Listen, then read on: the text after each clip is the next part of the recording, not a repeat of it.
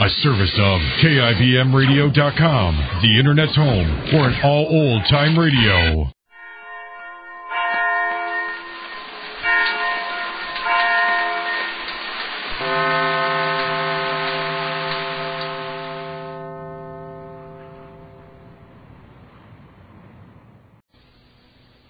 And now, the Goldbergs. There's a strange world which exists within familiar ones we deal with every day. And it's only infrequently that we catch a glimpse of it. Molly Goldberg's been seeing a little of it from day to day as young Dr. Christopher Cater explores the inner world of Sammy Goldberg and Sylvia Ellison. Sammy and Sylvia are united in their unhappiness. And it is Dr. Cater who's trying to separate them from the bonds that tie them together. The results have altered from day to day, sometimes full of promise, sometimes very disheartening. Sammy's decided that the only effect has been to make Sylvia fall in love with Dr. Cater. That's Sammy's theory. And today, Sammy has an opportunity to embark on a little adventure which may solve the problem for him. It's in the morning, and Molly's already on the telephone. Yes, Dr. Cater. Thank you very much. I'll see what I can do. I wish I could go. Look, very well. What very well?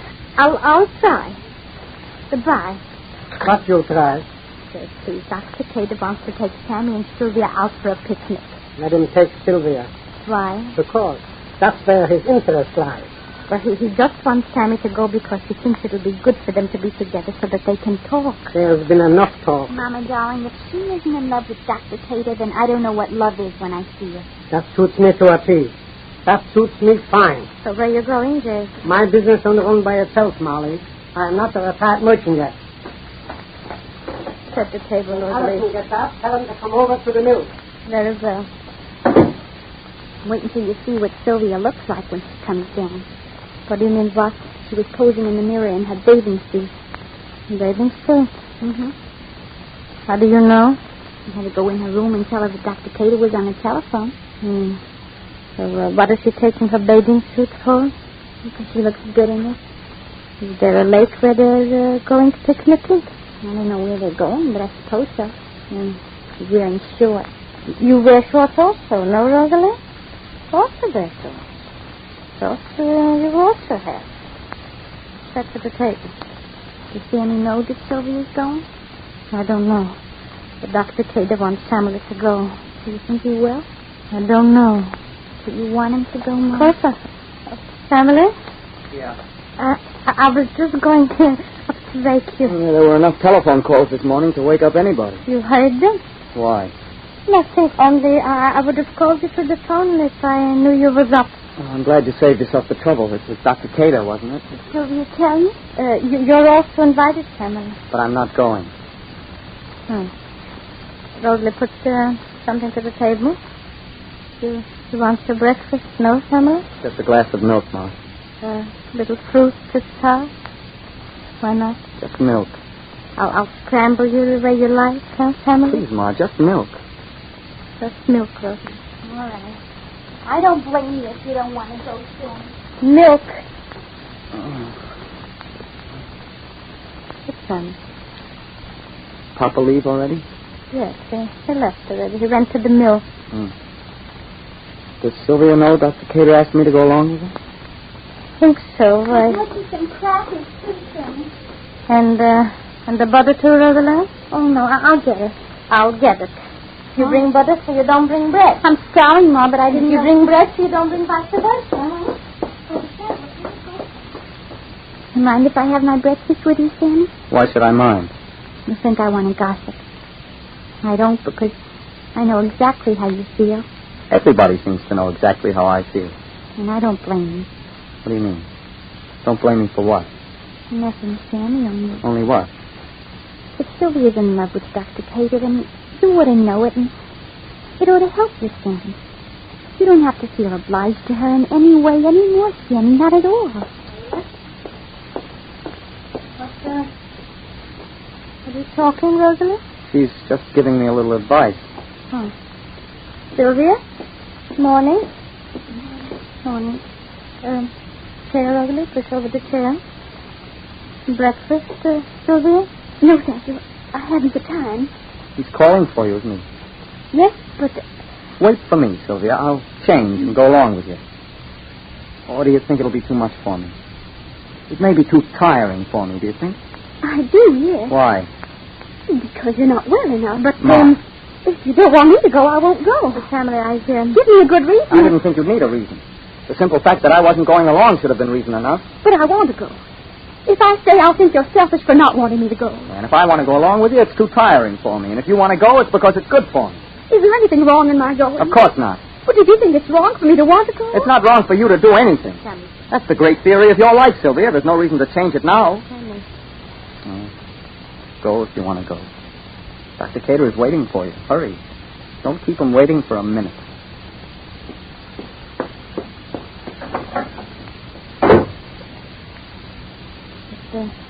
Hamlet, Dr. Cater did ask you to go. Then why didn't she say so? I hope she never comes back.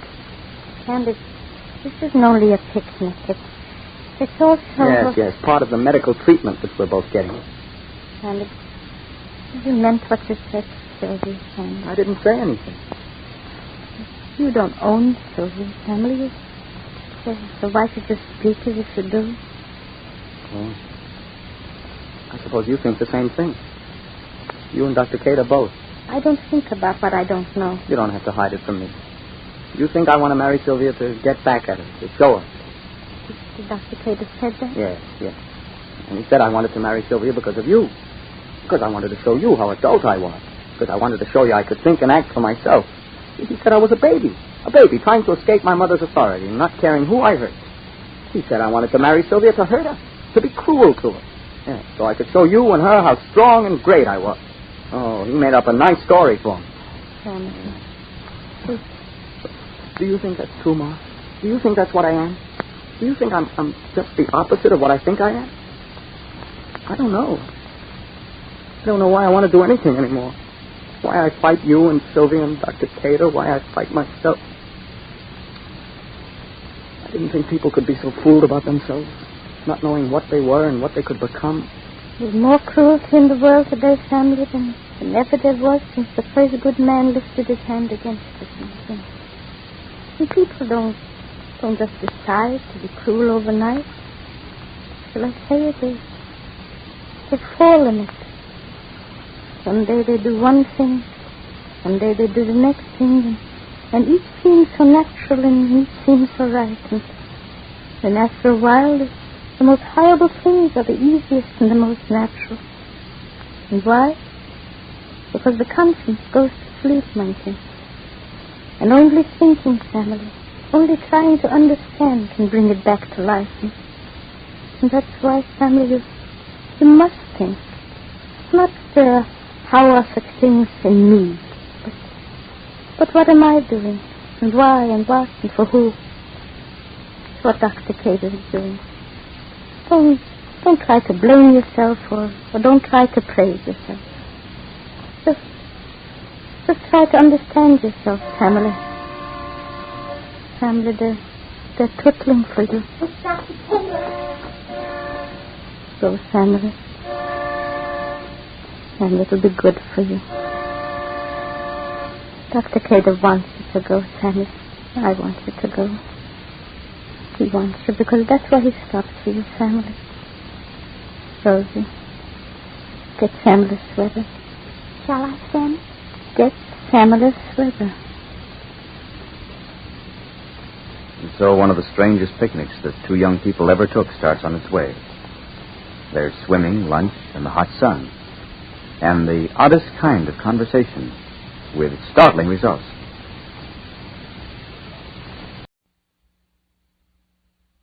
Palmolive Soap, Colgate Dental Cream, and Palmolive Shave Cream bring you Our Miss Brooks, starring Eve Arden. It's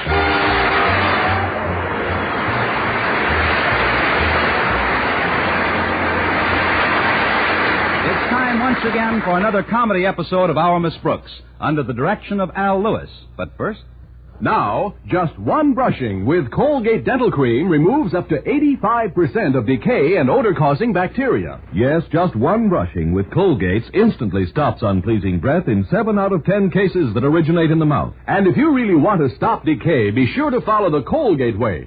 Over a 2-year period, the Colgate way of brushing teeth right after eating stopped more decay for more people than ever before reported in dentifrice history. X-rays showed no new cavities whatever for almost 2 out of 3 people. And only the Colgate way does all 3. Cleans your breath while it cleans your teeth and stops most tooth decay. So for a cleaner, fresher mouth all day, always use Colgate Dental Cream. Remember, just one brushing with Colgate Dental Cream removes up to 85% of the bacteria that cause unpleasing breath and tooth decay. Brush your teeth with Colgate. Colgate Dental Cream, it cleans your breath. Or toothpaste. While it cleans your teeth.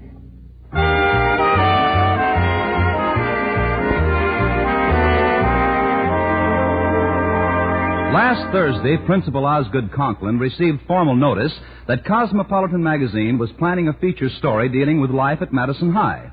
Our Miss Brooks, who teaches English there, can attest to the fact that this news was greeted with tremendous elation by teachers and students alike. Yes, indeed. I haven't seen so many smiling faces since Mr. Conklin fell down the school steps. As I remarked to my landlady at breakfast Friday morning, Cosmopolitan is a magazine of considerable stature, Mrs. Davis. It's a great honor to have a story about our school appear in it, don't you think? I should say so. Nothing like that ever happened to the high school I attended, Connie. The only story ever written about us appeared in the Police Gazette. The Police Gazette? Yes. Our principal killed an English teacher. Well, let's hope the story in Cosmopolitan isn't a sequel. It was a rather unusual case. He struck her with a blunt object. A blunt object? It was a cash register. It seems she saw him trying to hustle off with the cafeteria receipt and yelled for the police. That's when he let her have it. Wingo! Somehow I get the feeling you made the whole thing up, Mrs. Davis. I'll have my eggs now. I want to finish breakfast before Walter Denton gets here. Well, here you are, dear. Walter told me a Cosmopolitan photographer dropped in at school yesterday. That's right, a fellow named Haney. He was laying out some shots he plans to take this morning. I bet you're hoping he'll snap your picture, Connie. Oh, don't be absurd. I'm no publicity hound, Mrs. Davis. Why should I want my picture to appear in a magazine? Doesn't mean anything to me. Well... It's just a coincidence that I happen to be wearing my best dress this morning. Coincidence. Honestly, if you think I'm trying to look attractive so that photographer will snap my picture, you're sadly mistaken. When I woke up, I was thinking it was Sunday, so I put on my Sunday dress. That's all there is to it. Of course. And I guess it was mere coincidence that you were up till 4 a.m. fixing your hair. Guilty, Your Honor. Come in. Oh, if it's all the same to you, Mrs. Davis, I'd prefer that we don't mention this magazine story at all. Very well, dear. If that's the way you want it, I'll shut up like a clam. The top of the morning, ladies. Hello, Walter. Sit down. I bet you're hoping Mr. Haney will snap your picture for the Cosmopolitan this morning, Walter. Nice clamming, Mrs. Davis. Oh, why should I want my picture in a big, important magazine? Well... It's only a coincidence that I happen to be wearing my Sunday suit. Oh, is that your Sunday suit? Yes, and he was up until 4 a.m. fixing his hair. Well, I guess I did spend a minute or two combing my wave at a devil-may-care angle. Yeah, but the one who'll really be primping this morning is Miss Enright. Miss Enright? Yeah. Miss Brooks' fellow English teacher and her hottest rival in the rat race for Mr. Boynton. Walter. Oh, well, she's fond of him, too. And she probably feels that he'd sit up and take notice if her picture was to appear in Cosmo. Gosh, you should have seen her fawning over Mr. Haney in the cafeteria yesterday. Yeah, I was rather surprised, though, at the compliment she paid you, Miss Brooks. Compliment? Yes, ma'am. She was pointing out how lucky you are that you don't have to diet like she does. She said she thought it was wonderful how you managed to stay so scrawny and yet eat like a horse. Oh, she did she? Yeah. And Mr. Haney said he thought you were very attractive. And he asked her how old you are. Well, what did Miss Enright say to that? Well, she told him she doesn't know your age because she's never been able to count your teeth. Walter, when we get to school, you'd better count Miss Enright's teeth twice. Twice? Before and after I clip her.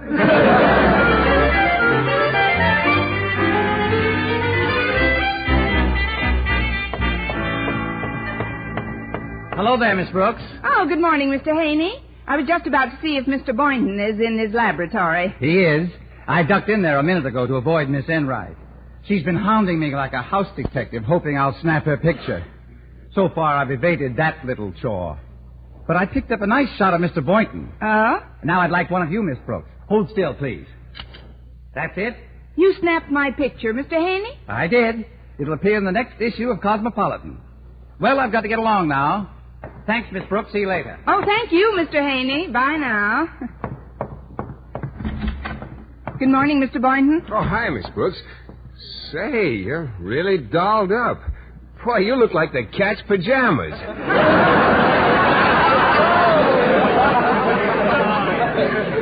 Let's watch that racy dialogue in school, Mr. Boynton.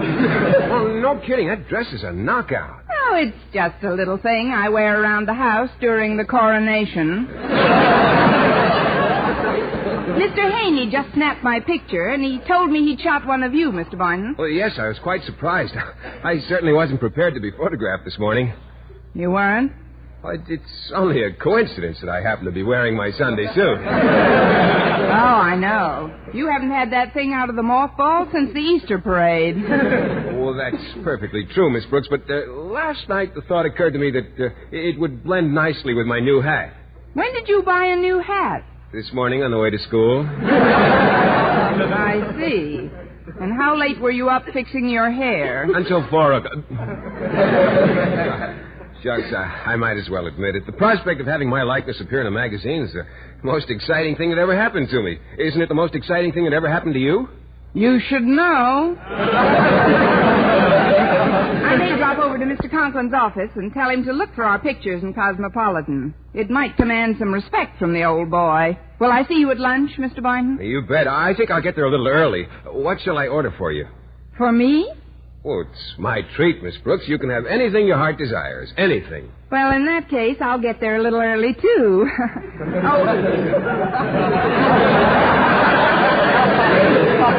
Mr. Boynton, how about seeing Jane Wyman's new picture at the State tonight? What's the name of it? Well, it's a very nostalgic title.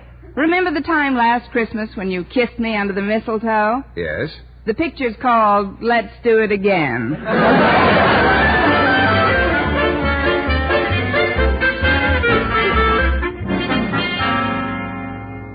It makes me ill to see that photographer snapping pictures of our teachers and students while we're trying to conduct school, Harriet. After giving the matter due consideration, I have decided to kill the Cosmopolitan story. What? Oh, but that's unfair, Daddy. You're just jealous because Mr. Haney refused to take a picture of you. That is not true. I have always spurned the spangled lure of publicity. Getting my picture snapped is the farthest thing from my mind. Then why did you come to school dressed... The fact that I'm wearing my Sunday suit is a coincidence. Coincidence. Mother told me you were up until 4 this morning combing your hair over the bald spot. What bald spot? Why, I'm thicker on top than any man my age. The fact remains that this institution has a rather toothy rule to the effect that no teacher may be either interviewed or photographed by a representative of a public periodical without the express permission of Principal Osgood Conklin. I am Principal Conklin. How do you do? Harriet, child, you are bucking for cafeteria KP. Oh, please, Daddy, you only dust off that ancient rule for your own convenience. Look, you've been photographed by the press many times. How come you've never applied the rule to yourself? Your impertinent question shall be stricken from the record. Suffice it to say that as yet no member of my faculty has sought my permission. If I should learn, therefore, that any teacher has already been photographed by the snap-happy gent from Cosmopolitan, that teacher is in for a mess of trouble. Come in. Oh, hi, Miss Brooks. Good morning, Harriet. Mr. Conklin, I have some happy news for you. I'll bet. Tack this notice on the bulletin board for me, Harriet. Now run along, please. Yes, sir. See you later, Miss Brooks. Bye, dear. That notice is for the benefit of my teachers, Miss Brooks. A rather timely reminder of Rule 608. You've run afoul of it once or twice in the past, I believe. Rule 608. Oh, is that the rule you applied a couple of years ago, sir, when the Evening Post took pictures of some teachers and neglected to take one of you? That's the little beauty. I plan to take drastic action against any teachers who have permitted themselves to be photographed without my permission. Now, what's the happy news you have for me? I forget. Somehow I'm glad. Anything else you'd care to discuss with me? Yes, sir. Mr. Boynton and I would like your permission to be photographed for Cosmopolitan Magazine. Permission denied. Oh, but, Mr. Conklin, won't you reconsider? I have spoken. Oh, please, sir, this is very... Could it be, Miss Brooks, that you and Boynton have already been photographed? Without your permission? How can you even think of such a thing? It's easy. Don't you realize that fallacious denials will prove futile? When the issue comes out, the pictures of those teachers who flaunted my authority will be all the evidence I need. Anything else? Yes, sir. Exactly what measures do you plan to take against those teachers? The faculty rolls of the good ship Madison High have not yet been logged for the fall semester, Miss Brooks. Those mutineers whose pictures appear in Cosmopolitan will have to walk the plank. Anything else? Just one thing. Where's the plank?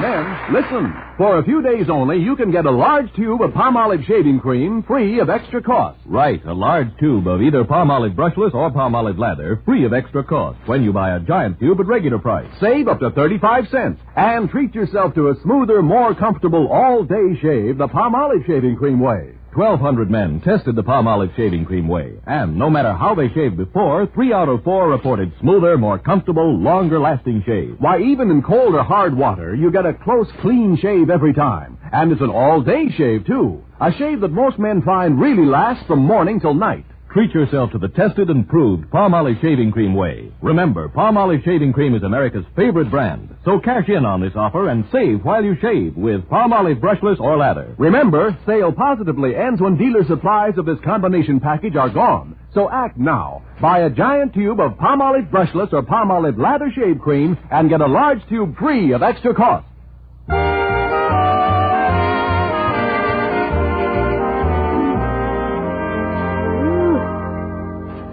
Well, when Mr. Boynton read Mr. Conklin's bulletin board notice about unauthorized press photographs, his reaction clearly told me that I'd have to buy my own lunch.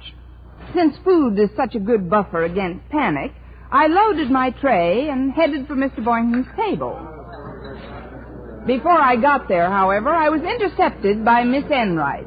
Oh, hello, Miss Brooks. You do have enough there for a horse, don't you? Get off the track, dear. I'm heading for the starting gate. Yes, naturally. But you'd better go easy on those potatoes, darling. A girdle can only do so much, you know. Of course, I never wear a girdle myself. I know. I hear you donated yours to the Air Force for catapulting jet jobs.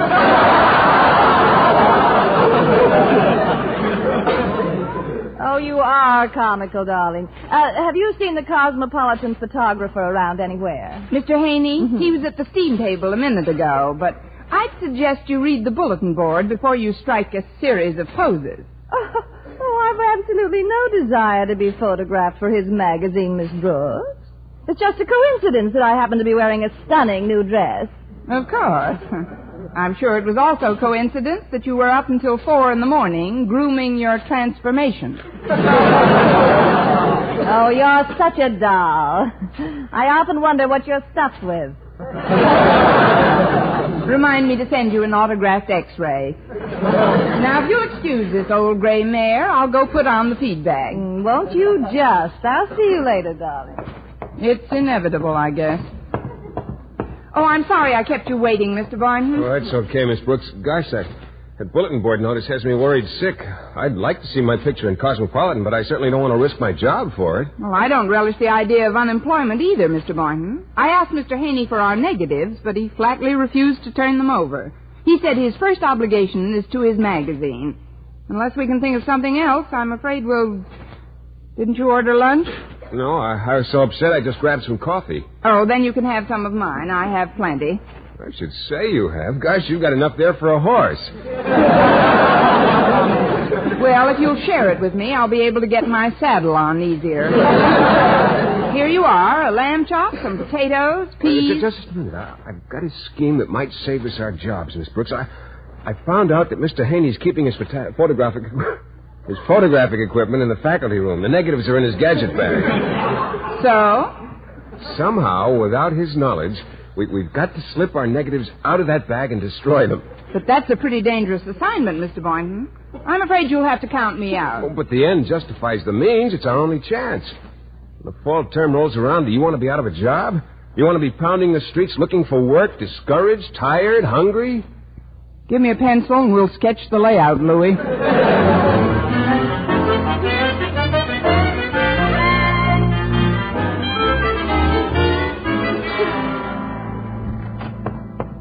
Hi, Daddy. Did you call Mr. Stone at the Board of Education? I did.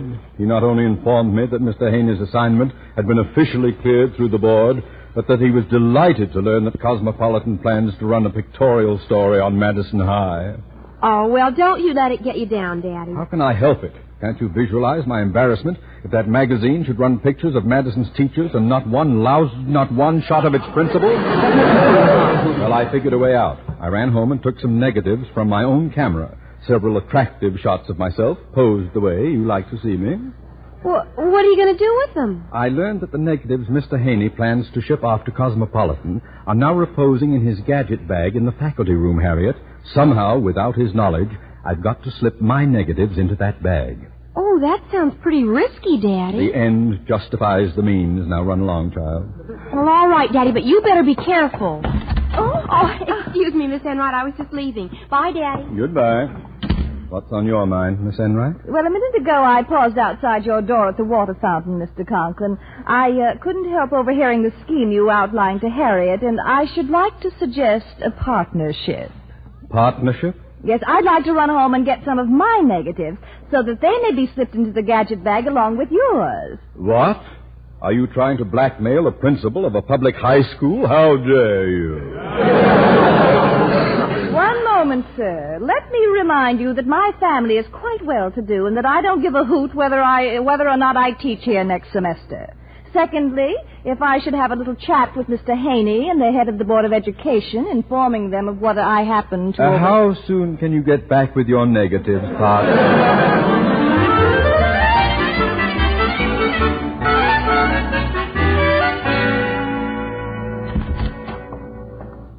There's the gadget bag, Miss Brooks. Well, now's our chance. Now's your chance. To what, Miss Brooks? To faint. Catch anyone? Well, we merely wanted to look at the negatives of those pictures you snapped of us this morning, Mr. Haney. We just can't wait until they appear in the magazine. No, indeed. Hot diggity. And zippity-doo-dah. Well, I'll be glad to show them to you later on, Mr. Boynton. Right now, I want to go and pick up some shots of the gym. I'll have to leave in a minute. In a minute? Oh, well, we'll come back later on. Yes, indeed. Come on, Mr. Boynton. Bye, Mr. Haney. Yeah, bye, Mr. Haney. So long. Well, you sure made a nice dark room out of the wardrobe closet in here, Mr. Haney. Are those negatives in there the ones you took this morning? That's right, Walter. They're complete except for one shot of Mr. Boynton, which I left over there in the gadget bag. Oh. The light wasn't so good in the lab, so I decided not to use it. Oh, photography sure is fascinating work. What's in this package, Mr. Haney? Oh, that's another assignment I'm working on. They're pictures of some gangsters for a story called Wanted by the FBI. Say, I wonder if you would get me some sealing wax and take them over to the post office. Oh, I'd be glad to. I'll be right back, Mr. Haney. Good. I'll wait for you. I can develop some of those negatives in the dark room meanwhile. Yeah, well, I'll just see a few minutes.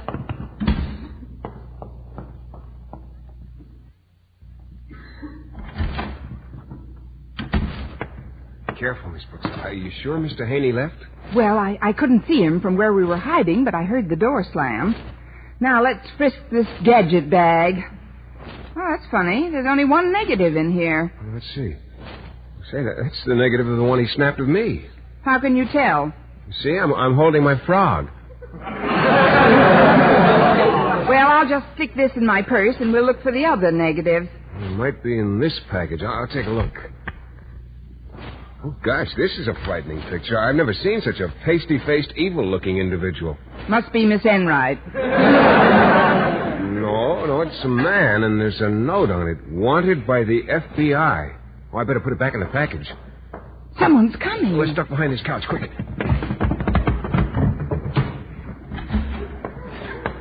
All clear, sir. Good. Let's get at that gadget bag. Yes, here it is. Ah. Mr. Conklin, it's empty. Oh, evidently Mr. Haney transferred the Madison High negatives into this package here. Well, we'll just slip our negatives in along with the others. First mine. Now yours, Miss Enright. Ah, there we are.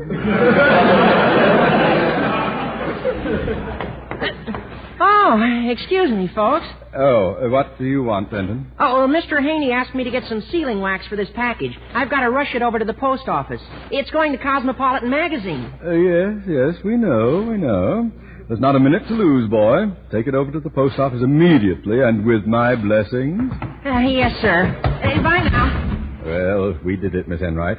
Soon we'll be celebrities. When those pictures are printed in Cosmopolitan, we'll be the talk of the nation. Well, come on, sir. We'd better get out of here before... What's wrong, partner? We're not alone, Mr. Conklin. Look at those shoes sticking out from behind the couch. Who's that behind the couch? There's nobody here but us horses. Miss Brooks, Boynton. Oh, good afternoon, sir. We'll dispense with the amenities. Did you two sneaks see Miss Enright and me sneaking our negatives into that package? We did. And I have news for you, sir. That package had nothing to do with Madison High. The pictures in it were marked wanted by the FBI. What? Yeah! We're snared in our own trap. Why didn't you stop us, Miss Brooks? You saw what we were doing. I saw what everyone was doing, Miss Enright. Mr. Haney. Yes. I've been in the dark room patiently observing your every action. You have? You have? Yeah. Well, then you've got to do something. Call your office. Stop the presses. If our picture should appear along with those criminals, we'll be social outcasts. We'll be ostracized, laughed out of town. Shunned by mankind. Well, I don't know why I should do anything about it. Frankly, you and Miss Enright have both been a pain in the neck. You especially, Mr. Conklin, have gone out of your way to make things tough for me. If it wasn't for Miss Brooks, I'd have chucked the whole assignment. Well, now, isn't that sweet, Mr. Haney? Miss Brooks, you know what I've always thought of you. Yes, I do. Well, forget it. You're tough. Aces, a man's best friend. Won't you put in a word for us? What word would you like? Oh, please, Miss Brooks, you've got to help us. You really want me to, Seabiscuit? I beg of you. All righty. Mr. Haney, I should like first to intercede on Miss Enright's behalf. She's a peculiar type. Type of what we won't go into. But there are times when she is not responsible for her actions. Yes, that's very true. Oh, thank you, Mr. Boynton. And as for Mr. Conklin, well, everybody does stupid things once in a while. He's just more consistent. Hear. Small wonder my wife calls me knucklehead. Now, tell him, Miss Brooks. Mr. Haney, as a favor to me, please don't print Mr. Conklin's picture alongside those other hoodlums. That is, won't you give him a break? Mercy. I have an only child. Well, all right. I'll see that the pictures of you and Miss Enright never reach the press. Oh, thank you, Mr. Haney. And thank you, Miss Brooks, for springing to my defense. Dear, sweet, lovable Miss Brooks.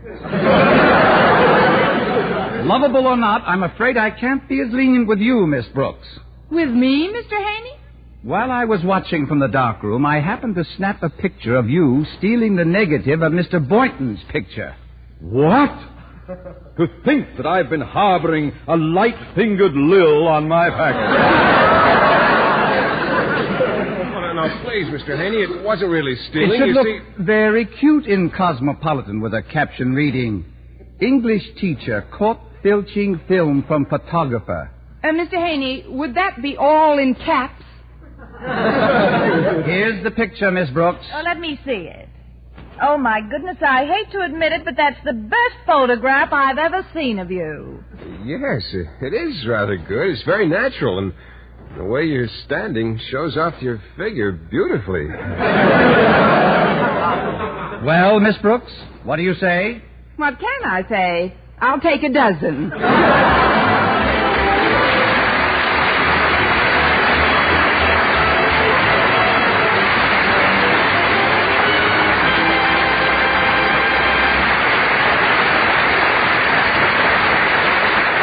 Eve Arden returns in just a moment.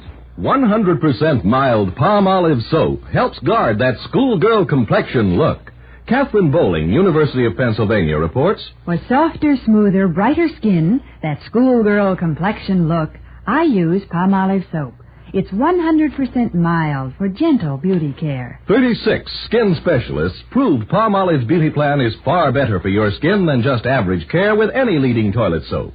Here's all you do. Gently massage Palm Olive's 100% mild, pure lather onto your skin for 60 seconds, 3 times a day. Rinse and pat dry. Within 14 days, most women can have softer, smoother, brighter skin. That schoolgirl complexion look. Yes, palm olive is 100% mild. It actually brings out beauty while it cleans your skin. And remember, while no therapeutic claim is made, nature's chlorophyll is what makes palm olive green. Get 100% mild palm olive soap today to help guard that schoolgirl complexion look.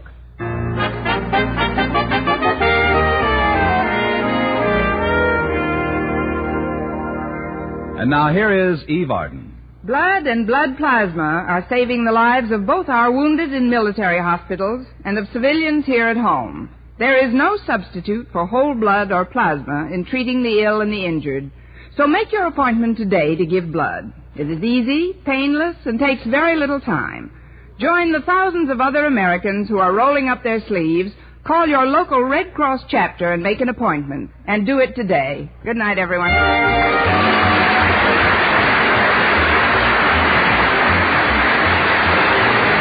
Our Miss Brooks, starring Eve Arden, was produced by Larry Burns, written by Al Lewis and Joe Quillen, with the music of Wilbur Hatch.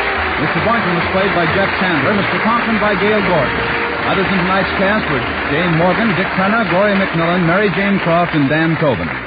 Be sure to read the story of our Miss Brooks in the current issue of Cosmopolitan on your newsstand now. The Colgate-Palmolive Peat Company invites you to listen to their exciting new quiz, The Phrase That Pays, on radio every weekday morning, Monday through Friday, and Luella Parsons on Tuesday night. Consult your local newspaper for details. This is Bob Lamond reminding you to be with us again next Sunday at the same time for another comedy episode of Our Miss Brooks. Stay tuned now for the Jack Benny Show, which follows immediately over most of these same stations. This is the CBS Radio Network.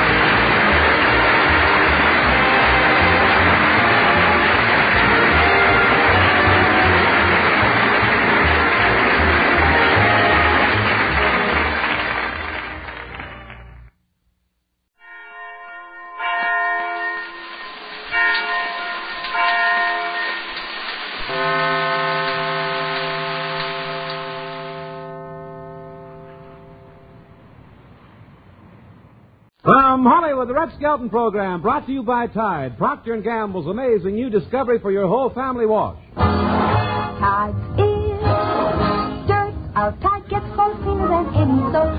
Any soap? Yes, any soap. Tide gets clothes cleaner than any soap. T-I-D-E, Tide. Yes, it's the Red Skelton program with David Rose and his orchestra, the Four Knights, Verna Felton, Lorene Tuttle, Pat McGeehan, and yours truly, Rod O'Connor. Sunday is Mother's Day, and we all find ourselves with the problem of what we can do to show Mom, the gal, our best gal, or shall we say Mother, that we love her. Well, it is a problem. So let's see how Red Skelton, MGM's favorite comedian and Procter & Gamble's clown, handles the Mother Day situation.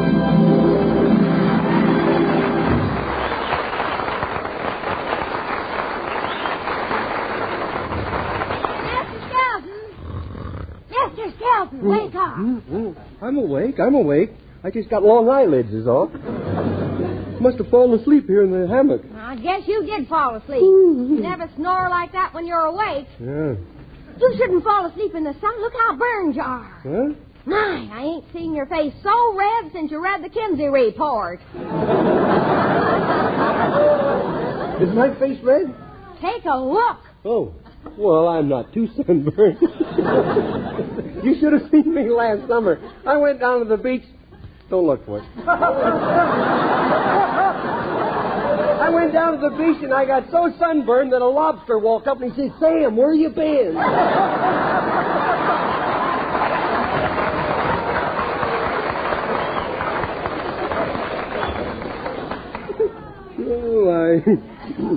Do you know what time it is? No, I don't even know where it is here either.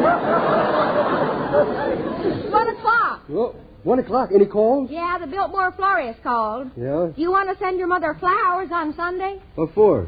It's Mother's Day. Oh, I forgot. No, I don't think I'm going to send her flowers this year. I'm going to give her something that's really worthwhile. Well, I got to get upstairs and make the bed. Yeah, well, do me a favor. Today, run your hand over the mattress first. Yesterday, you made up the bed and I was still in it. Oh, Mrs. Skelton, you better get in the house. What's the matter? Mrs. Fussy, that grumpy old next-door neighbor, just came out. Oh, yeah, the ump girl of Bull Run. Maybe I can sneak into the kitchen without her seeing me. Mr. Skelton, I see you. In fact, I see you constantly. If you must sleep all day, you have to do it in the backyard. You're lousing up the landscape. But Mrs. Fussy... I have a complaint about you, Mrs. Skelton. No. You always try to figure a way to invade my premises, don't you? Oh, Yesterday you sprayed your rose bushes, and the bugs flew over and died in my backyard. Well, how do you know they were my bugs? Because they had the same stupid expression on their faces. And another thing. You had your television set on last night and left all your blinds up. And I got so carried away watching the wrestling matches that I nearly strangled my husband. Mr. Skelton, I don't have to take that kind of talk from you. Well, look, I've got to go in now. I have to get my mother a Mother's Day present. Now you're trying to tell me you had a mother. Yes. Now, if I only could have spoken to her 40 years ago. I'm only 35. I don't care. I'd be glad to spend 5 years talking her out of it. Give my sympathy to your mother. Huh? That poor woman going through life hoping and praying and never having any children. What do you mean she had me? That's a pretty weak excuse if I ever... But look... I've had headaches, sore throat, wisdom teeth, but you're the first pain in the neck that I haven't been able to get rid of. Oh,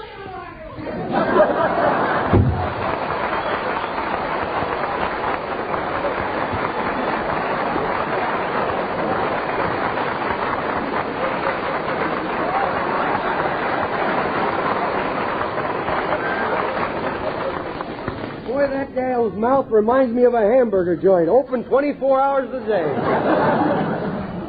Hey, Daisy June, go see who's at the door. Oh, all right. Hello, Daisy June. It's Rod O'Connor. Well, why didn't you let him in? You just said, see who it is. Oh, I see. Yeah, well, see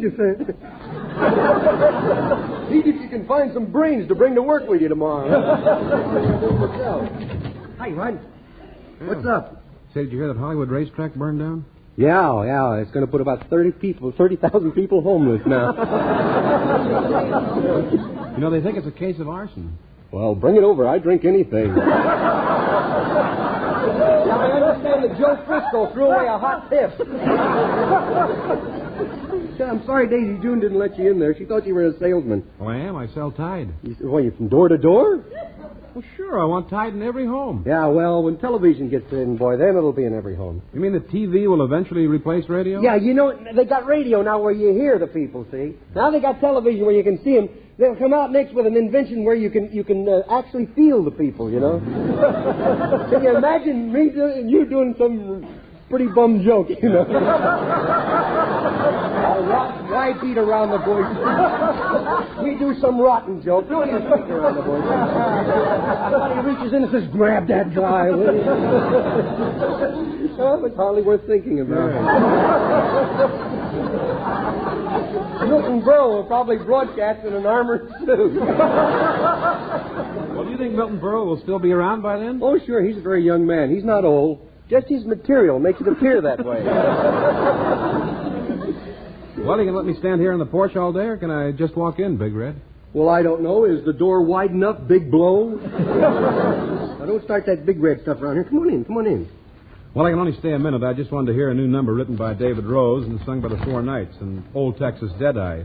Does this machine of yours work? That's about the only thing around here that does work. The rest of the things are relative. Oh, Texas is so big. So I shall get out big. And every native proudly smiles all the miles and miles and miles. Texas is so big. To tell about a couple down in San Antonio. He rode his gal in Dallas, he was sad and lone. So he made a date for 8:30, and when he flew by jet, he couldn't wait, broke the date, and he ain't got there yet. Oh, Texas is so big. So guys shall get out big. Your next door neighbor lives, they say, at least 600 miles away. Texas is so big. They tell about a rancher near the Rio Grande. He raised the finest sheep and cattle in the land. But he kept his chickens cooped up on some ground he had to spare. A spot of land bigger than the state of Delaware. Oh, Texas is so big. So guys shall get out big. So big, in fact, that don't forget it's where the sun don't ever set. Texas is so big. Whoa, boys! Whoa! Yes, sir, I'm from Texas. Down there we got nothing but miles and miles of nothing but miles and miles. We got anything you want. If you don't see it, just ask for it. If we ain't got it, you didn't need it nohow.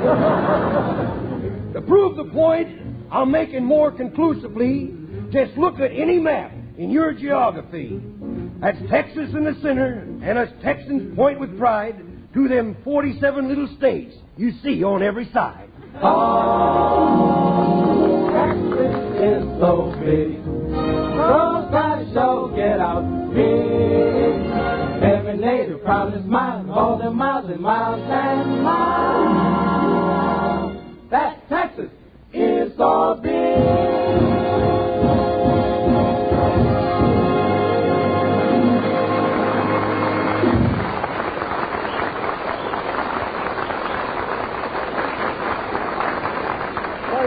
That was really good. I enjoyed every hour of that. So that's what happened to old dirty Deadeye, huh? Well, he's not dirty anymore because he's heard about... Tide is dirt. Our Tide gets clothes cleaner than any soap. Any soap? Yes, any soap. As a matter of fact, Tide not only gets clothes cleaner than any soap, but cleaner than any other suds, cleaner than any other washing product known. Tide gets clothes cleaner than all of them. T-I-D-E, Tide. Yes, Tide promises to wash your clothes cleaner than any other product that's known today. For Procter & Gamble's Tide not only leaves clothes free from dirt, it removes dingy soap film, too. Yet with all this amazing cleaning power, Tide is truly safe for all your washable colors. In fact, those colors actually brighten up when Tide sweeps away dulling soap film. As for sheets, towels, and shirts, in hardest water, Tide gets them whiter than any other washing product known. Tide keeps them white, too, week after week. Never turns them yellow. So try Tide. Treat your whole family wash to Wash Day's most amazing performance.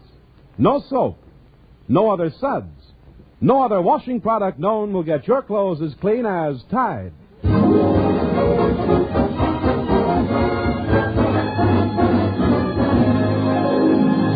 So that's what happened to old Dirty Deadeye, huh? Yeah.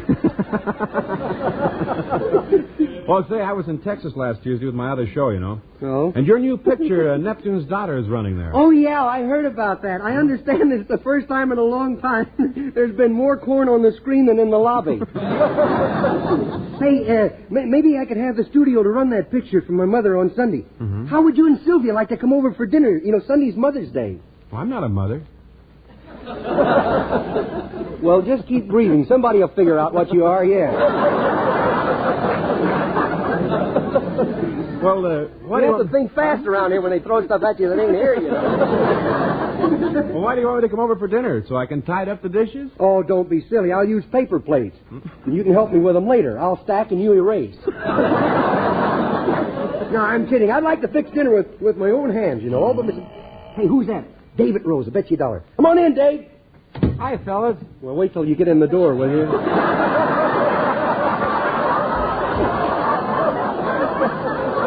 All right to be fast around here, but not that fast.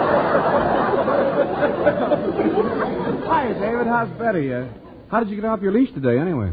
Oh, I've been out trying to buy a Mother's Day present for Betty, but it sure is difficult. Really? Yeah, you're buying her a present? Well, she's not a mother. That's what makes it so difficult. Boy, women are sure hard to understand. Can we quote you on that? Well, what happened? Did you and Betty have a quarrel? Oh, no, everything's just swell. Mm-hmm. We're just not speaking. Well, there's a brilliant line in it. Hey, what's Betty mad about? Oh, she's not mad, just peeved. Oh? Last night I came in, I found her knitting some little booties. Oh. And when I asked her what it was all about, she said, it looks like we're going to have the patter of little feet around the house. No kidding. So I started setting the mouse traps.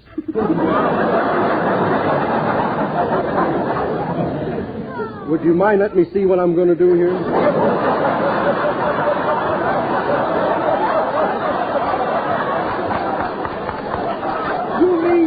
You mean that you're going to be a father? I don't know. Is it in my contract? I agree with Betty. I'm not speaking to you anymore either. Well, I better get home. Betty might be worried. Oh, well, why don't you just call her up and tell her where you are? Okay, it's worth a try. Go ahead. Now, let's see. What's our number? Oh, yeah.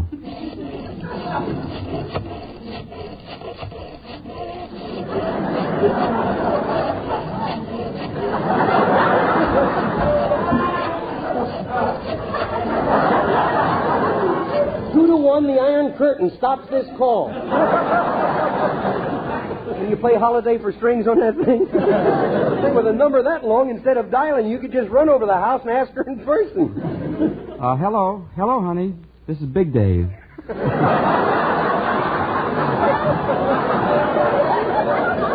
Hey, honey, I'm over at Red's house, and he wants me to hang around for a while. Do you mind? Oh, swell.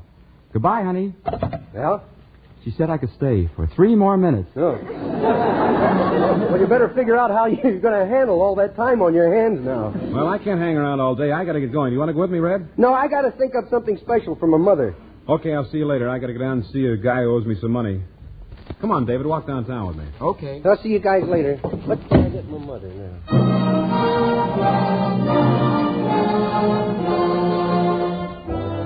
David Rose and his Tide Orchestra will play a medley from Oklahoma.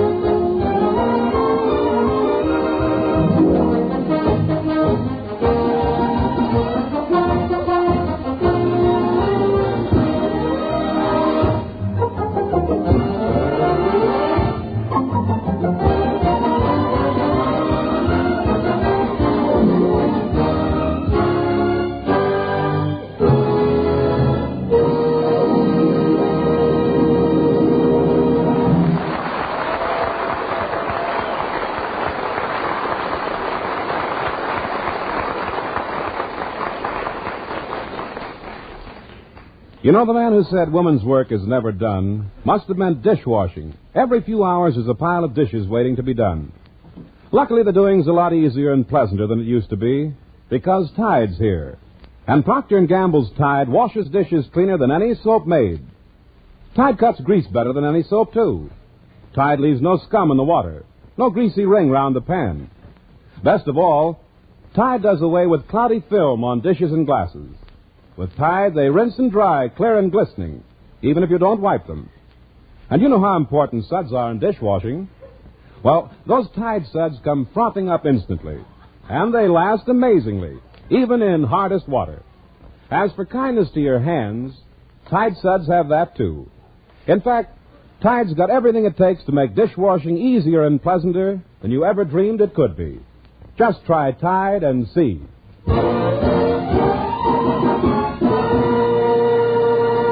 So that's what happened to old Dirty Deadeye. Hey, Dave, this is where that guy is who owes me $20. Let's stop in and have a Coke. No, I gotta get. My 3 minutes are up. Well, if it isn't Ron O'Connor. Yeah, have you seen Willie Lump Lump? Ain't that him over there? Yeah, I didn't recognize him standing up. Hiya, Willie. Get your hands off of me. I said, get your hands off of me. I'm not touching you. Oh, those are my hands, huh? I stand here with my hands folded, and I thought they looked kind of familiar now. Well, you better lay off that stuff, Willie. Yeah, it's getting a little embarrassing, you know. Gotta lay off of that stuff. Yeah. It's getting so now they put a glass of beer in front of you, and you look at it, and all of a sudden you realize it's got a better head on it than you got.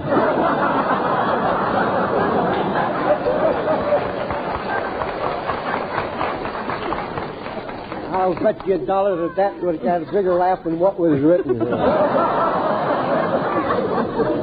Say, I've been looking for you. What about that $20 you owe me? Oh, don't worry about it. There's other things to worry about. Hollywood's package gone. Don't you worry about it. There's no use for both of us to worry. Maybe I could do a little work for you. I mean, I could be your valet or something, huh? A good valet. Yeah. Now, what do I need with a valet? I said, what do I need with a valet? I heard you and was going to answer you. You should have one. You're getting a little big for your mother's address here. Say, that reminds me. What are you giving your mother for Mother's Day? My shirts to wash. What are you giving your mother? Well, nothing. You see, when I was 5 years old, I was left an orphan. You were left an orphan? Mm-hmm. Well, what is it, a boy or a girl? You know, it sure is nice that we set aside one day to pay tribute to mothers. Yeah, Mother's Day. That's the day when you borrow $1 from Mom to buy her a box of your favorite candy. What a racket they got now, boy. You're going to give Mother a day, see? What day do they pick? Sunday. The day she was going to rest up anyhow. Yeah, you know, and Mother kind of wished that sweet stuff would last all year. Yeah, Mother's Day. That's when you walk in and you say, how did I ever pick such a wonderful mother? And the old man says, what are you talking about? I picked her out. You just came along with the deal.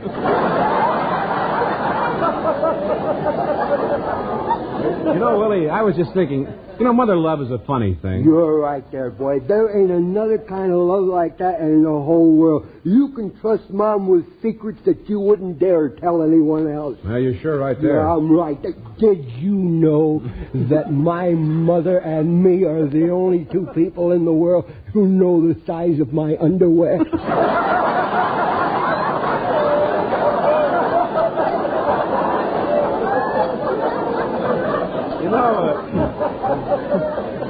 You know, really, every day should be Mother's Day. What's that? Was reminding me? Reiterating that again. I said every day should be Mother's Day. Every day is Mother's Day. I remember once I went to school to a little play they had there, and there was a little boy that told a story about the whole thing. I can hear the little kid now doing something like this. He was just...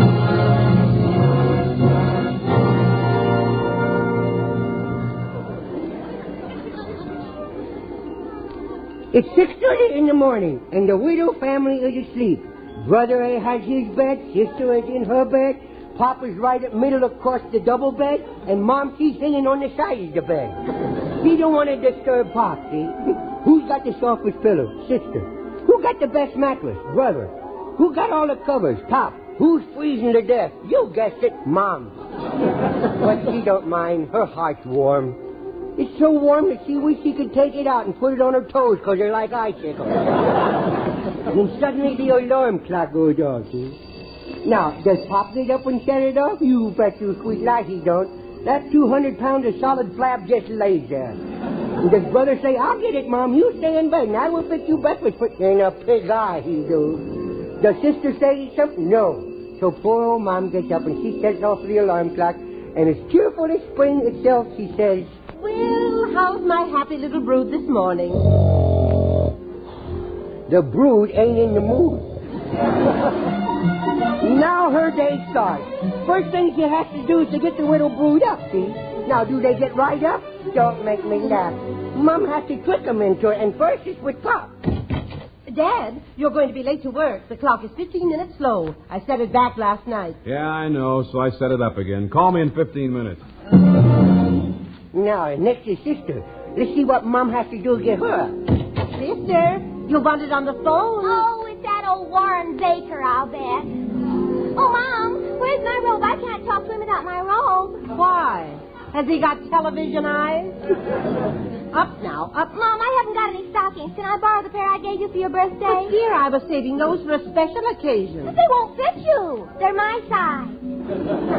Okay, take them. Only hurry and get dressed. Now comes the brother. Every morning it's the same thing with him. Mom has to pull the covers off of him, smack him a couple of times across the face, and then throw ice water on him. All right, lazy bones, get up. Breakfast is ready. Oh, what time? I'm so tired. Oh, now come on, get up. Oh, Mom, let me sleep. I'm a growing boy. Okay, you asked for it. This is just in case you get thirsty. Oh, Mom, no, not the ice water. I fooled you. I got my raincoat on. Now comes Mom's real worry, breakfast. Everybody wants something different. Pop drinks coffee, Brother drinks milk, Sister wants hot chocolate, and what does Mom drink? What's left? If Brother likes bacon and eggs, Pop wants waffles, Sister wants French toast, and lucky for them, Mom likes work. And she sits at the table and she looks lovingly at Pop, and Pop looks lovingly at his newspaper. Good morning, Father. Wonderful day, isn't it? It stinks. I spent half the night doping out a horse that could run on a muddy track, and look. Now, you'd think the whole family would eat together, wouldn't you? And you... Don't make me laugh. Does Congress make it easier for the taxpayers? They does not. This is the way it works. Pop sits down, Mom gets up, Brother comes in, Mom sits down, and Pop leaves. Sis comes in, Mom gets up, and then Brother leaves. Mom sits down, and Sister leaves. Mom gets up, Mom sits down, Mom don't get nothing to eat and nothing else. But Mom never complains. She thinks she's got the most wonderful little family in the whole world. It's those parting words that they give her every morning. They keep her going. Don't forget to sew those buttons on my shirt. And rinse those holes out for me, huh, Mom? How about $1 for lunch, Mom? Now, to you and me, they sound kind of rough, but Mom don't mind. It's those long goodbye kisses that make up for their demands. Well, I gotta go, Mom. Bye. Missed her by 5 inches. Now she's all alone. The house is quiet. There's nothing left for Mom but the soothing sounds of the vacuum cleaner and the wash machine. So she turns on the radio for a little diversion, only to find out that John's other wife is out with young Dr. Malone. Goodness, he even has to tune in on trouble. Now for the rest of the day. It's cleaning, it's cooking, it's shopping, it's scrimping, it's scraping, it's saving, it's mopping, it's hurry, it's worry, it's Mom. Now it's time for the gluttons to come in and track up the floor she just scrubbed. So Mom figures she'll sit down and rest just for a couple of minutes, and then Pop, he come in like a cyclone with a 5 o'clock shadow. And he tiptoe over her, and he bends over, and he says to her, I wish I had it easy as you. Then Sister comes in with her happy little greeting. Hi, Mom. Flunked again. Now, after dinner, it's the dishes. After the dishes, it's the homework with the kids. Then after the kids, Mom says, How about a movie, Father? There's a Clark Gable movie at the Bijou. But the stale breadwinner's asleep. But she just smiles and she says, oh, well, Clark Gable hadn't got a snore like that. And after a while, everyone's in bed except, who do you think? But now this is the time for Mom to do the sewing and the mending. Now it's after midnight. She go upstairs.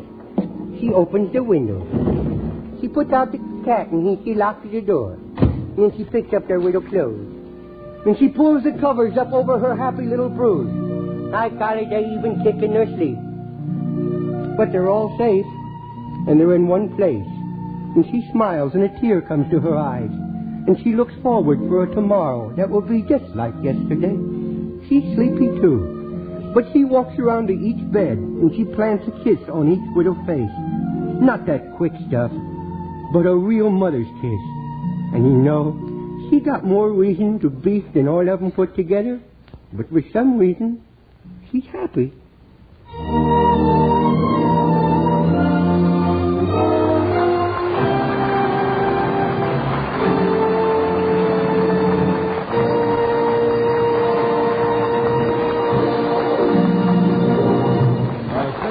Figured out something special to give your mother this Mother's Day? Yes, I have, Rod. What? A little more consideration the other 364 days of the year.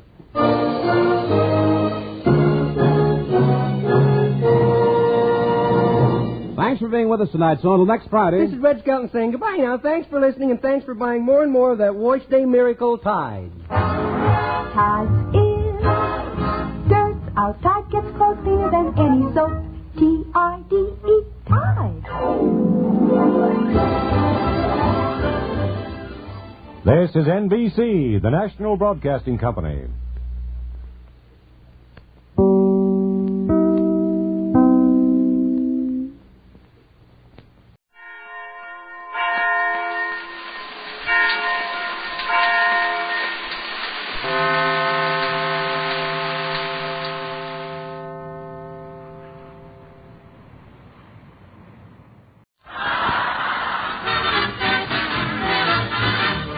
The danceable rhythms of Freddie Rich and his orchestra, the sweet and swingy songs of Connie Haynes, and that very familiar roly-poly figure whose sweet, mellow voice whispers...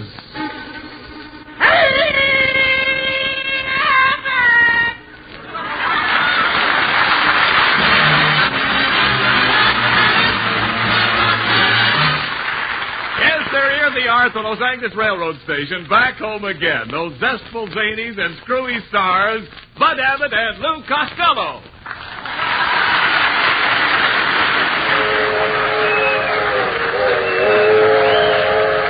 Hollywood, last stop, all out for Hollywood. Abbott! Abbott! Oh, boy, Abbott! Where are you? Here I am, here I am. Hello, Bud. Welcome, Costello. Welcome home. Boy, it's good to see you. How was your train trip? Oh, Abbott, what a trip. What do you mean? I was seasick all the way from Chicago. Seasick? Yeah. Seasick? How could you be seasick on a train? Oh, I was sitting between two waves.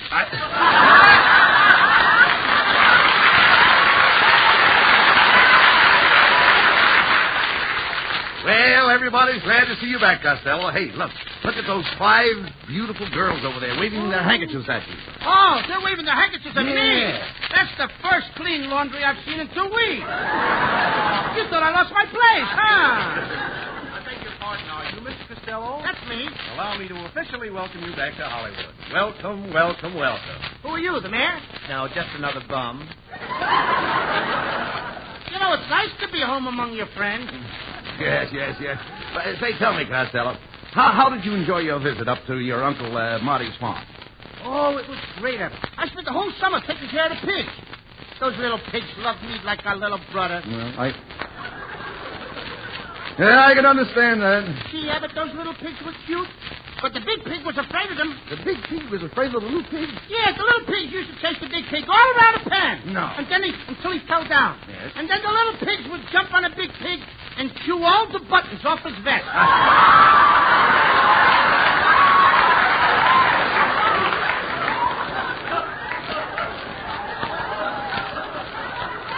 Hey, I didn't warn you. Look, how about the crops? Did you have anything to do with the crops? Oh, I got crops every night. No. No. I mean, did you help with the planting? Did you sow the seed? Did I what? I said, did you sow the seed? I didn't even know it was ripped. Wait a minute. When I say sow, I don't mean sow, S-E-W. I mean sow, S-O-W. Sow. So what? Sow the seed. You see, you've got the seed. Yeah, you've got to sow the seed before you reap it. You sow it first and reap it later. Now, what kind of talk is that? I used to reap my seed first, and my mother would sow it later. Look, Costello, when I say reap, I don't mean reap like rip when you rip. I mean reap like you reap when you sow. Oh! That's it. When you say reap like you reap when you rip, you don't mean rip like you rip when you reap. You mean reap like you reap when you sow. So? Now you've got it. Now I've got it. Now you've got it. I don't even know what I'm talking about. Look, Costello. Look, I'll try to explain. I'll try to explain what sow the seed means. Suppose you were planting tomatoes. So what? Tomatoes. Oh, why do I have to wait till tomato? Why can't I eat them and plant them today? All right. So you're planting tomatoes today. Now, when they grow up, what do you do with them? I eat them. Oh, no, wait a minute.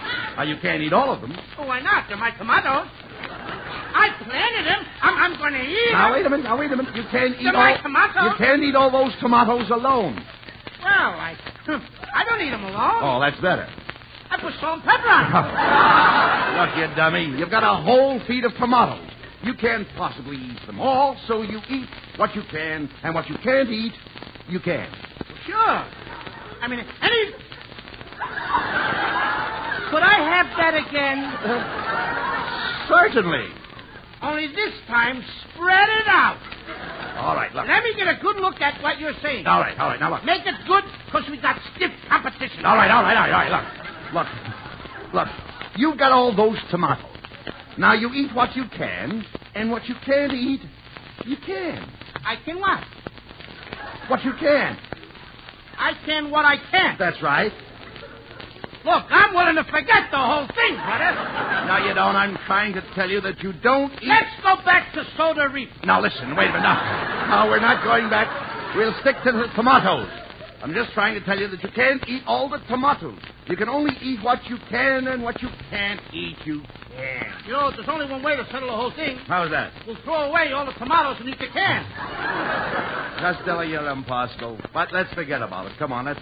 Hey, wait a minute. By the way, did you make any money on the farm? Yeah, here's my paycheck, $75. Hey, that's fine. Just give me the check, and I'll sign your name on the back and deposit the check in my bank. Oh, you can't do that. That's against the law. You can't sign my name on a check. What? That's forgery. Nah, forgery. Yeah, I know. Forgery. No, you mean... You go to jail and leave. No, you mean forgery. Forge. Oh, forge. Yes. Oh, that's what me and my girl made last night. You made forge? We did, too. You made forge? We made forge last night. What are you talking about? We made chocolate-covered forge. Please talk sense. With walnuts. Look, all right, look. Listen, Lou.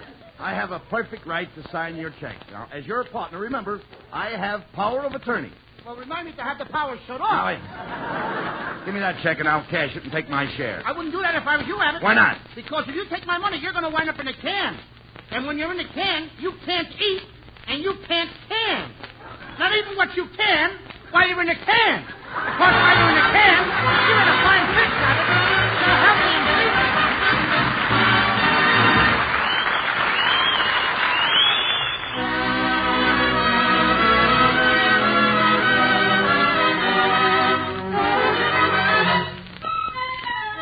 For their welcome home to Abbott and Costello, and for your listening pleasure, Freddie Rich and his orchestra play the nation's favorite tune, I'll Walk Alone.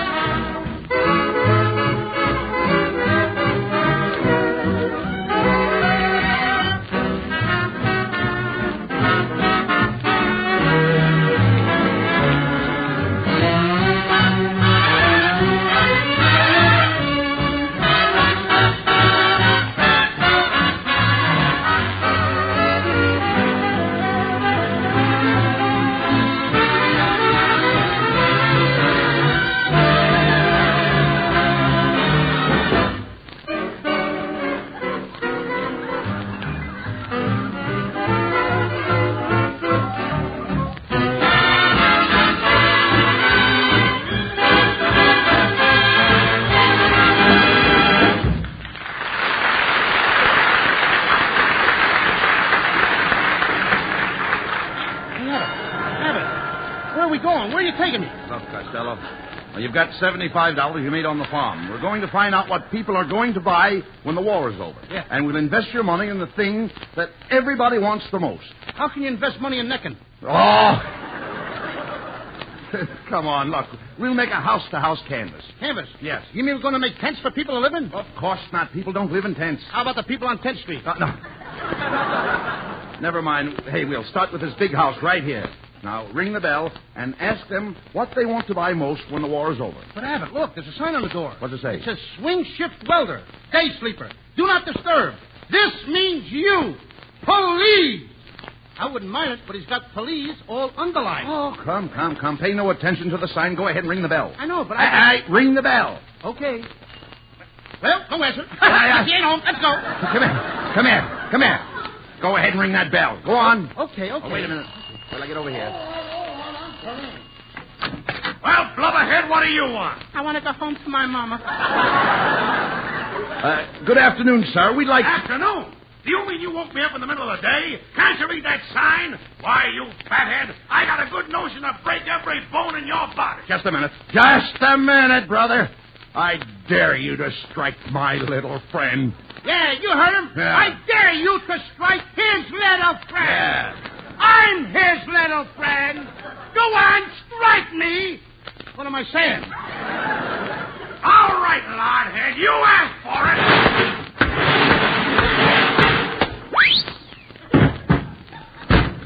Abbott, I think I'll mark him down as doubtful. Oh.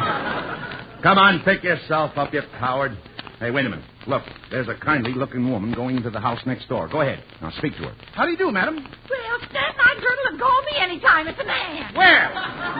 Oh, you come in, Mr. Costello. You cute little snuggle bug. I've always been one of your greatest admirers. Oh, you don't know what seeing you on the screen can do to the heart of a young girl. But I wasn't on a screen when you were a young girl. They used magic lanterns. No, quiet. Magic lanterns. All right, quiet, please. What do you know? All right, quiet, Costello. Lady, we'd just like to find out what you are going to do when the war is over. Why, wait till the war is over. Oh, let's dance, cute boy. Look, lady, we just came here to ask you one question. The answer is yes. Abbott, let's go back to the welder's house. That's the first time I ever slammed the door in my own face. And listen, Abbott, I ain't knocking on any more doors. Oh, now, don't be silly. Remember, Costello, we still don't know what to invest your money in. Let's try one more house. Come on. Iron sugar and I always come in handy. Woo, woo, woo. Hey, look, Costello, it's our old friend Kitzel.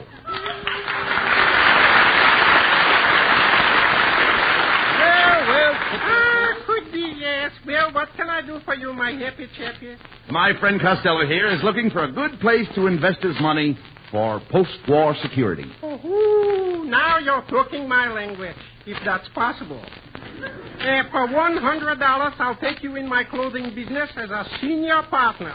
But I've only got $75. Come in, Junior. Just a minute, Mr. Kitzel. First, we've got to know what kind of clothes you make.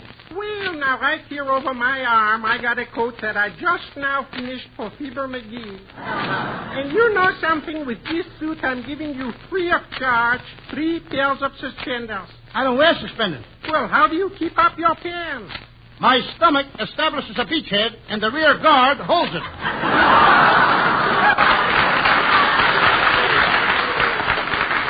Oh, come on, Costello. We're wasting time. Just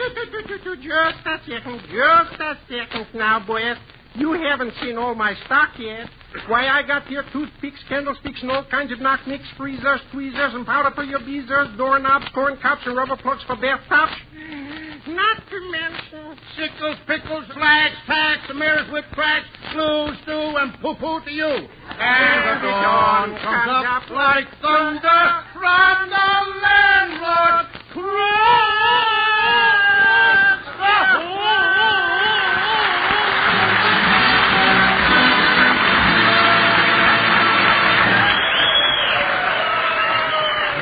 Well, here's lovely Connie Haynes to sing one of the season's most popular tunes, Swingin' on a Star.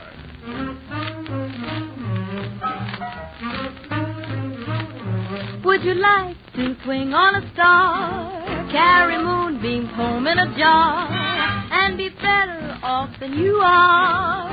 Or would you rather be a mule? A mule is an animal with long, funny ears. He kicks up at anything he hears. His back is brawny and his brain is weak. He's just plain stupid with a stubborn streak. And by the way, if you hate to go to school, you may grow up to be a mule. Or would you like to swing on a star, carry moonbeams home in a jar, and be better off than you are? Or would you rather be a pig? A pig is an animal with dirt on his face. His shoes are a terrible disgrace. He's got no manners when he eats his food. He's fat and lazy and extremely rude. But if you don't care a feather or a fig, you may grow up to be a pig. Or would you like to swing on a star, carry moonbeams home in a jar, and be better off than you are? Or would you rather be a fish? Fish won't do anything but swim in a brook. He can't write his name or read a book. To fool the people is his only thought. Though he's slippery, he still gets caught. But then if that sort of life is what you wish, you may grow up to be a fish. And all the monkeys on in the zoo, every day you meet quite a few. So you see, it's all up to you. You can be better than you are. You can be swinging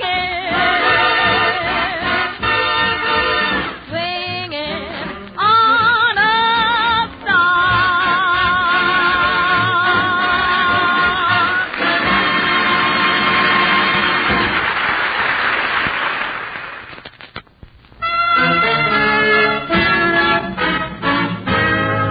Freddie Rich and the orchestra played Jerome Kern's lovely hit song, Long Ago and Far Away.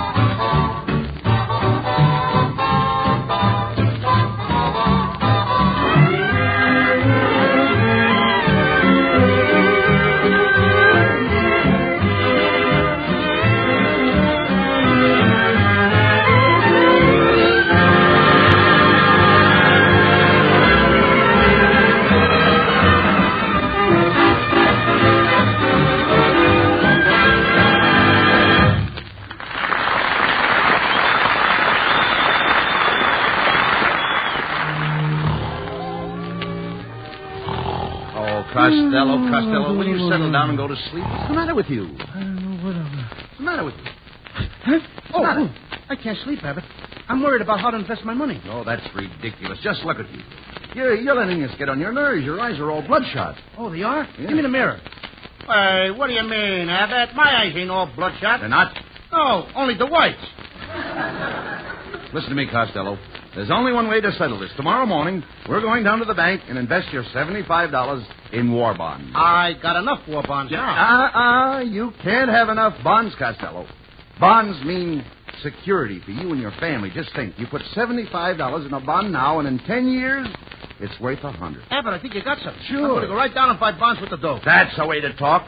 And now you can go back to sleep with tranquility. Go back to sleep with tranquility? Yes. What's the matter? You want to sleep with me anymore?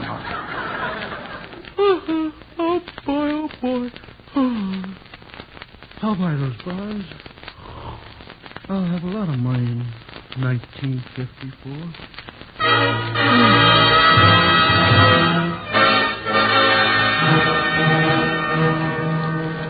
ladies and gentlemen, we take you into the future. The time is 10 years hence, the year 1954.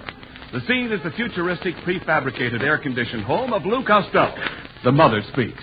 Cupid, darling, tune in on the television set. Your father and your Uncle Bud are on the air tonight. Oh, gee! Do I have to listen to them dopes again? That's no way to talk about your Uncle Bud. Now, go ahead and turn on the program. Good evening, folks. This is Ken Niles, bringing you the 197,000th broadcast of the current 1954 series, featuring those two old jolly men, Bud Abbott and Lou Costello.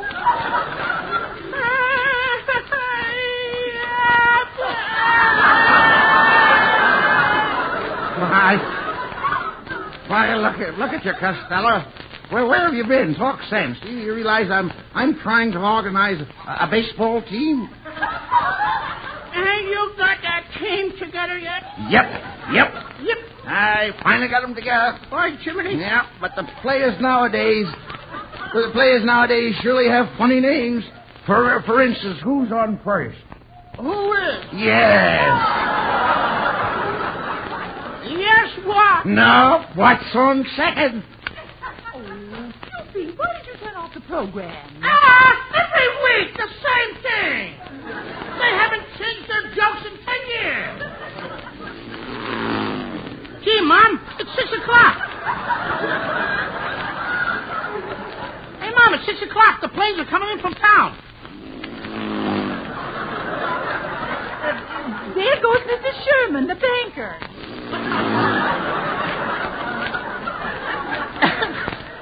That's Mr. Hackett, the butcher.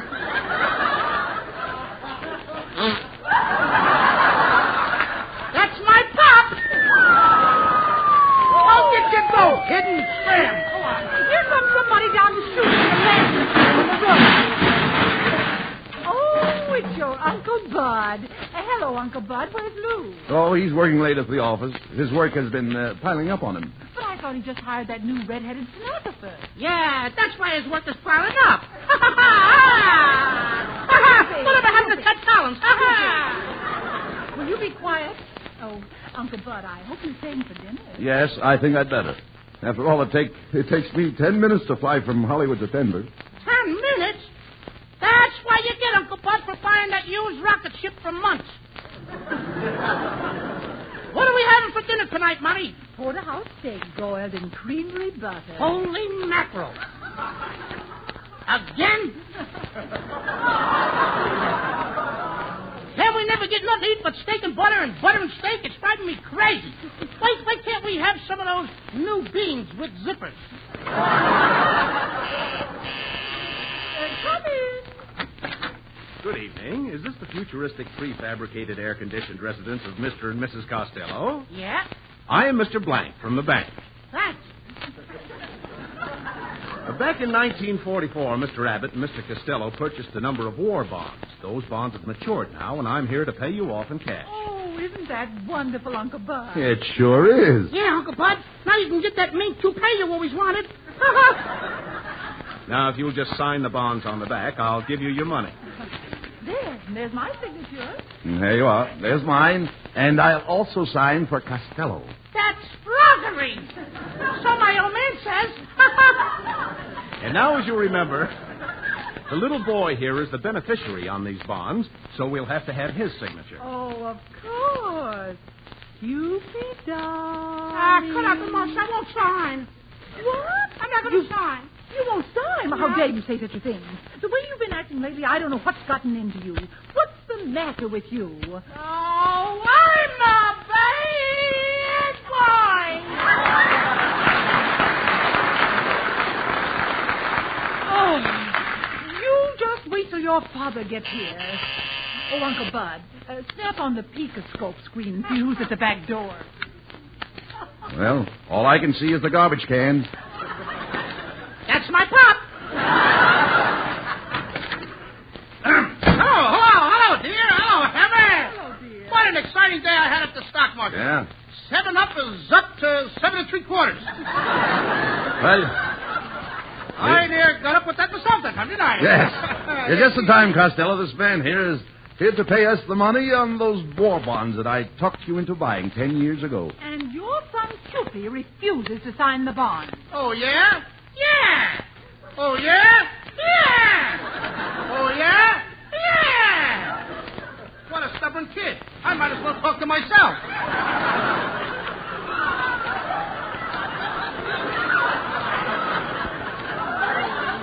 Lou, why don't you take Cupid into the bedroom and give him a sound thrashing? Oh, I can't do that. I can't whip my son. Why not? I'm playing both parts. And in one part, it might hurt. Here, use my revolver. You know the old saying, spare the rod and spoil the child. Well, you people can yap all night, but I ain't going to sign no bonds until I know what my cut is. Cupid, your daddy wants the money for you. He wants you to have a career and a fine education.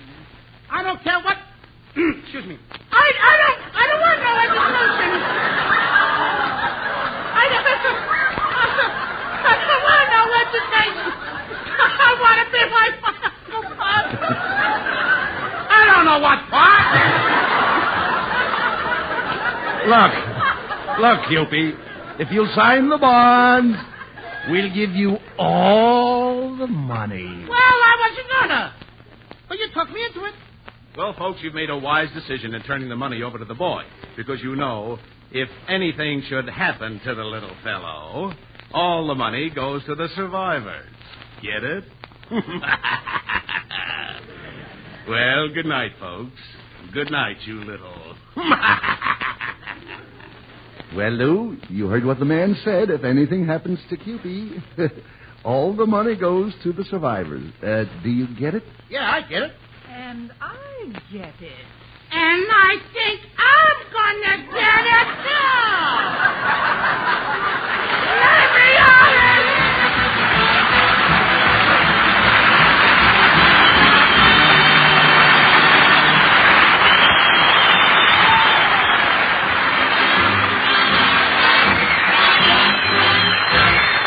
Connie Haynes sings the blues, Tessa's torch song.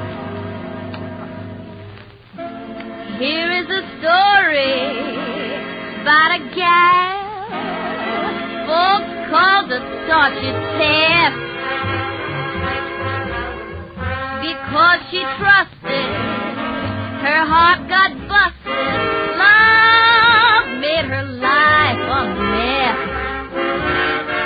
I had a man. He was a good man. That is, you see, what I mean is I thought he was a good man. I had a friend, and she was a good friend. I told my friend about my man, 'cause I thought she was a good friend. Life was sweet, baby, didn't I have my man? World complete, and the fireworks began. Ain't got no man, ain't got no friend. I'll bet you can guess just exactly what happened.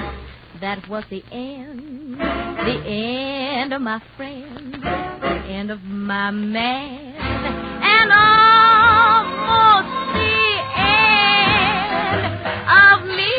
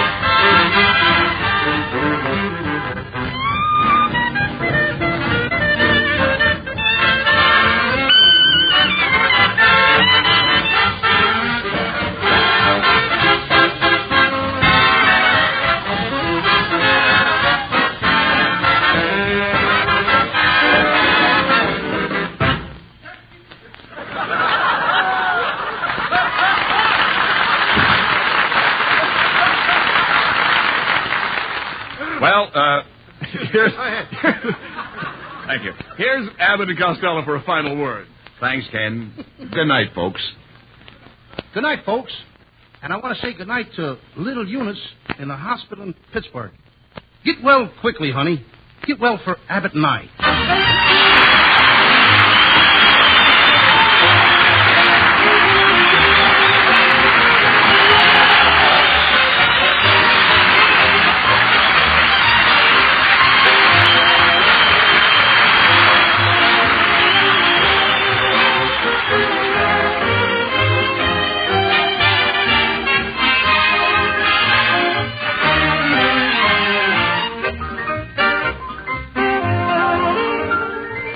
This is the Armed Forces Radio Service.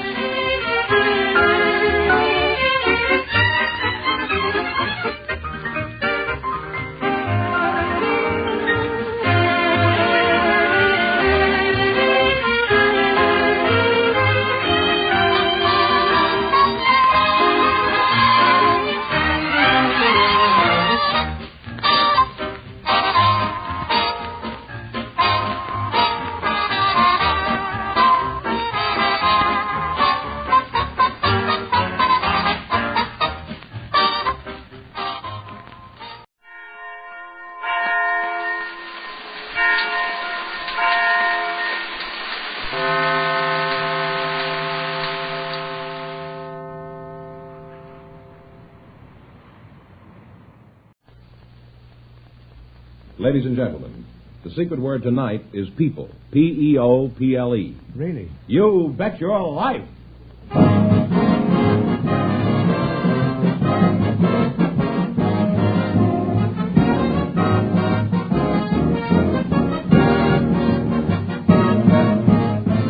It's Groucho Marx in You Bet Your Life, the comedy quiz series produced and transcribed from Hollywood and brought to you with more than 3,000 DeSoto Plymouth dealers. The dealers who have on display the outstanding DeSoto Automatic with fully automatic power flight transmission and the all-new Plymouth, your best buy in the low-priced field. And now, here he is, the one, the only... That's me.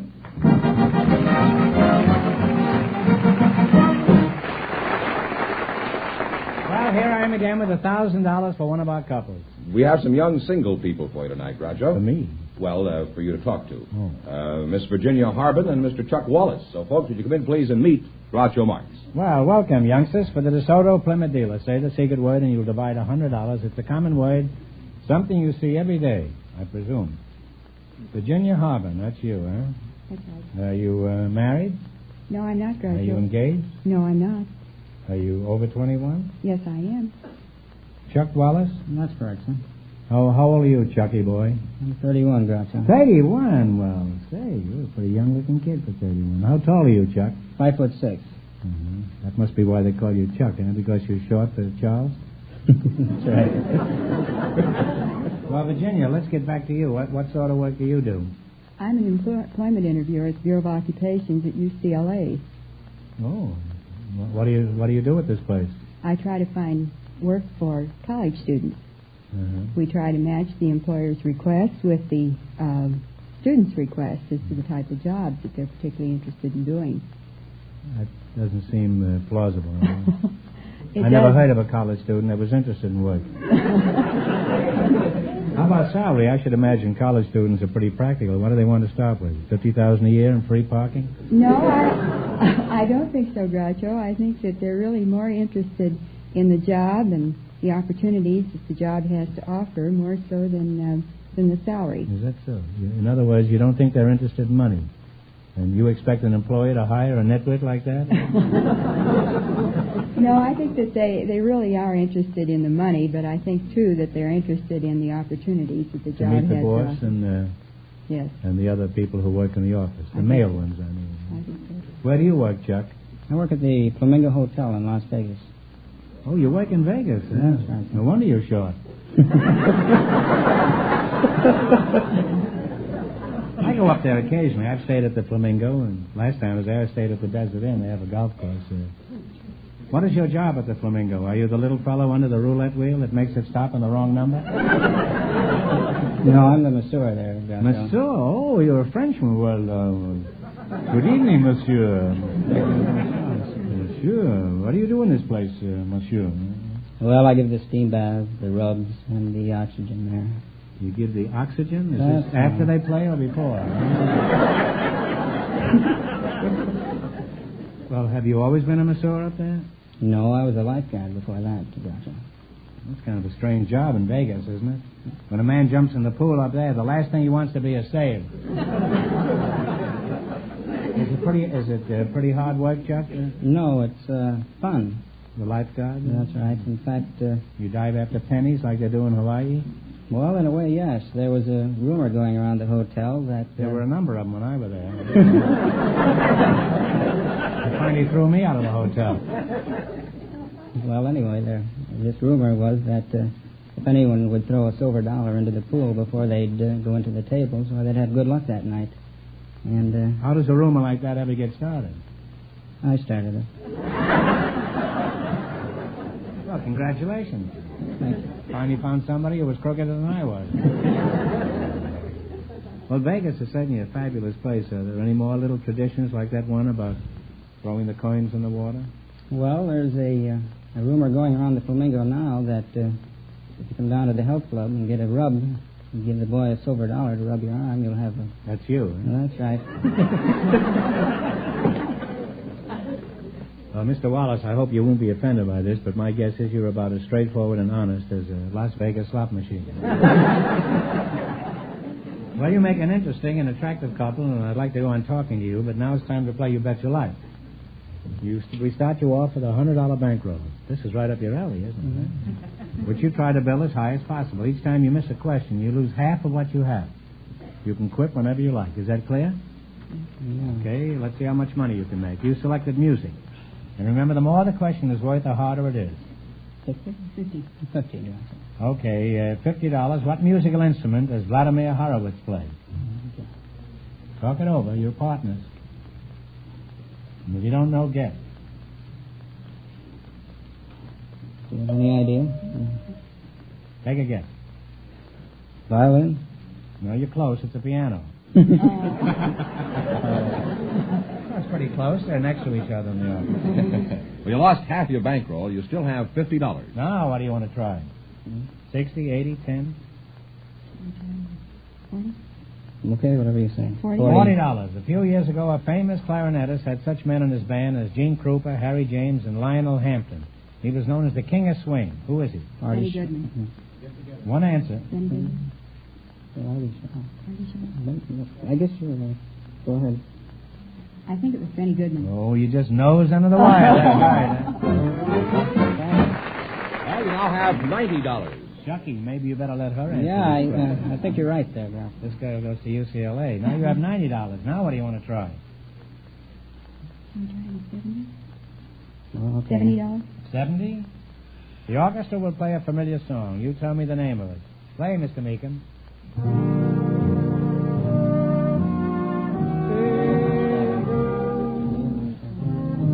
Me and My Shadow. Me and My Shadow is right. You've now climbed to $160.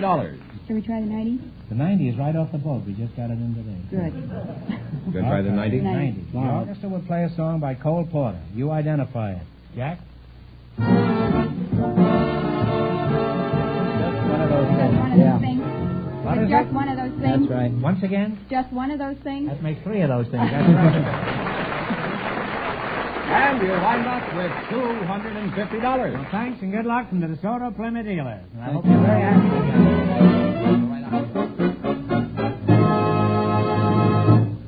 George, it's time for a commercial. Not just any commercial, but the one about that beautiful, tremendous new DeSoto Coronado. So say something. Well, I don't have to, Groucho, because this car speaks for itself. It's a real honey. Sleek, glamorous, and new.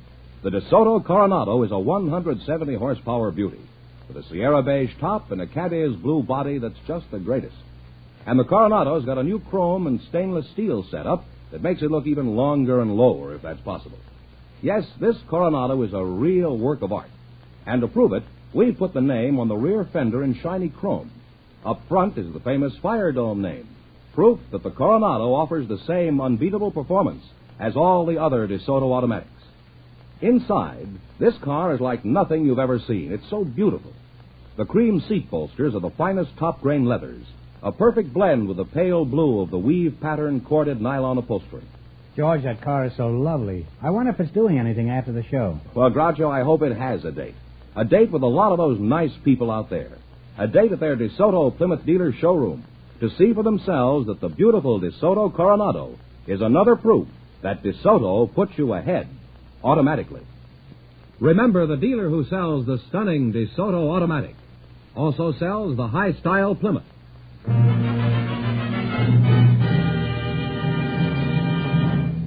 George, let's have the next couple. Who are they? We have some people with interesting stories, Groucho. Mrs. Tommy Lewis and Mr. Peter George Stathis. Would you come in, please, and meet Groucho Marx? Welcome, folks, for the DeSoto Plymouth dealer. Say the secret word and divide $100. It's a common word, something you see every day. Mr. Peter George Stathis and Mrs. Tommy Lewis. Mrs. Lewis, you're a woman. I'll start with you. What's your first name? Tommy. Tommy? What's Is that a man's name? Nothing spelled with I-E. Really? I didn't know that. Next time I see somebody with an I-E, I'll make sure and tip my hat. Where are you from, Tommy? I'm originally from Pasco, Washington. Where? Pasco, Washington. Pasco, Washington? That's in the apple country, isn't it? Near there, yes. Mm-hmm. I was up there once, but they threw me out. They figured one bad apple could wreck the entire industry. Are you married, Tommy? Yes, I'm married. Where did you meet your husband? I met my husband, Douglas Aircraft. Douglas Aircraft? That's right. What were you doing there? I was a riveter, and he was a tool crib attendant. You were Rosie the Riveter. Huh? No, I was Tommy the Riveter. Well, Rosie is I.E., isn't it? Yes. That's right. We're back to the I.E. again. What was he doing in the tool crib? Was he just a baby at the time? No, he was the attendant. He gave out the motors and guns and the equipment to work with. So the employees had to go to the tool cribs and get the equipment to work with. Well, we seldom have an opportunity to explore romance in the riveting section. And I always like to do research on any subject. How did your husband break the ice the first time he saw you? He did. I did.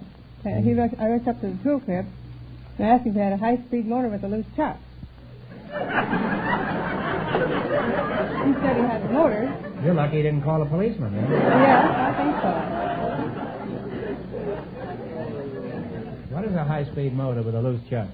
Well, a high-speed motor is a 1,500 RPM motor. And it's revolutions per minute, huh? Yes. And it's...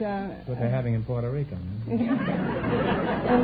And a loose chuck is when you spin down to fit the drill with your fingers instead of taking a chuck and keep the key and keep turning it like this by hand and making your arm tired. So I'm on the high-speed motor with a loose chuck. And, well, is that how they make chuck steak? Do they shoot at it with a gun? No, I think that's a different subject. That ends with I.E. too, you know. Oh? Chucky. Yes. I thought we were past that deal now. We may never get past that. Your name is Peter George Stathis? Yes, Groucho. Well, you're a very cute-looking George Stathis. Well, thank you. I didn't mean to ignore you for such a long... I was wondering.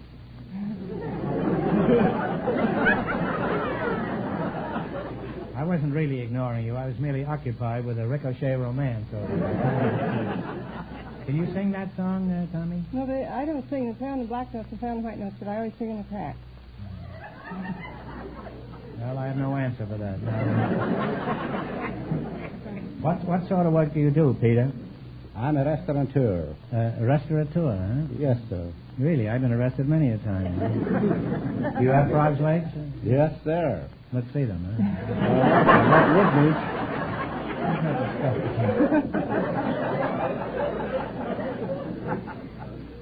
Well, Pete, you look like you're a pretty good advertisement for your place. What are your measurements, by the way?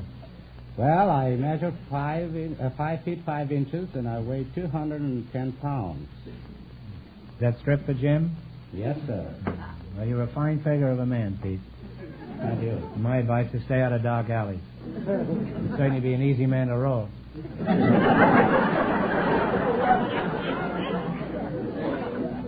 Where are you from, Peter? Originally, I mean.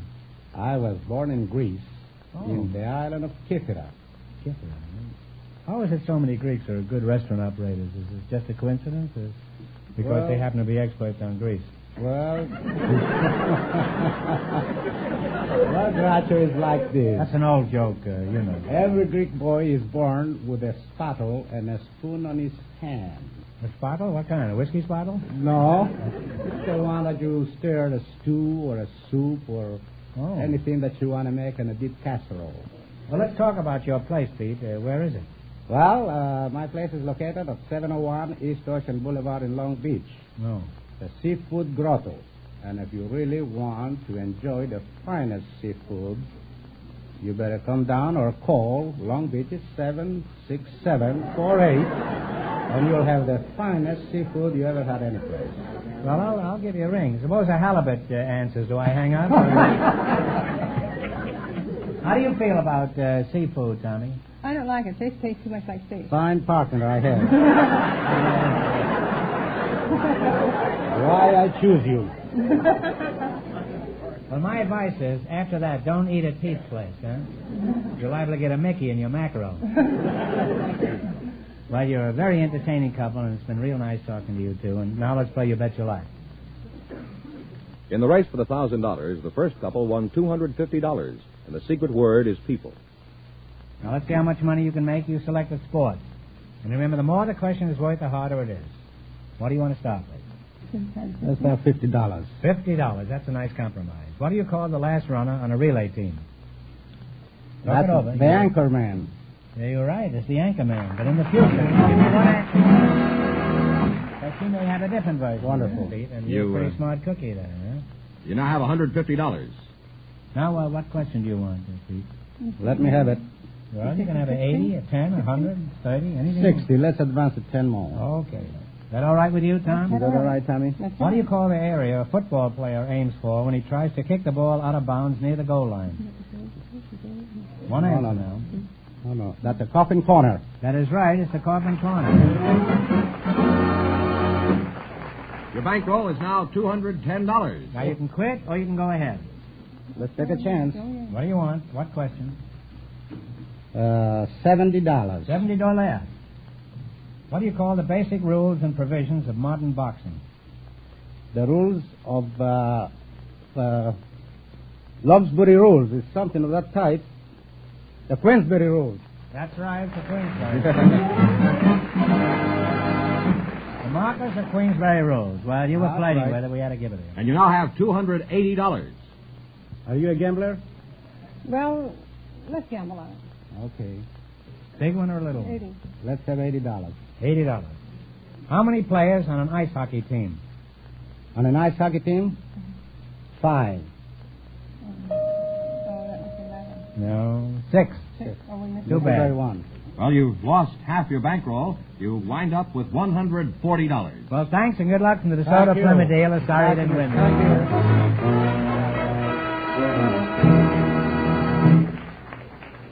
Who's next, George? Well, Groucho, we have a housewife and a married man for you. They volunteered just before we went on the air. Mrs. Capitola Fredrickson and Mr. John Blake. Would you come in, please, and meet Groucho Marx? Welcome, folks, for the DeSoto Plymouth dealer. Say the secret word and divide $100. It's a common word, something you always have with you. You're John Blake, eh? It's spelled Jon. Why is that? Did somebody knock the H out of you? No, Groucho. It's just a contraction of the early English Jonathan. Oh, I see. Where are you from, Jonathan? The Washington Heights section of New York City. Oh, really? I used to live up there in Washington. 165th Street and Amsterdam, maybe, around there.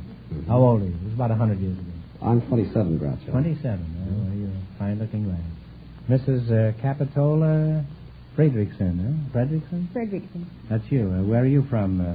Well, I was born on an Indian reservation in Red Lake, Minnesota. Oh, really? Yes, sir. You're not wearing your feathers tonight, huh? What tribe are you from? I'm from the Chippewa tribe. Chippewa? Yes. Is that your Indian name, Capitola? No, that isn't an Indian name, Groucho. My Indian name is Celine Janat Ozawandib Davasanakudo Kinu. I don't know, but I'd be willing to try. Well, what does your name mean in English? You fish on your side, I fish on my side, nobody fish in the middle? No. It means the girl with the dark brown hair flowing outwards under low clouds with a little eagle. It's not easy either. What sort of work does your husband do, Capitola? Oh, he works in the post office, Groucho. Oh, does he ever play post office with you? Well, sometimes. What does he do in the post office? Well, he calls himself a postmaster? Post office mortician. Because he works he works in the dead letter department. That's his little joke, huh? Yes. While he's clowning around the post office, the mail order electric belt I sent for to give me the strength of Hercules is rotting in the basement. I'm to cut out those jokes. Where did you meet your husband? Well, he came up to Minnesota on a duck hunting trip one time, and he lost his hunting license. So he... And you were a decoy? No. Well, I was in an Indian pageant at that time, so he spent his evenings watching this pageant and flirting with me and saying fancy things. And, like what? Oh, how you doing, kid? What you doing tonight? How about a date? And he didn't think I could understand English because I was in Indian costume all the time. When did he finally find out you understood every word he said? When he asked me to marry him, I fooled him, and I said yes.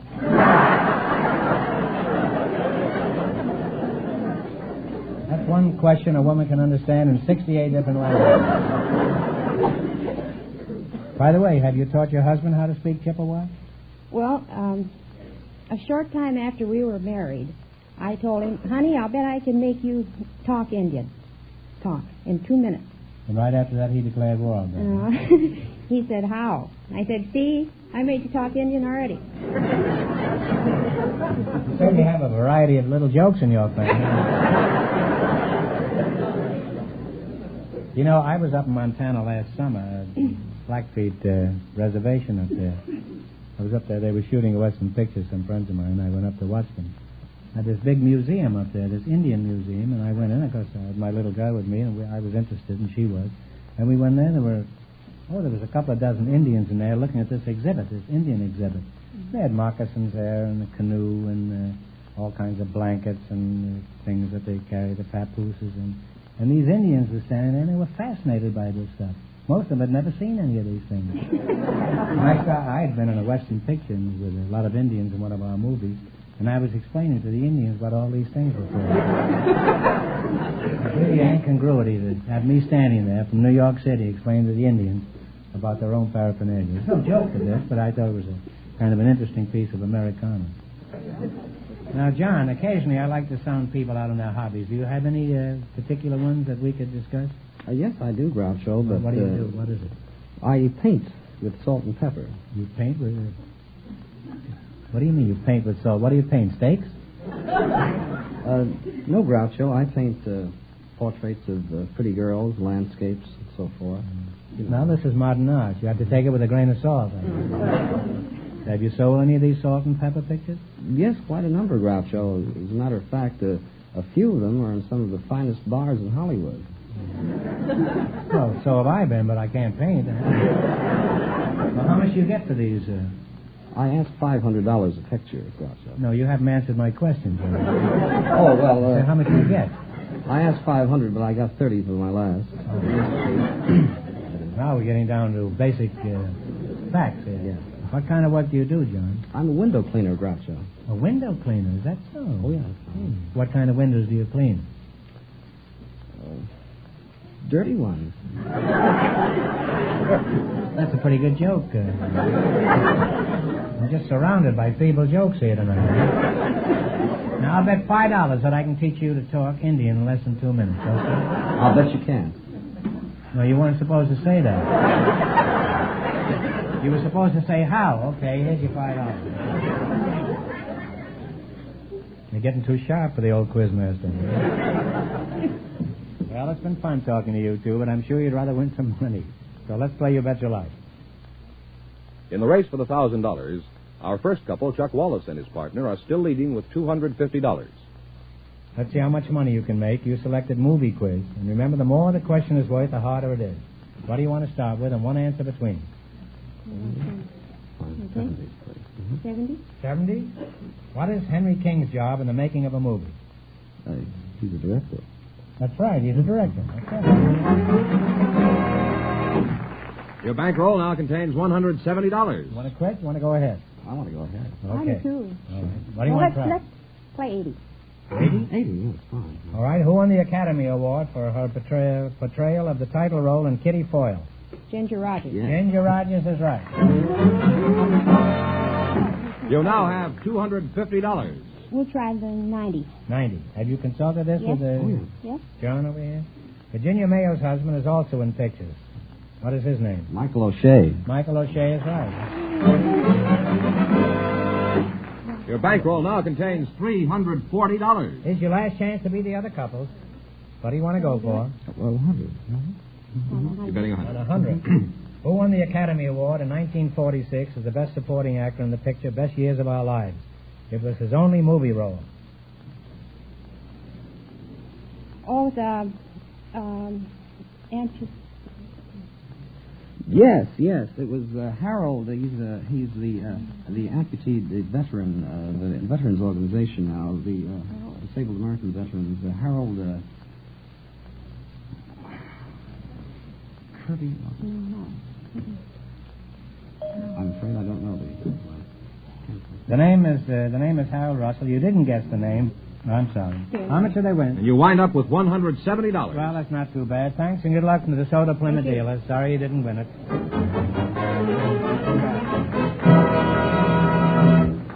And that means, Groucho, that Chuck Wallace and his partner, with $250, in just 1 minute get the chance at the DeSoto Plymouth $1,000 question.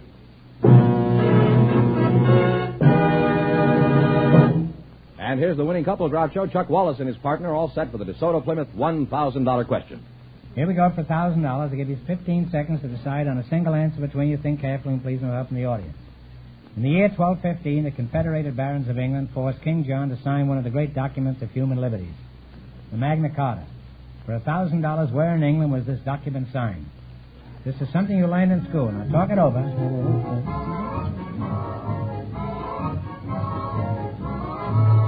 Unless you can think of something else, I'll say the Charter Oak.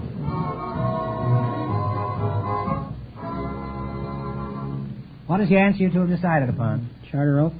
No, it's Runnymede, England. So that means the big question next week will be worth $1,500. Well, they lost the big money, but how much they win the quiz, George? They won $250 in the quiz. Well, congratulations, and thanks to both of you and to all of our contestants on the show tonight.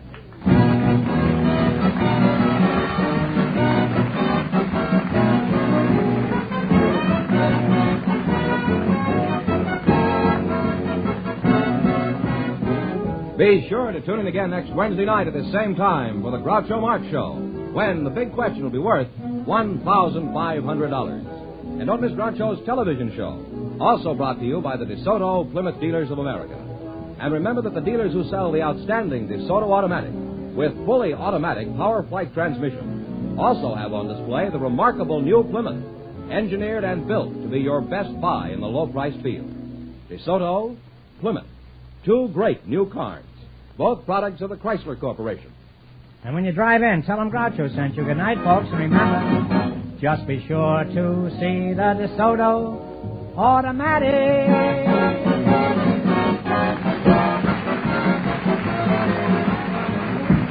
Folks, here's a reminder from the National Safety Council. Caution, control, and courtesy are the ingredients that add up to traffic safety. You Bet Your Life, transcribed from Hollywood, is produced by John Goodell, directed by Robert Dwan and Bernie Smith, music by Jack Meeker. This is George Fenneman signing off on the more than 3,000 DeSoto Plymouth dealers from coast to coast. You Bet Your Life is heard by our armed forces throughout the world.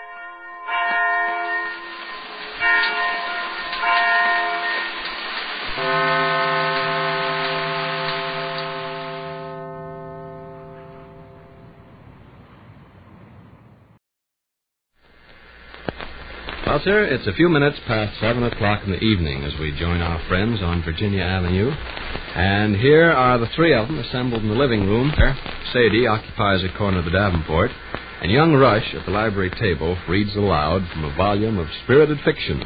Listen. Third Lieutenant Stanley turned to the crowd of excited spectators and executed a low, graceful bow. Then he wiped his mouth with a blue silk handkerchief, adjusted his necktie, and prepared to give Lady Margaret 14 kisses. The beautiful woman pinkened and hid her face behind her dainty parasol. With one terrific lunge, the handsome young officer reached her side. He tenderly wrested the parasol from her grasp, and that will suffice. As soon as he gives her the 14 kisses, he fights 4 lions blindfolded. No doubt. Read it to yourself. Kitty Margaret both make me a little sick. Sick so silly. Pair of fatheads. Sadie, you've from time to time accused me of wearing a guilty expression. Well? I've become aware of such an expression on your face this evening. You have a tendency to glance out at me at the corner of your eye, and you titter frequently without apparent cause. Your deportment suggests culpability. Is it obvious you carry a burdensome secret in your chest? I was going to tell you after a bit. Tell me now. All right. Shoot. Ooh, something I never done before in my life. Proceed. Hid mail. Beg pardon? I hid some mail. Some of my mail? Yeah. Here we are. 4 huge lions rushed into the arena. Third Lieutenant Stanley adjusted his blindfold. His face was tense and white. I believe I put an official quietus on further reading, George. This is the place where Third Lieutenant Stanley fights 4 lions blindfolded. You may read to yourself or leave the room. Sadie, you hid some of my mail? Never in the world ever done such a thing before. You had a letter, perhaps? Produce the letter. I'll tell you how it was. The mailman dropped it in the box along with the postal card from Bess this afternoon. By the way, you read Bess's postal card? No. Go get it, Rush. Out on the buffet. Let us stick to your guilty secret. Produce my letter. Well, let a person tell a thing first. Produce the mailman... my letter. All right. Not as serious as all that. The mailman dropped Produce it. my letter. Willie. Yeah? Out in the right-hand buffet drawer, fetch the envelope you see on top of the other stuff. Right-hand buffet drawer? Yes. Don't mess up my doilies. Surprised at myself doing such a thing. Policemen come and throw you in Sing Sing jail for hiding people's mail, don't they? To whom was the letter directed? Addressed, you mean? Addressed and directed are synonymous terms, I believe. Oh, come on now. Quit acting like I robbed the People's Bank building. Don't really amount to anything. To whom was the letter directed? Mr. Victor Gook, I suppose. Not Mrs. Victor Gook? Mr. Victor Gook. You took the liberty of opening the communication, I presume? Well, of course. Otherwise, how would I have known what was inside? Are you in the habit of opening envelopes directed to others? Oh, others. Nothing ever comes here that's private. I open all the envelopes the mailman delivers. Always have. You know that. It is my understanding of our national postal laws that all communications addressed to any expressly stated party are strictly... Oh, stop being the big judge with the white wig on in the movie picture show. Give your father his letter, Willie. Is what you mean? Yeah. It's from them Chicago Lodge headquarters fellas. I suspected as much. Here you got. Thank you, my boy. Perfectly all right, my father. Quit making me feel like the criminal in the two-wheel cart going down to the whatchamacallit to have their head cut off. Mr. Victor Gook. They want to drag another $50 out of you. Excuse me while I read my letter. I'll tell you what it says. It says you can spend $50 and get another picture of R.J. Konks where his lips draw back by electricity and smile. Excuse me while I read my letter. Yes, go. Thank you. I suppose I can talk to Willie, can I? That is as you please. What's Third Lieutenant Stanley doing now? Huh? How'd he come out with the tigers? Lions. By George, he's in a mighty tight place. Listen to this. The handsome young officer, bleeding in 40 places, grew weaker by the second. Lady Margaret, from her perch on the flying trapeze, sobbed hysterically. One of the angry lions extended a gigantic... Ain't that ridiculous? How you mean? Talking to your father. Vic, Ain't that letter ridiculous? I haven't finished reading it yet. Lady Margaret's up on the trapeze, Yeah.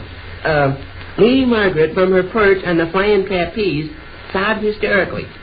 One of the lions extended a gigantic paw, and Third Lieutenant Stanley's shirt was ripped to ribbons.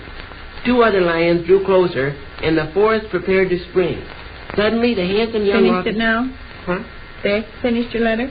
Yes, I have. Ridiculous? Whether it's ridiculous or not is hardly the point at issue. My feeling on the The matter way is it happened, I opened it like I open all the letters the mailman brings, and as soon as I saw what it was, my heart just sank. $50 more they want, I said to myself. It was only a week before last you bought that $50 cabinet. A week before that, they tried to talk you into buying an oil portrait of yourself for $50.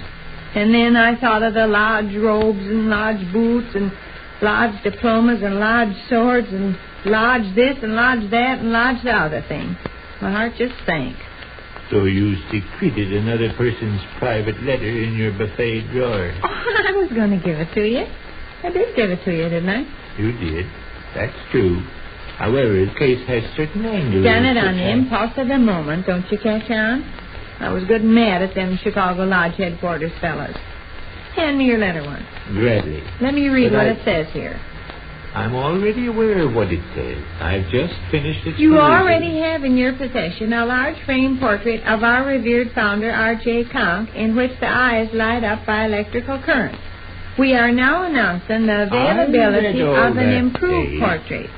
Picture in your mind a portrait of our beloved founder in which not only the eyes light up, but the mouth smiles. Science has developed a rubberoid substance which is hardy, flexible, and the exact color of human flesh. You switch on electricity and behold, R.J. Konks' eyes flash and gleam, R.J. Konks' lips part, and he smiles a beautiful white tooth smile. Vic, isn't that ridiculous? Whether it's ridiculous or Isn't not. it ridiculous? Isn't it ridiculous? Headquarters And then are... down here further. One feels the actual presence of R.J. Konks. He winks, grimaces, beams, and smiles, all for $50.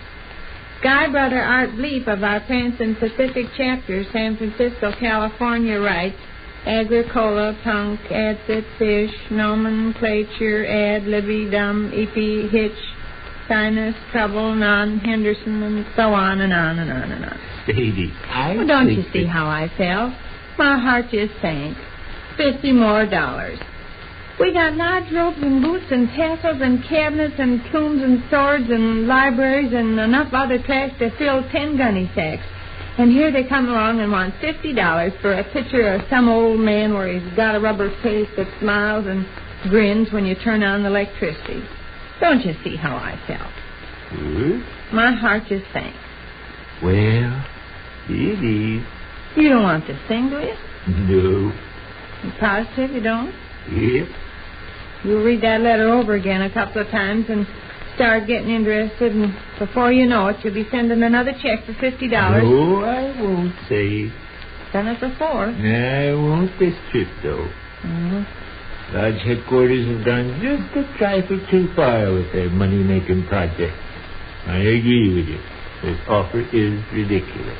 Picture of a fellow where he's got rubber lips that draw back and show teeth when you turn on the electricity. Yeah. They've gone a trifle too far. Throw the letter in the garbage bucket next time you go to the kitchen. Sorry I hit it. Perfectly all right. But you appreciate why. Sure. I'm forgiven, huh? Completely. Felt like a regular criminal during supper. By George, he licks all 4 of them. Ferguson, Stanley? Yeah. Licks all 4 tigers? Lions. The handsome young officer gazed around the arena. The carcasses of the mighty kings of beasts lay in grotesque positions. Third Lieutenant Stanley gazed upwards and beheld Lady Margaret still clinging to the trapeze. Come down, he screamed, and I'll give you 47 kisses. Which concludes another brief interlude at the small house halfway up in the next block.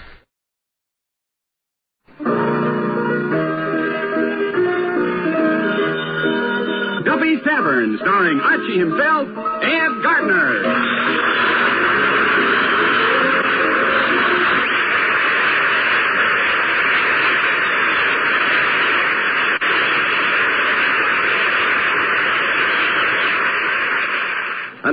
Here we go, friends, to Duffy's Tavern, with Bert Gordon as the Mad Russian, Hazel Shermitt as Miss Duffy, our guest, Rudy Valley, and starring Archie himself, Ed Gardner.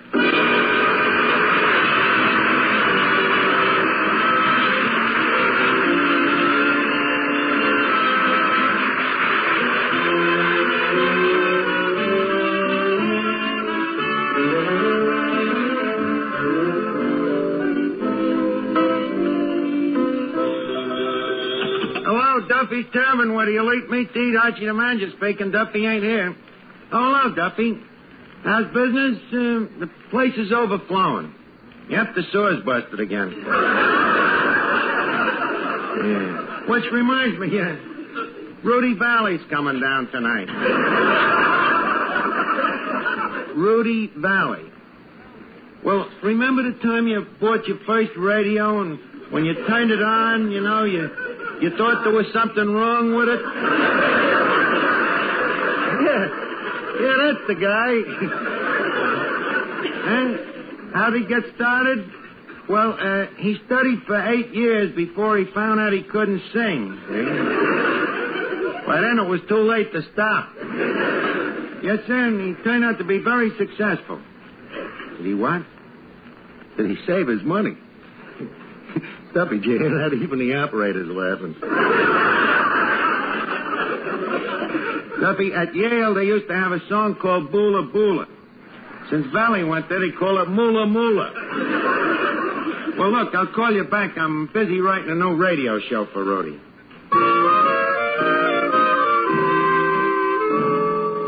Hey, Miss Duffy. Yes, Archie. I wonder if Rudy will be happy here tonight in our creaky old joint. Why not? He's a little creaky in the joints himself. Look, Miss Duffy, you're talking about the Rudy Valley. Rudy Valley? Who's he? A sober Phil Harris.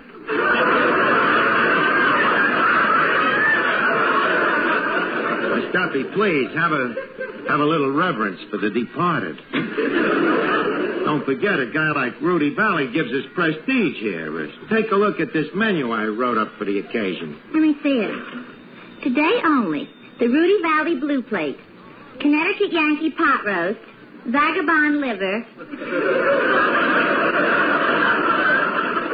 New England Ham. Yeah, it's boiled ham. How do you know what condition he'll be in when he gets here?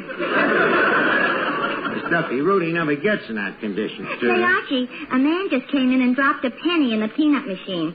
So what? I think it must be Rudy Valley. Well, why do you think it's Valley? He's counting the peanuts. That's right, it is Rudy Valley. My time is your time. Your time is my time. Well, Rudy, I'm glad to see you. Look at you. I can see that you're the same old Rudy. What do you mean? Well, the way you came in singing, so generous and unstinting with your talent, singing for all mankind, whether they want to hear you or not. A dubious compliment. Well, dubious is as dubious does. And, may I further say that you are looking as handsome as ever, and golden curly locks, and that svelte, youthful figure, and them svelte eyes. By the way, speaking of them eyes of yours, Rudy, which side of the 38th parallel was you born on?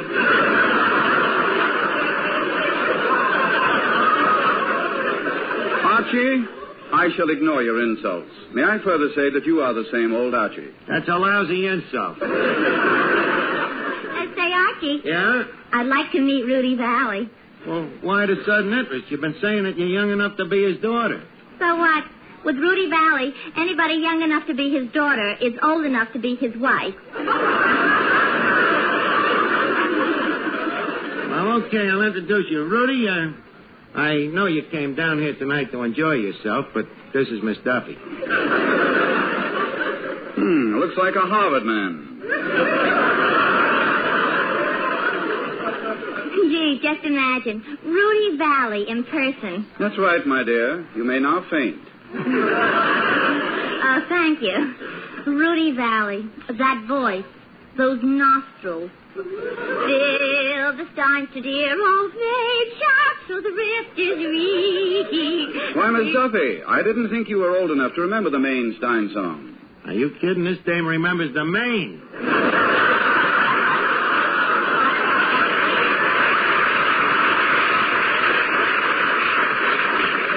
Quiet, Archie. You know something, Mr. Valley? Last week I wrote to NBC for a picture of a star. And guess what? What?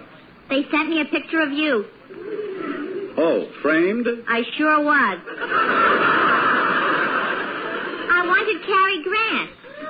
Miss Duffy, I am now going to say something to you that I've never said to a woman before. Oh, really? What? Scram. If it wasn't for his age, I'd punch him right in the nose. Get out of here, will you? No, Archie. I assumed that you had an ulterior motive in requesting my presence here tonight. On the contrary, I did. Rudy, I got a great opportunity for you to make... Money? Well, it could run into it fast, but first tell me, how's your voice this century? Oh, about the same as last. Well, I got a radio program in mind that... Would you like to hear me sing? How Abbott. Well, yeah, go ahead. Let me hear how you sound these days. Very well. Terrific, Rudy. Still the same old ballad. I haven't sung yet. Oh, I beg your pardon. Well, here, I'll give you the key. All right. If you were the only girl in the world, and I were the only boy, nothing else would matter in this world today. We could go on loving in the same old way, a garden of Eden just made for two, with nothing to mar our joy. I would say such wonderful things to you. There would be such wonderful things to do if you were the only girl in the world, and I were the only boy.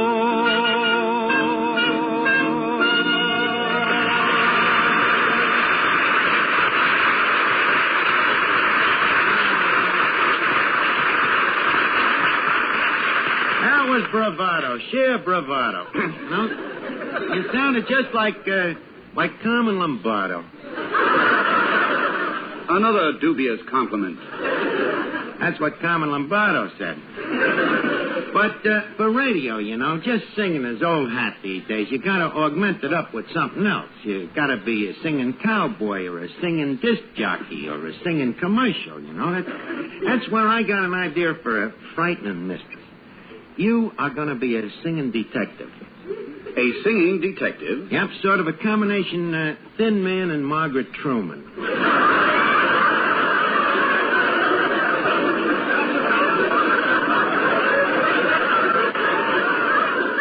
And as I told you, Rudy, it'll be really frightening.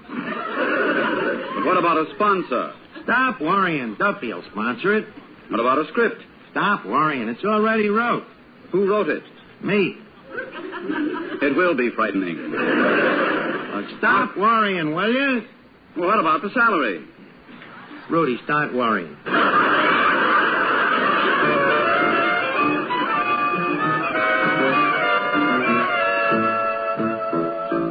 Now, okay, everybody, we're going to do a rehearsal of the first episode of The Hummer.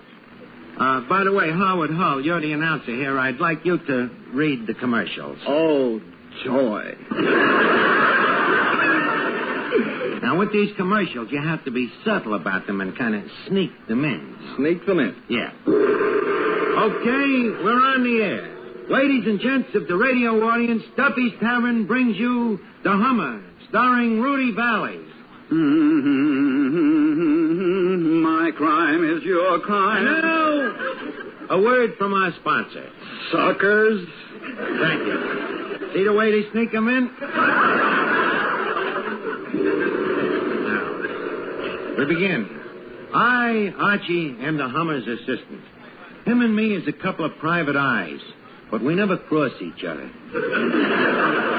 We are in our office, and the Hummer is sitting at his desk.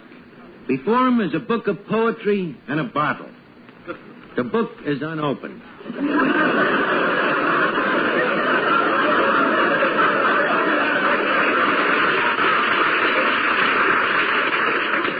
I speak. I say, Hummer, why don't you lay off of that poetry? I can't help it. Me nerves is on edge. Why, I ain't the man I used to be. Archie, this grammar. What's wrong with it? The word ain't. Look, Rudy, a lot of people ain't using the word ain't, but they ain't eating.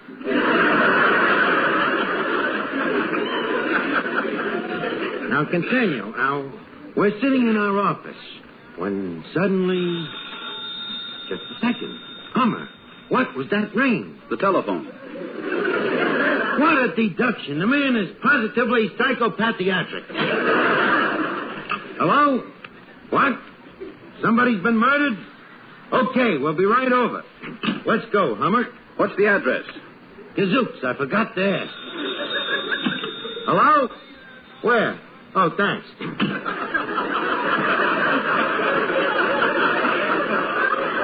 All right, leave us go, Hummer. Well, sir, we arrived at the scene of the crime. A mansion in Beverly Hills. Rococo but simple. With a well-kept 9-hole golf course on a small island in the middle of the swimming pool. We rang the doorbell. Suddenly, the door creakingly opened, and we found ourselves face to face with something real sinister. How do you do?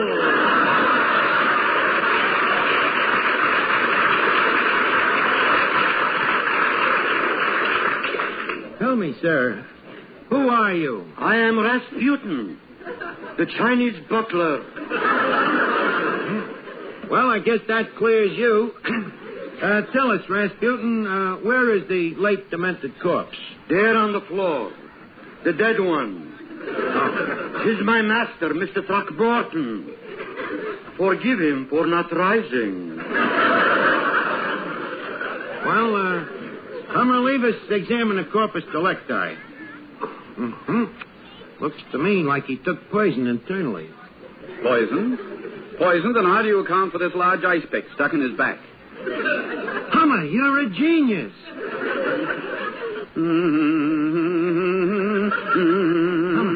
Hummer, you're humming. Hummer, does this mean that you have found a clue? Yes. Archie, remove your hat. Why, is the dead man a woman? No. He was a Yale man. Amazing, Hummer. How can you tell that he was a Yale man? Elementary, my dear Archie. Notice his attire. A derby hat and a raccoon coat. Gazooks. As I see it, there's only one thing to do. Examine the ice pick. What ice pick? The one stuck in his back. Oh, that one. Just a minute, gentlemen. Before you examine the ice pick, I should like to wipe off my fingerprints. A fair request. One moment, my good man. Who are you? Hummer, it's Rasputin, the Chinese butler that answered the door when we came in. Oh, yes. I never forget a face. Tell me, Rasputin, before the murder was committed, did you notice anything strange around the house? Outside of me? Yes. Well, this morning, Mrs. Throckmorton, the widow, sent me out to have the ice pick sharpened. And as I am leaving, She is phoning the insurance company. Words. We're looking for clues.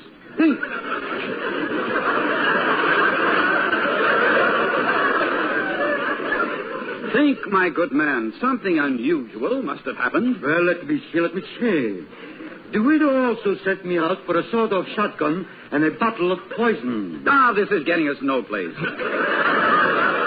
No clues, no suspects. And yet I am sure that a crime has been committed. I agree with you, Hummer. There's something afoot. What do we do, Hummer? We'll question the widow, Throckmorton. Gazooks, what a brain. Never leaves a dame unturned. And here comes Mrs. Throckmorton now.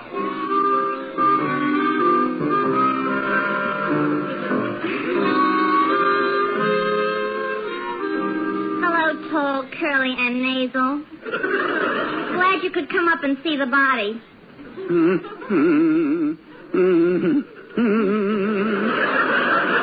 Tell me, are you thinking, Hummer? Yes, but back to business.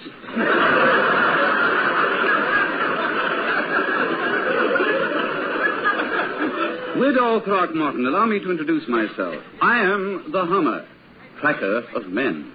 Likewise, I'm sure. Mrs. Throckmorton, there's probably nothing to be alarmed about, but we have found your husband extremely dead. With an ice pick in his back. Mrs. Throckmorton, you realize what I'm saying? Your husband has been cruelly murdered. Eek.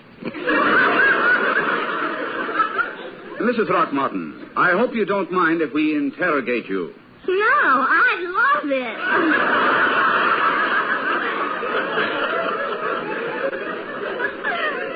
Well, tell me, Mrs. Throckmorton, before you married your husband, what did you do for a living? I was a chorus girl. I was known as Ice Pick Nellie. And why did they call you Ice Pick Nellie? Oh, I don't know. Just a nickname. Nothing but blind alleys. Oh, butler. You are calling me... Who are you? The butler. Oh, yes, I never forget a face. Tell me, do you know who killed your master? Natch.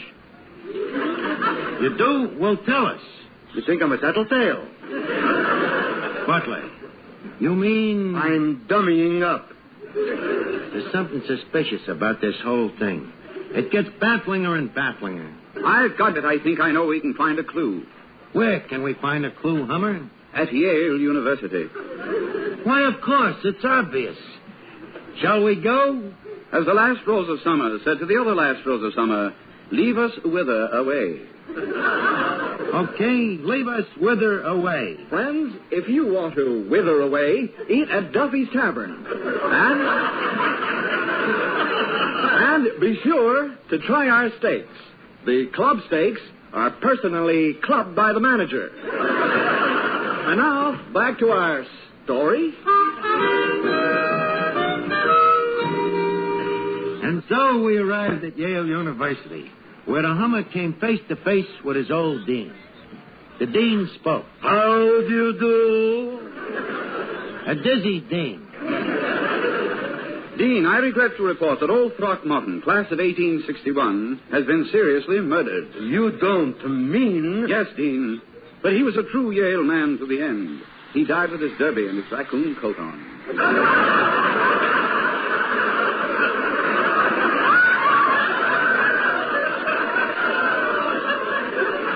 Good for Throckmorton. At last he had made skull and bones.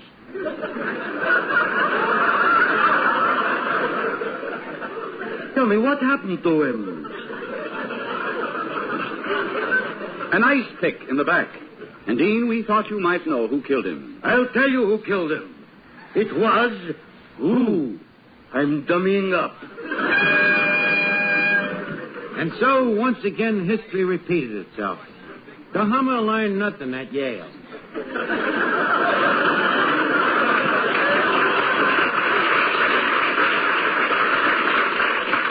So, we continued our search for clues from one end of the globe to the other.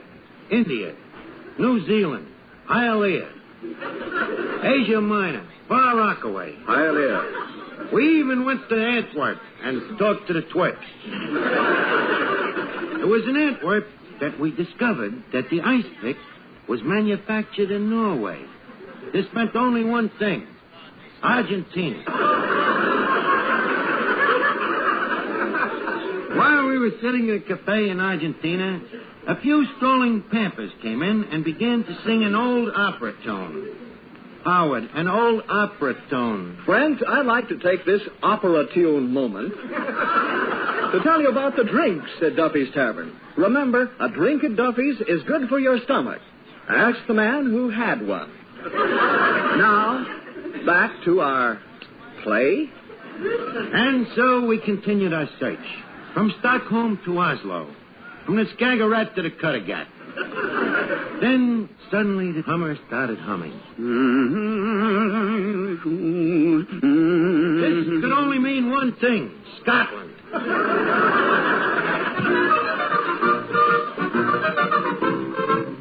The next morning, we found ourselves in the heart of Scotland. Scotland Yard itself. We was greeted by Inspector McIntyre. How do you, Hootman?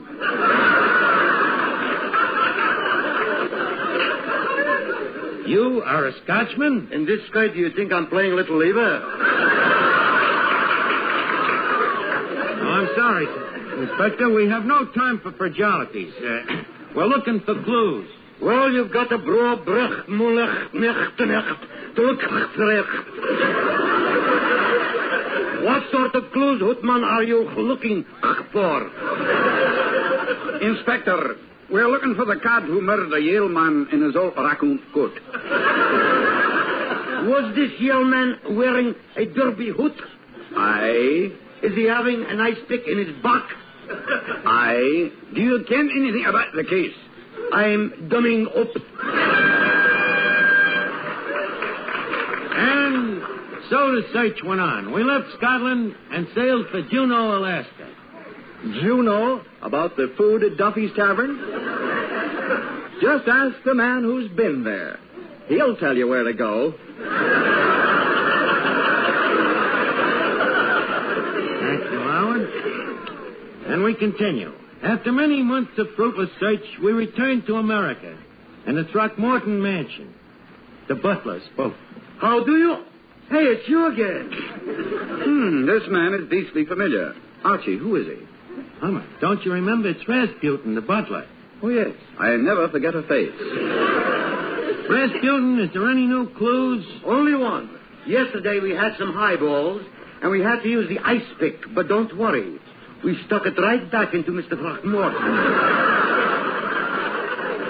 Just a second.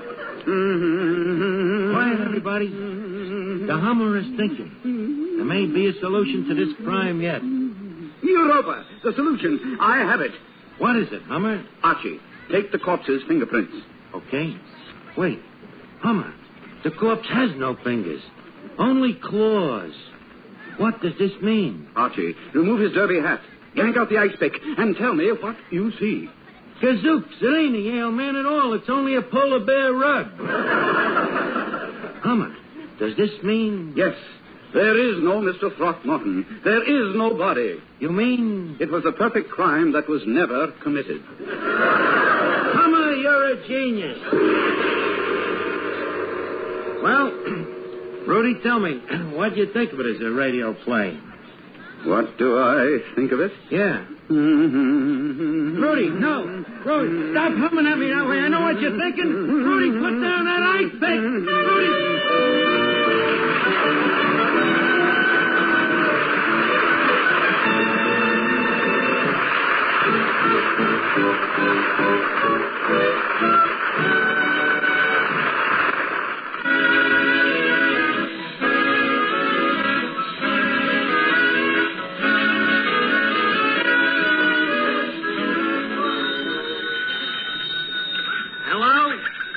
Duffy. Yeah, well, have a good time and be with you next week. It's time to leave Duffy's Tavern for now, but be sure to be with us again next time for another hilarious get-together at everybody's favorite tavern.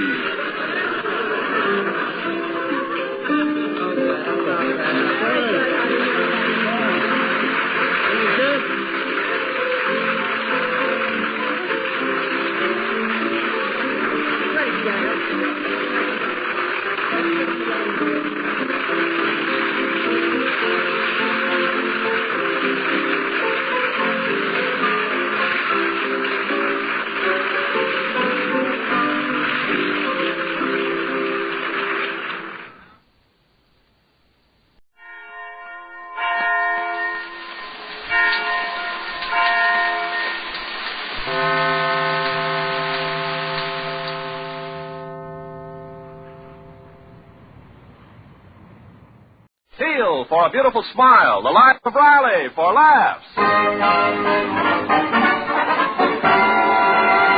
Teal, T-E-E-L, Teal, the amazing liquid dentifrice. That's it, T-E-E-L.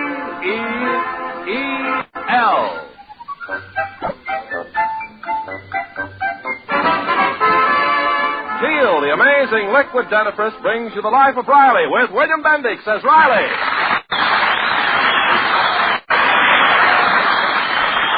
Remember, friends, for beautiful smiles, it's T-E-E-L, Teal. And just for laughs, it's R-I-L-E-Y, Riley, in the Life of Riley.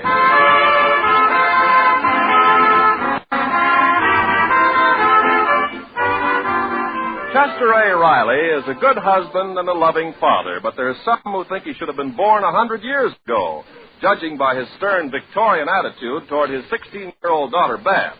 Right now, we find Babs tangling with her father on the subject of boyfriend. But, Daddy, I'm not serious about Simon Vanderhopper. He's just a friend, so what harm is there if he visits my home? I'll tell you what harm it is. That Simon is a boy who... He's a boy who...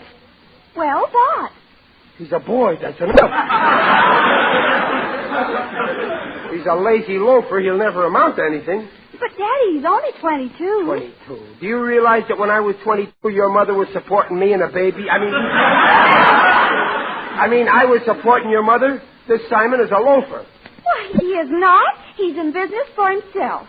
He sells bubble gum. Some business, a mouth-to-mouth sales. Oh, he seems like a nice boy, Riley. He acts like a gentleman. Mother's right. Simon's not like all the other boys. He never tries to kiss a girl. On top of everything else, he's a dope, too.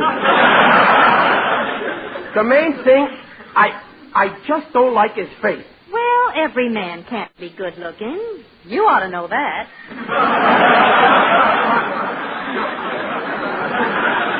Okay, so I'm one of the lucky ones.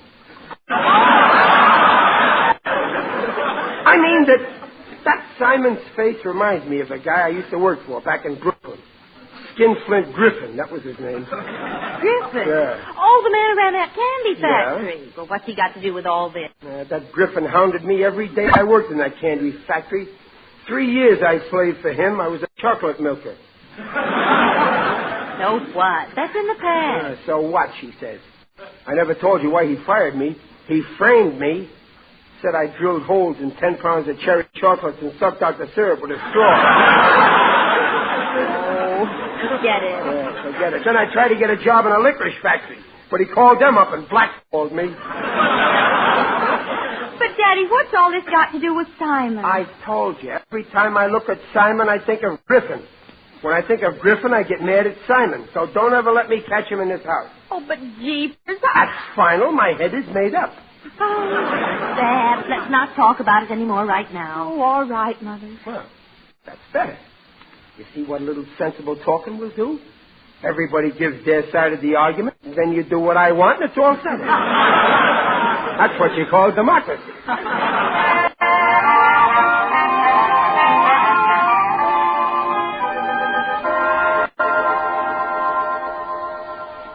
But, Simon, you'll just have to go. I shouldn't have let you in the house in the first place. Now, please go. But I don't want to go, Barbara. I can't live without you. You're my everything. What's that popping noise? It's my bubble gum. It always does that when I'm excited. Oh, Daddy'll be here soon, Simon. You'll just have to go. All day long, all I do is think about you. I can't eat. I can't sleep. I can't work. And I like to eat and sleep. Say you'll marry me. I love you madly. Simon, I don't know what to say. This is all so sudden. Well, that's the way I am. I look like a big, quiet lake, but I've got a terrific undertow. Can't you see what I'm trying to say? I love you madly. Well, I'm flattered, Simon, but I'm not in love with you. I just like you. But if my father catches you here... Well, what has he got against me? Well, you see, Simon, it's your face. My face? Your father doesn't have to look at me. I know how we can make him happy. When I come to see you, we can sit in the dark. Oh, Simon, how you talk. I can't control myself. I love you madly. It's just no use, Simon. My father's got an idea that you're, well, not successful enough. How can he say that? I'm ambitious. Only today I got a new sideline. I'm going to sell greeting cards. Greeting cards? Yeah, also Christmas cards and New Year's and wedding and birth announcements. Well, is there much money in that, Simon? Well, I'll say there is. Would you like to be partners with me, Barbara? Oh, gee, I do need some extra money for Christmas. All right, Simon, I'll do it. Oh, but we'll have to keep this a secret from my folks. They wouldn't like it. Oh, it's my father. If he sees you, quick, hide. Hide? Why? Oh, please, Simon, hide. I'm no coward. I'm ready to fight for you. I'm ready to die for you. Where shall I hide?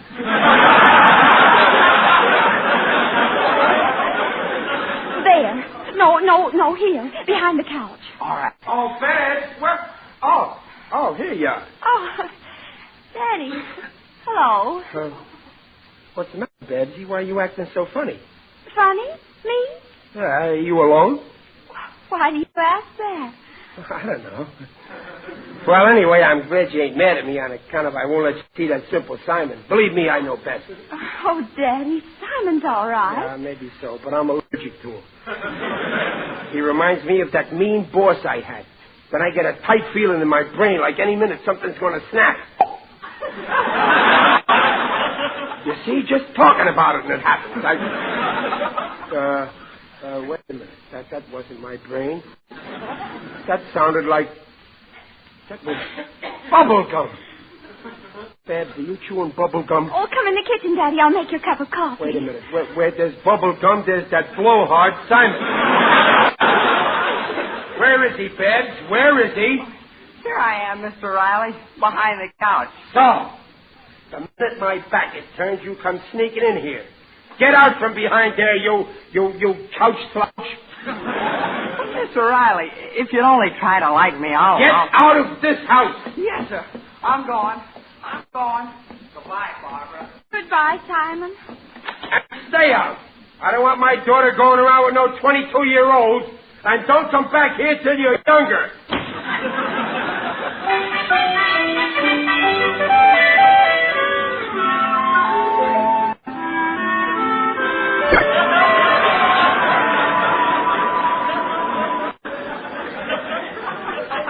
Mr. Riley, that you on your porch? Who's that? It's your neighbor, Waldo Binney. Oh, hello, Waldo.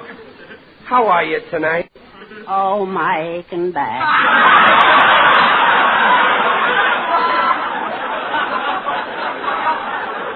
Did your wife hit you again? Yes, she was furious when I caught her eavesdropping on that argument you had with young Simon. You don't say. Well, how do you know she was eavesdropping? I turned around, and there she was, right behind me. Riley, I'm afraid you've made a big mistake. I never make a mistake. What did I do this time? The old story. I can see the headlines already. Irate father drives daughter's boyfriends away. Lonely daughter leaves home. Father stricken with remorse. Oh, go on. My Babs ain't leaving home on account of a boyfriend. She loves her home. He wouldn't be the first. Poor homeless girls, defenseless, penniless, drifting lower and lower Until in the end, there's only the river. What river?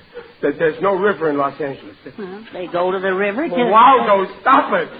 If only their fathers hadn't been so cruel to them. If only they hadn't driven them out of the house. Now, wait a minute, Waldo. I let Babs have boyfriends, only that Simon, well, he's not good enough for my sweet Babs. Well, if you chase Simon away, that'll only drive the two of them closer together. Why don't you be diplomatic? You mean hit him? No, he's too little. I mean, kill him off with kindness. Throw Babs and him together, all the time. If she sees too much of him, she'll get sick of him. Well, say, that's a great idea. Yeah, I'll fix it so she'll see nothing but Simon, Simon, Simon. Yes, sir, before I get through, Babs will be Simonized.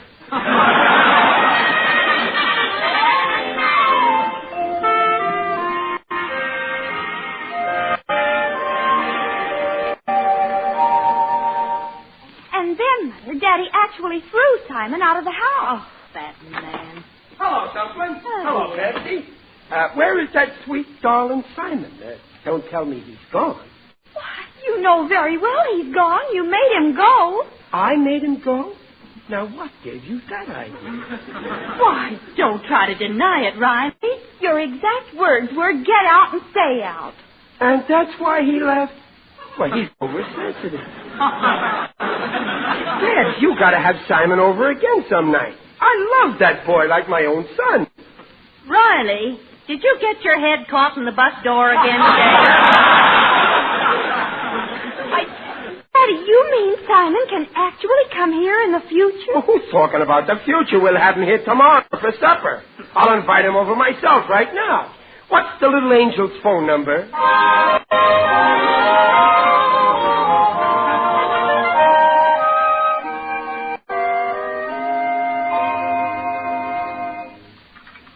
Have some more of these fresh garden peas, Simon, darling. I know they're fresh. I opened the can myself. Thank you. Mr. Riley, it was very wonderful of you to invite me. Oh, that's the way I am, Simon. Wonderful. I want you to feel that this house is your home. I may even give you a key. Gee, that's swell, Mr. Riley. Gosh, Barbara, and I thought your father didn't like me. Oh, Daddy's hard to understand sometimes. Not like you? Well, of course I like you, Simon. You're ambitious. You're starting small, but someday you'll be making your own chewing gum. And the name of Vanderhopper will be on the tip of everybody's tongue. I hope so. But I was thinking of changing my name for business reasons. Vanderhopper is too long. Well, short names don't guarantee success. Otherwise, my father would have been a millionaire. When he signed his name, he made an X. Well, originally, our family name was much longer. It was Vander Griffinhopper. Well, yeah, that is a pretty long name, Vander Griffin. What was that name again? Vander Griffinhopper. Daddy, please pass the bread. You see, there were three brothers. My father changed it to Vanderhopper. Another brother calls himself Hopper. And the third brother calls himself Griffin. Griffin? Yes, sir. He's in the candy business in Brooklyn. Oh, Riley, you dropped the bread platter. The candy business? Simon, have you seen any movies lately? Let's go to one now. I bet he's a nice fellow, your Uncle Griffin. Oh, you'd love him. He tells the funniest stories. Once he discovered all the cherry chocolates in the place had holes drilled in them, and somebody had sucked out the syrup. Simon, let's go to the movies right now. In the middle of dinner? Well, I had no idea you were such a movie fan. Wait.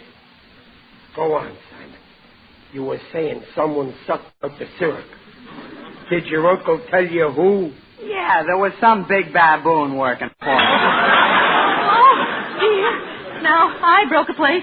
My uncle says that this fella should have been named Opium because he was such a dope. Hey, deputy! Simon, get out of this house! Daddy, please. Oh, Mr. Riley, did I say something? Get out of this house! But why? I thought you liked me. The honeymoon is over!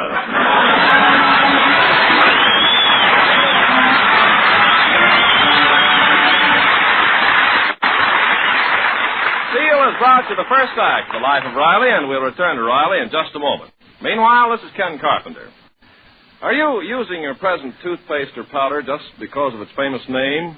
You feel it couldn't possibly damage your teeth? Well, listen. Any toothpaste or powder containing harsh abrasives can grind ugly cavities into your teeth at the gum line. Chances are it's happening to your teeth right now, unless you use Teal, the safe liquid dentifrice. You see, out of every 10 adults, 8 have receding gums. Now, when gums recede, softer parts of your teeth are exposed. Yes, 25 times softer than tooth enamel. And those parts are easily damaged by daily brushings with toothpaste or powder containing harsh abrasives. The chances are 8 in 10 you are risking those ground-in cavities daily, unless the dentifrice you use contains no such abrasives. Now, this is important. Of all leading dentifrices, there's only one that contains no abrasives. Only one. And its name is Teal. Teal cleans teeth with an amazing patented ingredient, without abrasives. Therefore, protect your teeth from such cavities as no other leading dentifrice can.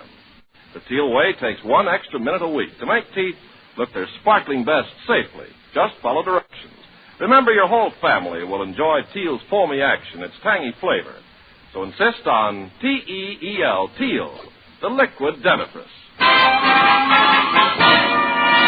And now, back to the life of Riley with William Bendix as Riley.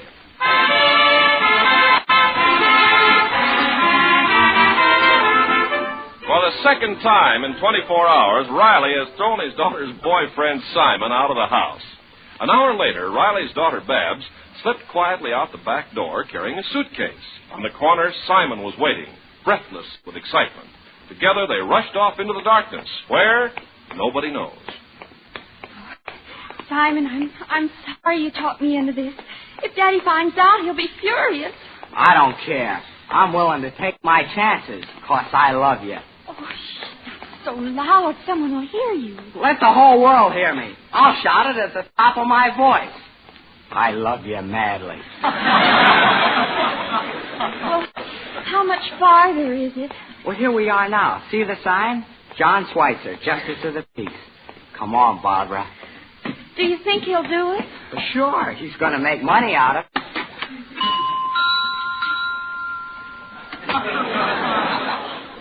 Good evening, Judge Schweitzer. My name is... Well, a handsome young man, a blushing young girl, a little suitcase.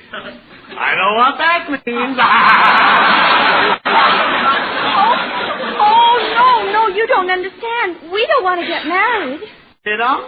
Oh. But I thought when I saw the suitcase... Well, that's full of samples of our greeting cards and wedding announcements. You see, we're selling them. Here's my peddler's license. Well, why do you come to me? Well, we thought you marry a lot of couples, and they'll want to tell their friends about it, so we thought maybe you'd like to be our agent and take orders on commission. Oh, I see. Well, I'm always willing to make an extra buck. I mean, to help young people out.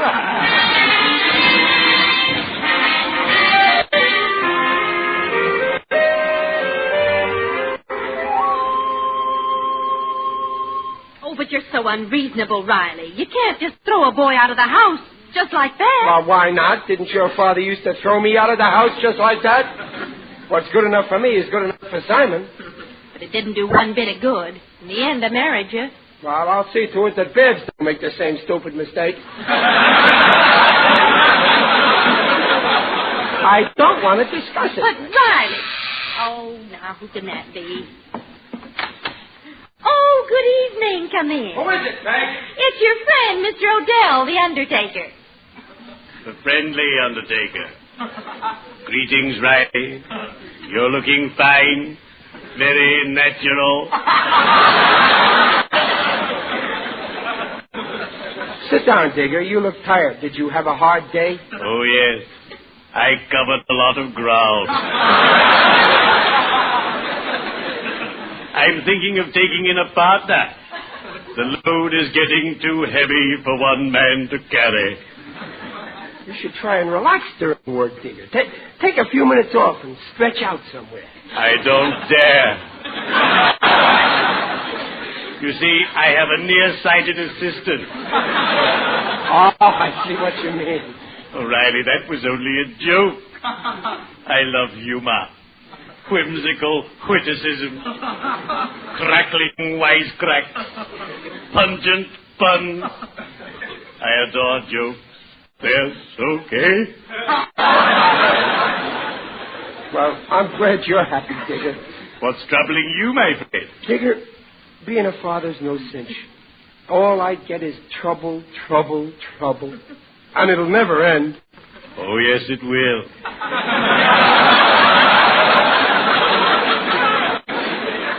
Take my word for it. But I grant you, children are a problem. Take my daughter. Lily Fern? No, Pantagruel. The pretty one. The one who looks like me. Poor child. No boyfriends call on her. They absolutely refuse to come to our house. You'd think we had a skeleton in our closet. I got trouble with my daughter, too. Only she's got boyfriends that I don't want her to have. So she saw at me. She's in the room now, sulking. Oh, no, she isn't. On my way here, I saw her in the street with a young man. She's out? With a boy? What did he look like? I couldn't see his face very well. But as I passed them, I heard him declaim, "I love you madly," and crack his knuckles with a loud pop. That wasn't knuckles, that was bubble gum. She's out with Simon, and I forbade her to see him. I don't blame you. This Simon is certainly no gentleman, letting Babs carry that heavy suitcase. That's just like him to let Babs carry a suitcase.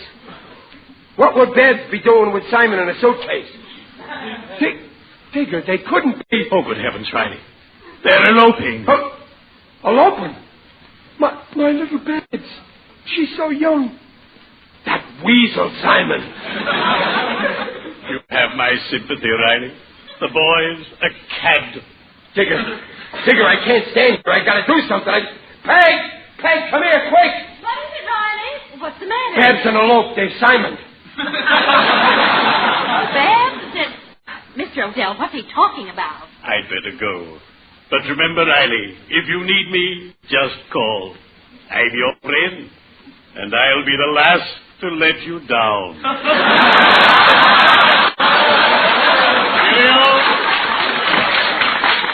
Riley, what's this all about? Answer me. Digger saw Babs eloping with a suitcase. She was carrying Simon.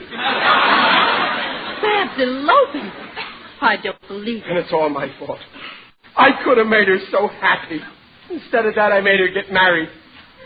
We're not sure she's married. Let's look in her room first. Maybe she left a note or something. Oh, yeah, come on. Huh? Is anything gone? Her clothes? I can't tell. She always leaves her room in such a mess. Peg on her dresser, a note. No, it's some kind of a greeting card. Yeah, and it says, Peg, listen to this. To my bride-to-be. Today, my love, you'll be my wife and live within my heart. Together we will go through life, never more to part. 25 cents. I know it. They're getting married. This proves it. Married? Oh, no, I don't believe it. She's just a baby. Look, there's one of her little bobby socks on the floor. Only this morning, some of her little toes was in it. And now it's empty. Riley, if Babs did do this, you're to blame. You drove her to it. I was only trying to protect her. Well, don't you know it's normal for a young girl to have boyfriends? It's human nature. Well, that's what I was trying to protect her against, human nature. Peg, I'm a failure as a father. My poor little Babs. Oh, the phone. Maybe it's them calling from Niagara Falls. If that Simon tries to reverse the charges, I'll... Hello? Is Simon Van Hoppen there? No, but I wish he was. Well, the girl who was with him left this phone number. Who is this? Tell him Mr. Schweitzer called. Who? John Schweitzer, the Justice of the Peace. Justice of the Peace? Yeah, they left their license here. License? Well, yes, and they'll need it. Tell them to pick it up, huh? Goodbye. Hello, wait, hold on. Peg, that was the Justice of the Peace. They forgot their marriage license at his place. Oh, Riley. Our little girl. Married. I'll put an end to that marriage. I'll tear up the license. I'll take that Simon and have him annulled. Yes, but let's be come. Let's talk to them first. It's Simon's parents. Listen, somebody's coming. Quiet, Peg. Gee, Babs, I hope your father isn't home. I don't think he is. I don't see his cap on the piano. Steady. And I lay my hands on him. Riley, I forbid you to hit him. Now, promise. Please, just one little punch in the nose. After all, he's my son-in-law. No. Better if we discuss it quietly. Well, okay, maybe you're right. I'll hide the suitcase, and then... Daddy! Good night, Babs. Just a minute, Simon! Riley, please. Just a minute, son. Don't go yet. Sit down. Yes, sir. Well? Oh, Daddy, Simon and I did something tonight. Now, please don't get upset, but we went and... I know what you went and did. I found this card and I spoke to that justice of the peace. Oh, Simon, he knows. Mr. Riley, I hope you're not angry. Why shouldn't I be? Oh, but Daddy, it's only temporary. It's only till Christmas. What? Christmas, nothing. I'm calling it off right now. But we can't call it off. We already ordered the baby announcements and... Baby announcements? Oh, my heavens! Yes, sir. I don't let the grass grow under my feet.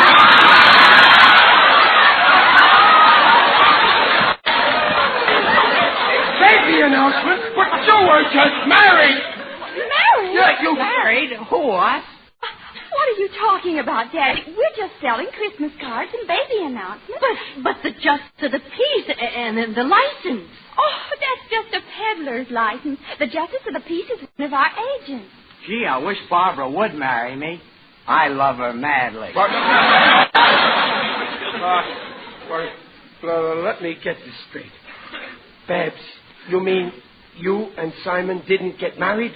Oh, well, Daddy, of course not. I'm still single. What a revolting development.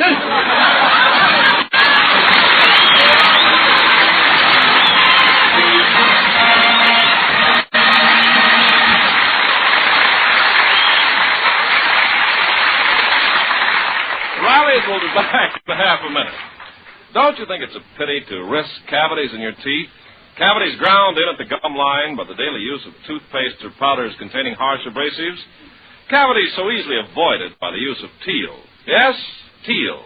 For Teal cleans teeth without abrasives. Protects teeth from such damage. So ask for T-E-E-L, Teal, the tangy, refreshing liquid dentifrice.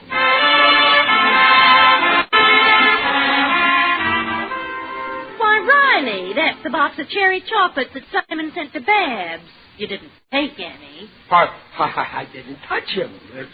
Well, they do look tasty. Oh, I don't think there'll be any harm in trying just one. No. Oh, they're delicious. Oh, that's funny. Well, there's no syrup inside. And there's a tiny hole in each chocolate. Riley? I'm innocent. I didn't do it. I tell you, I'm innocent. He must have been a woodpecker. I swear I'm innocent. I didn't do it.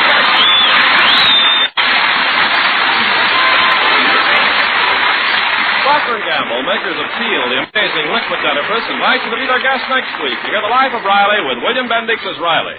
William Bendix appears by arrangement with Hal Roach. The Life of Riley is produced by Irving Brecker and is directed by Don Bernard. Music by Lou Kozloff. The script by Ashmead Scott, Alan Lipscott, and Reuben Schiff. Tonight's cast included Paula Winslow, Sharon Douglas, John Brown, Warren Mills, and Dink Trout.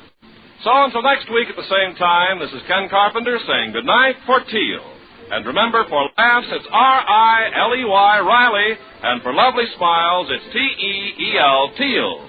Teal, the amazing liquid dentifrice, protects teeth beautifully. Good night.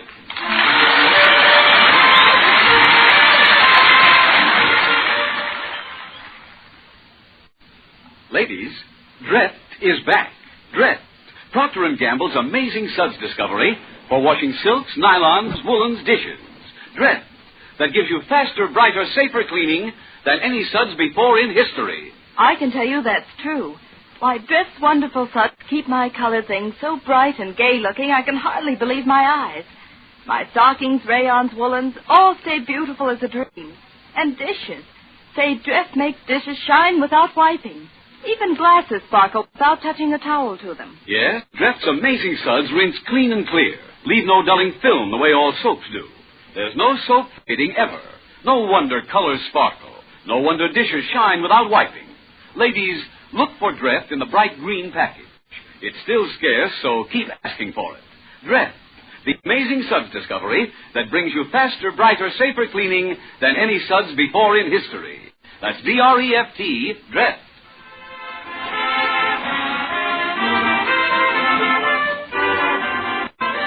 This is the National Broadcasting Company.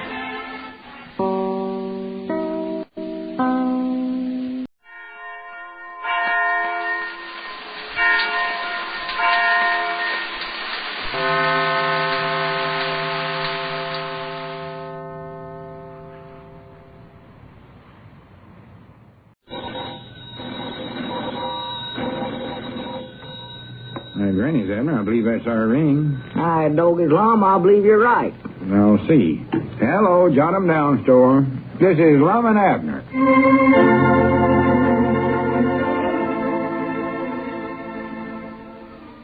And now, let's see what's going on down in Pine Ridge. Well, Squire Skimp failed in his attempt to get possession of the $10,000 gift that Dodge and his Smith left to Pine Ridge.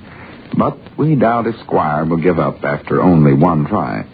Ulysses S. Quincy, the winner of the contest for suggestions on how best to spend this money, is still demanding that Lum and Abner use it to put up a toll bridge, and he's threatening to sue them if they fail to do it. As we look in on the little community today, we find Abner in the Jot 'em Down store with Grandpap seated at the library table, reading up on ways of using the money. Listen. The game of polo is played on a field measuring, according to standard requirements, at least 750 feet in length. Grandpap, I don't care how long a 500 polo feet field in is. width. At each end of the field is a goal. Grandpap, stop reading that. I told you we weren't going to use the money to put in no polo field. Well, it sure worked fine out there on that farm of mine, Abner. Yeah. I'd say that farm over there, well, I'd make it cheap. Yeah. And I believe a good polo field is exactly what Pine Ridge needs. Let's see what else it says here. The four fundamental Grandpap, don't read no more of that, please. The straightforward back and front strokes and the near-side back and front strokes. Well, nearsighted, huh? I'm nearsighted. Maybe I could play polo. Hush up, Grandpap. Just a minute. That's our ring. I can't hear nothing you hollering. All right, go ahead. Hello, Jot 'em Down store and library. Abner Peabody doing the talking. Huh? Oh, it's you. No, Mr. Quincy, we ain't started putting in the bridge yet. No, sir. Goodbye. Oh, I wish I'd have kept track of how many times that Quincy feller's called up here. 750. Huh? Oh, it ain't that many, Grandpap, surely. Yes, sir. According to the almanac, 750 feet in length and 500 feet in width. Oh. At each end of the field. Oh, I've already read that. Grandpap, will you forget that polo stuff, 'cause we ain't going to build one of them things. Now, do you understand? Well, you're throwing away a big opportunity. You could have bought my farm cheap. Well, we don't want your farm. Well, you see. Must be some other books here that'll give us an ID. I ain't looking for no ID. Hey, but this sounds good right here. 500 tricks even a child can do. Tricks? Well, them won't do us no good. You better just leave it up to me and Lum to decide what we'll do with the $10,000, Grandpap. Well, the floating egg trick. Oh, my. An egg is dropped into a pitcher of water and is mysteriously floats halfway down, neither coming to the surface nor sinking to the bottom. Let it sink. I don't care. This trick never fails to amaze your friends, but it is really very simple. Yeah. All you do is fill the bottom half of the pitcher with salt water, and then... Say, Abner, you got an egg handy? No, we ain't got no eggs handy, Grandpap. You ought to keep a couple of them around. Never can tell when somebody might drop in and wants to amaze their friends. Well, we don't want to amaze no friends, Grandpap. We got more important stuff to take care of around here. Let me see, where was I at? Oh. The invisible cigarette trick. The disappearing alligator trick. Well, Jiminy, I believe there's an ID right there, Abner. Huh? Alligators. Buy my farm and raise alligators. Alligators? There's something Pine Ridge ain't got, an alligator farm. Now, what in the world would we want with an alligator farm? Why, make suitcases out of them, one thing and another. Oh, my Well, they goodness. multiply fast, Abner. Well, do you know that... Wait a minute. Believe I'll look that up for you. I ain't interested. Just a little while ago. Believe it was in the almanac here. Grandpapa, don't you have to go home and help your woman charity or something around the place, sir? Alligators. Here we are. Oh, my. The eggs from a single alligator sometimes number as high as 90 or 100. Oh, that's fine. There you are, Abner. 100. Just think that over. Well, now, what could we do with 100 alligator eggs? Well, hatch them out. And each one of them 100 alligators will lay 100 eggs apiece, and before you know it, you got 100,000 alligators. Yes, sir, you got a good idea there, Abner. You sure have. Me? Well, I never studied this up. Then each one of the 100,000 alligators will lay 100 more eggs. Let's see, naught times naught's naught, none to carry. Hey, wait a minute, there comes Lum. Naught from naught is...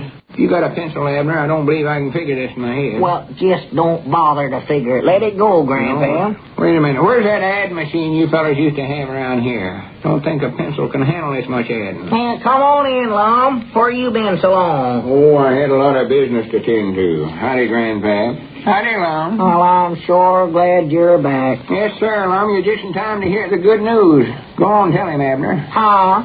Good news? Well, what is it, Abner? Well, I ain't got no good news. Come on now. Don't hold nothing back from me, Abner. Well, I ain't got nothing to tell, Lum, honest. Well, except my grandpap has found out about the $10,000 Diogenes last year. I don't know how he done it, though. Well, there's nothing good about that news. Why, no? Fact is, it ain't news at all. I just didn't find out that everybody in town knows about the money Diogenes give to Pine Ridge. They do? Why, sure. That's all they're talking about down there at the barber shop. Oh, my. Everybody getting big ideas on what they're going to do with the money and all that stuff. Why, sure. How'd they ever find out about it? I don't know. I think Squire Skimp must have spread it around. Squire? Yeah, more than likely he done it because he's mad about not getting the money away from us the other day. Yeah, that snake in the weeds. Of course, I reckon everybody's got a right to know about it. The money actually belongs to the whole town. Yeah. The only thing makes me mad is that everybody's getting such selfish ideas on how to spend it. Selfish? Oh, my, yeah. For instance, Mr. McMillan wants to put new gravel on all the roads around here. New gravel? Yes, sir. Of course, that's just because he's got the gravel pit. Oh, why, sure. That's all he wants that for. And Caleb Whelan wants to put in a horse racing track. Horse racing? I know he's just thinking about getting more business for his blacksmith shop. Why, sure. That's the only reason he done it. Tell him about your idea, Abner. Hush up, Grandpa. Just a minute here. Is there still something you ain't told me, Abner? No, honest, it ain't, Lum. It's just that... wait a minute. I believe that was our ring. More than likely old man Quincy calling up again. Has he been calling up? Oh, been calling all morning long. The phone just ringing off the wall. For goodness sake. Wait a minute. I'll take care of it. I wish you would. A feller can't sit down and rest himself out that old man calling up. I was just talking to Dick Huddleston. Dick says old man Quincy couldn't lawsuit us for not putting up that bridge no way. He couldn't? Well, what about all that legal stuff that Squire looked up about it? Oh, well, that was just some prattle he studied up to scare us into turning the money over to us. Oh, I see. Hey, just a minute. I'm coming. Hello, Mr. Quincy? No, we ain't started the bridge, and what's more, we ain't going to. Yeah, tell him, Lon. Tell him to quit. No, we ain't going to build no bridge. I wish you'd get that straight in your head. No, sir. Go ahead and lawsuit us. Take it to the Supreme Court, see if we care. Goodbye. I reckon that'll hold him for a while. Well, I hope so. He's sure been pestering the life out of me today. It's all I did is answer the phone, talk to him. Yeah, we're through with that bridge idea, I can tell you that. Well, I hope so. Now, if we can get rid of some of these other selfish ideas, we can settle down and do some sensible thinking about how we're going to spend that money. Yeah, that's what we ought to do. Buy something that'll do Pine Ridge a lot of good. Well, we'll think of something. Well, sure. What we ought to have, Abner, I want to talk to you. We need something that'll beautify Pine Ridge. Beautify? Yeah, like, for instance, a nice big statue in the middle of the main street. A statue? Abner, ain't you going to tell them your idea? Be quiet, Grandpap. Wait a minute. Exactly what is this big idea, Abner? Well, Lom, I ain't... Go on, Abner. Tell him about your alligator farm. Oh, me. Alligator farm? For the land's sakes. Abner, you ain't went and bought an alligator farm, have you? Listen, Mom, just a minute. Grandpap's got this. 100,000 alligators the first year. Next year it runs up into the billions. Well, I'll swan to goodness. I can't leave this store 10 minutes without you getting everything all tangled up in some kind of a big mess. Well, now, wait a minute. Don't Here, start I just jumping get us on. out of one crazy idea about a bridge, and now you got us into something worse. Well, just a minute now. Sit back down there, Lum. Let me explain this. You don't need to explain. I know how you get into these things. You're always doing it. Whereabouts is this alligator farm, and how much did you pay for it? Mom, this was all Grandpap's idea. Now, don't put the blame on Grandpap, and don't change the subject. Whereabouts is this farm at? I tell you, Lum, there ain't no... He's using my farm for it, Lum. Your farm. That worthless old place of yours over there? I've done it. No wonder you was encouraging him in this idea. I agree, his Grandpap, you ought to be ashamed of yourself. Ashamed of myself? Why, of course. First, Abner gets some crazy, selfish idea that he wants to raise alligators, and then you're selfish enough to encourage him so he'll buy that worthless old farm of yours. You see here, Lum, now you can't talk to me that way. I've got some rights. I've never seen two fellas that's more selfish and self-centered in all my life. Throwing the public's money away on something that'll just do theirselves some good. All you think about is yourself. Mom, just a minute. That's our ring, I believe. So more like the old man Quincy again. You answer it this time. I'm surprised that two grown fellers like you could get such selfish ideas. Hello, Mr. Quincy. We ain't going to build... Oh, excuse me. I thought you was a Mr. Quincy calling. Who is it, Abner? Uh-huh. A what? Yeah, well, he's right here. Just a minute. I don't know nothing about it. I'll ask him. Lum, this is some feller says he's talking to you just a little while ago. Oh, my goodness. Let me get to the phone. Well, he said that you was talking to him. Well, he just wanted me to tell you was talking to him about getting a statue of yourself built for the main street here, and he wants to know if you want it with or without a horse.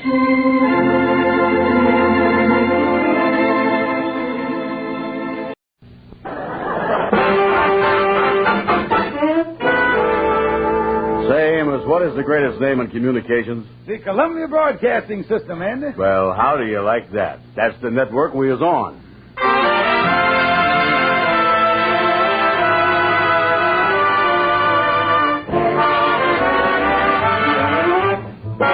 The Amos and Andy Show, written by Joe Connolly and Bob Mosier, transcribed and featuring Ernestine Wade, Amanda Randolph, Johnny Lee, Will Wright, Joe Kearns, Charlie Cantor, Roy Glenn Sr., Lud Gluskin's music, yours truly, Harlow Wilcox, and starring radio's all-time favorites, Freeman Gosden and Charles Correll. Amos and Andy!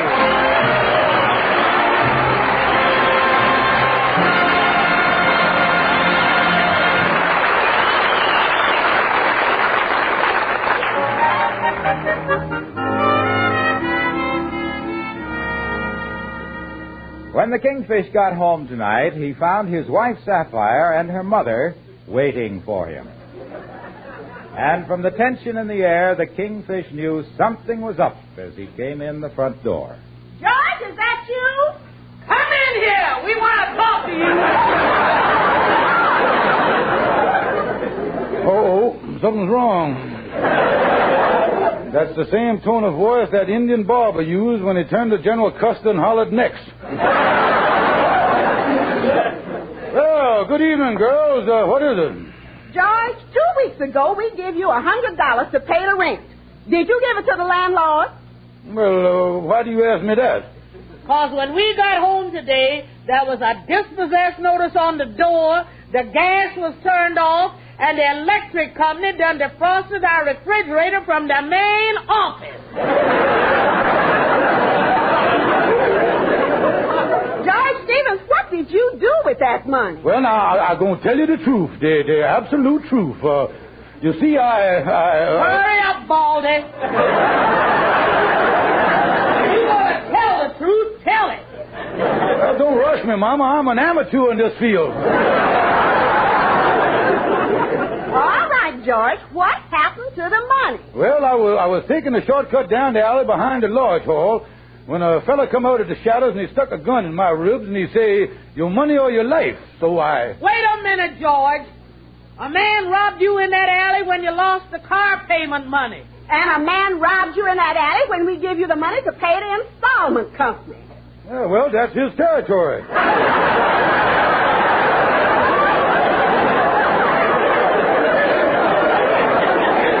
gonna tell you that he robbed me so much we is on a first name basis now. It's Georgie and Creepy. I done used that alley for 3 nights, and the poor fella started sending me get well cards.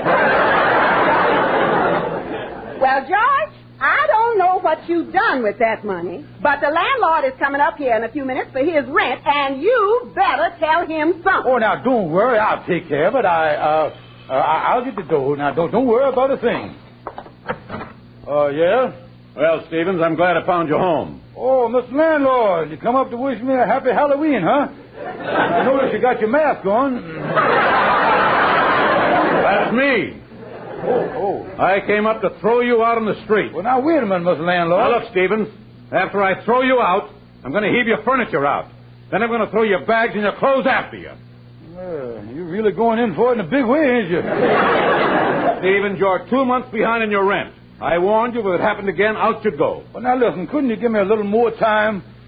Even the warden gives the victim time to get comfortable in the chair before he throws the switch, you know. Now, look, I'm going away over the weekend. When I get back, if that $100 isn't in my mailbox, out you go. Yeah, sir, I'll send it to you. And by the way, Mr. Landlord, would you mind turning on our gas? Turn it back on for us. It's been shut off down for a week. Oh, no. It'd be just like you to kill yourself and cheat me out of my rent.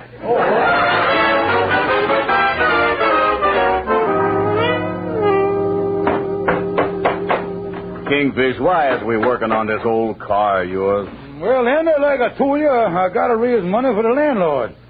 I'm going to get this old car fixed up and sell it. It ain't no 1954 Cadillac, but I ought to get $100 for it. I think this baling wire and this scotch tape will hold the carburetor on there. Now, let's start it up and see how it sounds, then. Okay. All right, I'll start it up here, Andy, and you go around the back and watch the exhaust. You can always tell the condition of the motor by what comes out of the exhaust pipe. Okay, start her up. I'm watching. All right, here we go. Come on.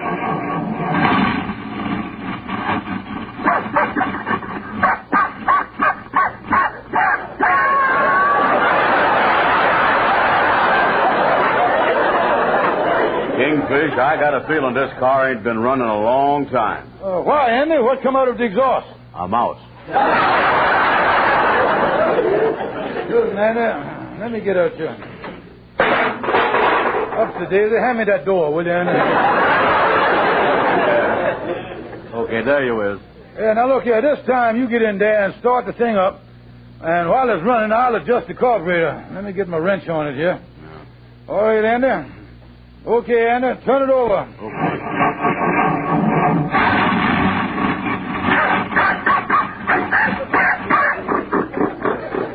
Cut her off, Andy, cut her off.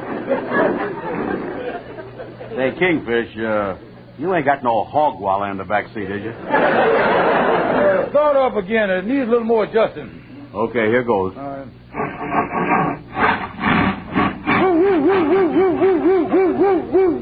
Holy mackerel. Was that the motor? No, that was me, and I got my hand caught in the fan belt. Oh, listen, Andy. We done patched it up the best we can. Let's get it down to some used car dealer before it falls apart. Okay, I'll start it up again. All right, let's go, Andy. There we go. All right. I'll hold both the doors. You drive with one hand and hold the windshield on with the other. Yeah.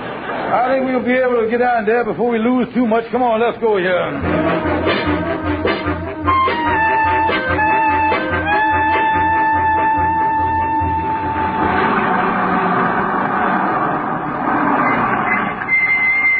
Well, we're back at the lodge hall here. Pick up that door again, will you? You know, I'm going to tell you something, man. I ain't never been so insulted in all my life. Yeah, I know they call that used car dealer Smiling Harry, but he didn't have to laugh in my face. Well, let's get on into the lodge hall here. You know, the thing that burned me up was that junk dealer we took her to. telling us to get it out of there before we spoil the appearance of his lot. Yeah, he had his nerve knocking the car like that. You don't find an automobile like that every day. A 1926 Essex with a Willis Knight body and a Rickenbacker rear end. Well, I tell you, Andy, I got to find some other way to get the money for the landlord. You know, maybe I could... Hey, wait a minute, Kingfish. Look out the window there. Look quick. Yeah, what's the matter, Andy? What's up? Well, look at that. That fellow's getting in your car. Look like he's trying to steal it. Holy mackerel, Andy, he is. Yeah. Yeah, that's what he's trying to do. Andy, you watch out the window there while I get the police on the telephone. Okay. Operator, give me the police, quick. Oh, I forgot to dial. Kingfish is trying out some kind of keys in the ignition. Operator, the police station, quick. Oh, me. Trying to steal my car. And I think I only got it insured for $100. That's all it's worth, $100. Operator, hold the phone. How's he doing out there, Andy? He got a key in the ignition, but he can't seem to get it going. What must we do? Well, don't just stand there, you dummy. Get out there and show him how to start the thing. Hey, look. He got it started, Kingfish. He's pulling away. Hello, what's that, operator? Should you connect me with the police station? No, not just yet, operator. The thing might stall on him. How's he doing, Andy? He's picking up speed, Kingfish. He just went around the corner. Operator, you can cancel the call. Kingfish, why you do that? If you report it to the police right away, he might catch the fellow before he gets out of town. Yeah, well, I thought of that, Andy. Get out the paper. We're going to sit down and write the police a nice long letter. That's what we're going to do here.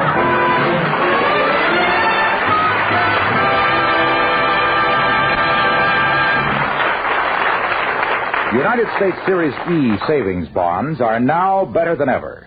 Invest $3, get back $4 in less than 10 years. Start saving the automatic way today. Join the payroll savings plan where you work or the bond-a-month plan where you bank. Today.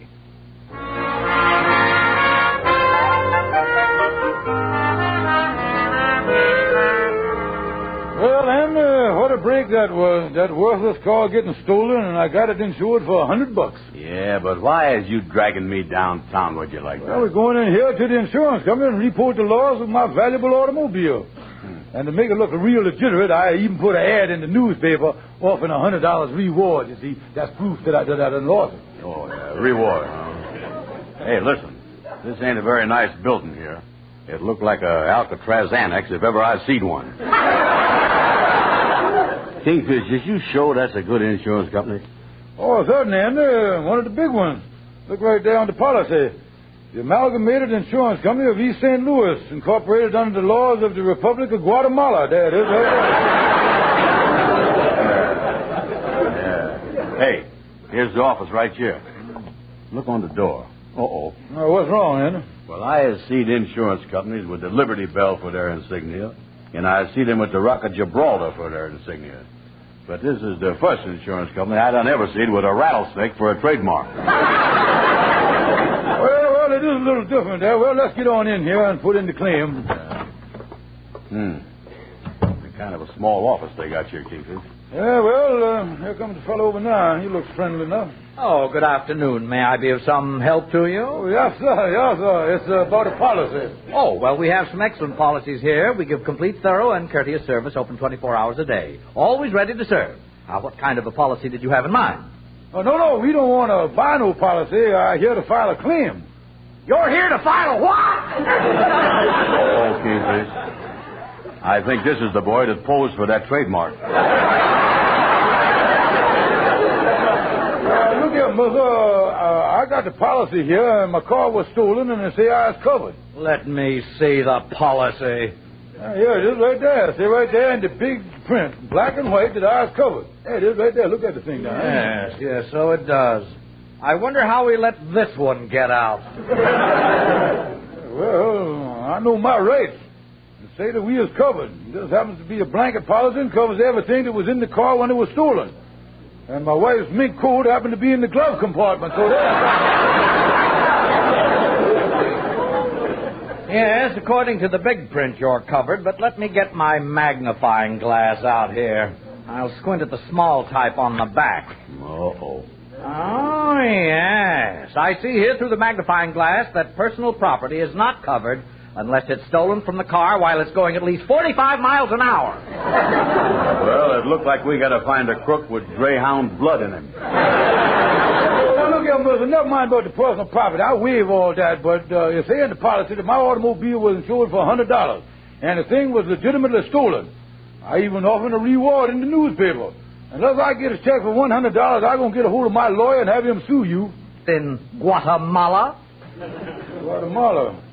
Listen, I either give my money or I go into the insurance commission. That's telling him, Kingfish. Well, if you want to get nasty, we'll investigate the claim. If it's on the level, you'll be paid the $100.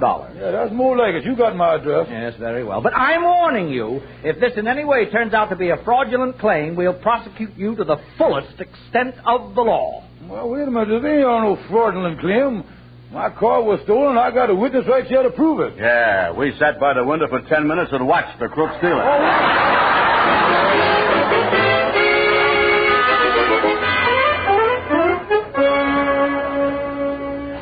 Now, wait a minute, Andy. You can't come into my office and try to tell me nothing like that. What you was telling me couldn't have happened. Kingfish, it done happened, I tell you.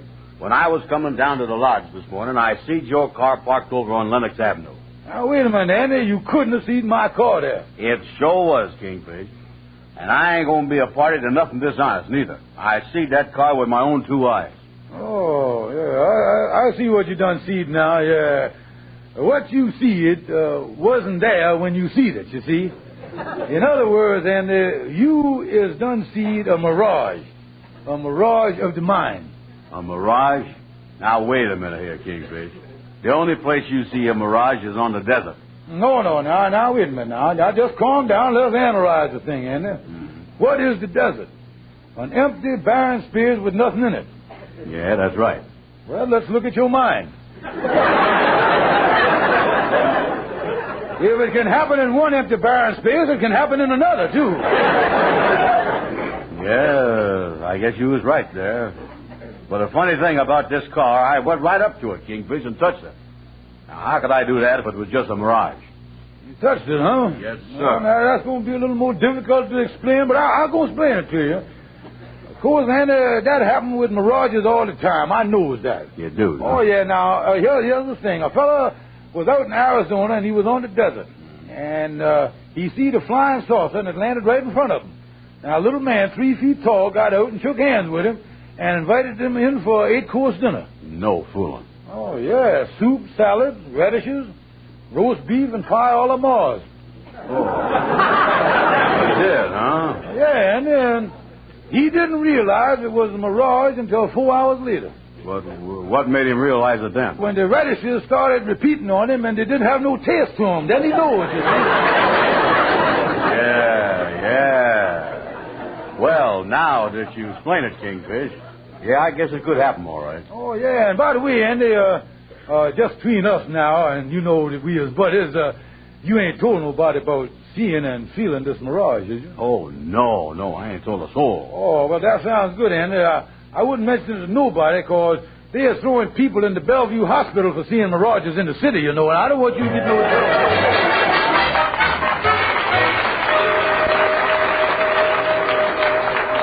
Well, this thing is working out fine. As soon as I get that $100 from the insurance company, I can pay the landlord, and then, hello, George, Kingfish Stevens speaking. This is the Amalgamated Insurance Company. Oh, yes, sir. We've checked with the police, and your car has been stolen, so we're sending your check for $100 over this afternoon with one of our investigators.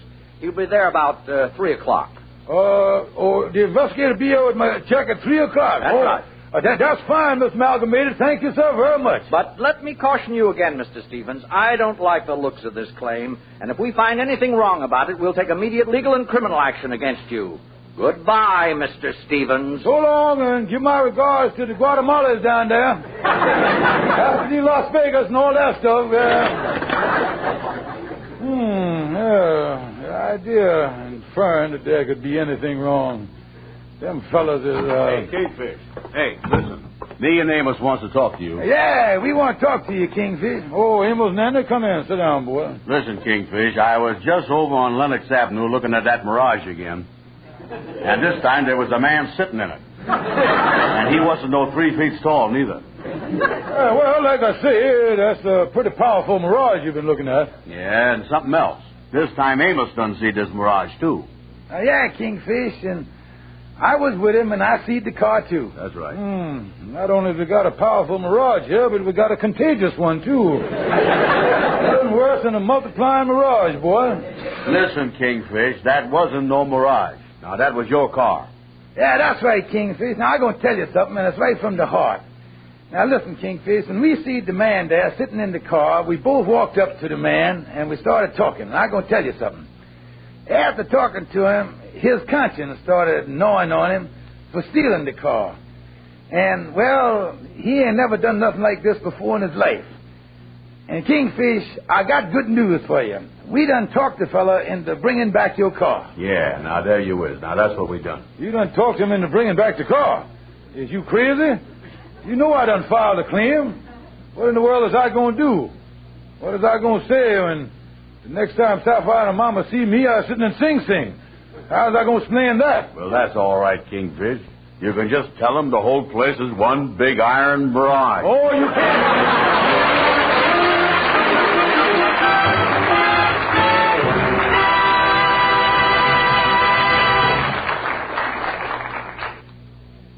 Here comes the fella back with my stolen car. I got to convince him that he should keep it. Well, I shouldn't have too much trouble reasoning with this boy. I'd like to return the stolen car.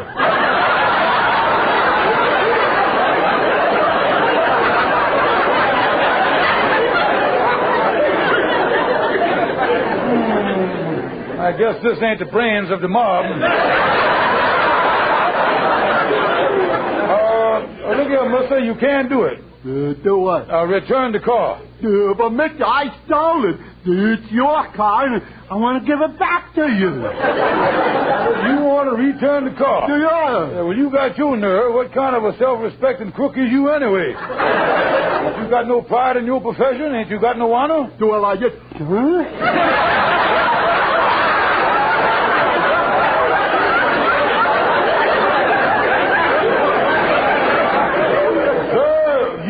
A disgrace to a noble profession.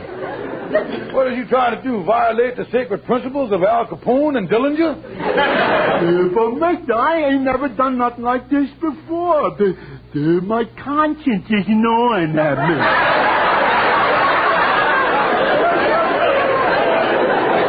Well, if that's the case, why don't you drive the car over to New Jersey and let your conscience gnaw on you over there?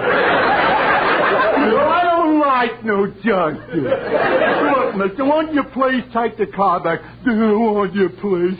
I want to go straight. I read in the paper that crime don't pay. What do you mean it don't pay? It pays as good as anything else these days. Even better, there ain't no withholding tax. Look, mister, please take your car back, please. Oh, sir, you stole it, and you can't play a dirty trick on me and bring it back. Oh, mister, I want to go straight. You got to take the car back, please, mister. Look, I'll even give you money. Now, listen, don't try to bribe me, you dirty crook. Ain't you got no principles? The only decent, honorable thing to do is to keep the stolen car. Well, I guess you fellas got to have principles.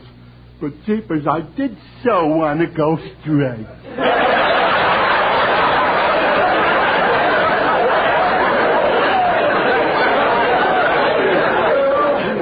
Ain't no hurry about it. Why don't you drive out to California? Get a nice trip for yourself. Then you can go straight in a nicer climate. Yeah, under the orange blossoms and all that stuff.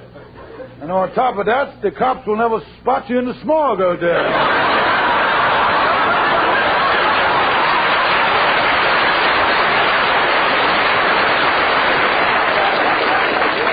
Now you get out of here. I can't waste my time with no crooks. Okay, well, I'll just have to figure something else out. So long, bud. So long.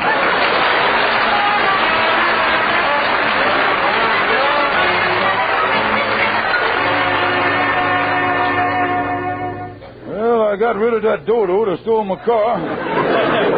Almost 3 o'clock. That man from the insurance company ought to be here with my check any minute. Oh, boy, this is the easiest thing that... Mr. Stevens? That's right, George Stevens. My name's Frank Peters. I came to see you about your car. Oh, yeah, I was expecting you. The phone said you was coming. Sit down, Mr. Peters, sit down. Thank you. Well, everything all set? You got the money and everything? Yes, I have the money right here in my pocket. Fine. Now, if you'll just... Say, Kingfish, did that crook bring your car back yet like he said he was going to do? Well, if it ain't Idiot Brown.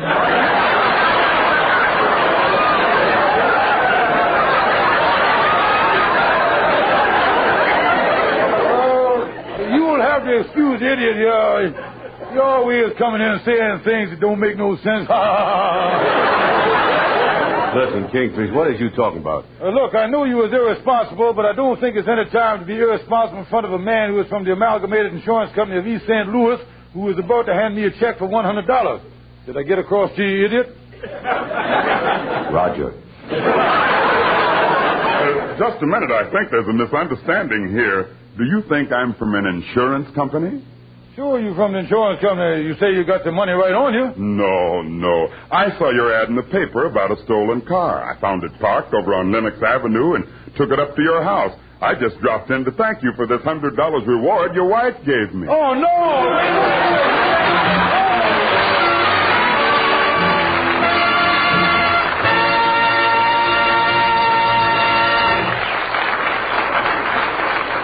This is Harlow Wilcox again, suggesting that you tune in this CBS radio station each evening, Monday through Friday, for the Amos and Andy Music Hall. That's right, folks. Every Monday through Friday on this CBS radio station. Thank you and good night. See you tomorrow night on the Music Hall.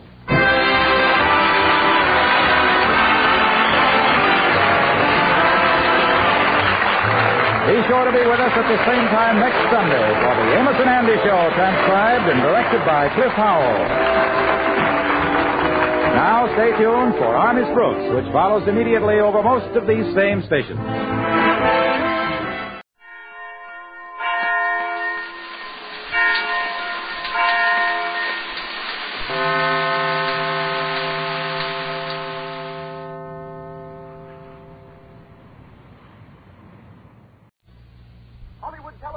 Monday, March 29th.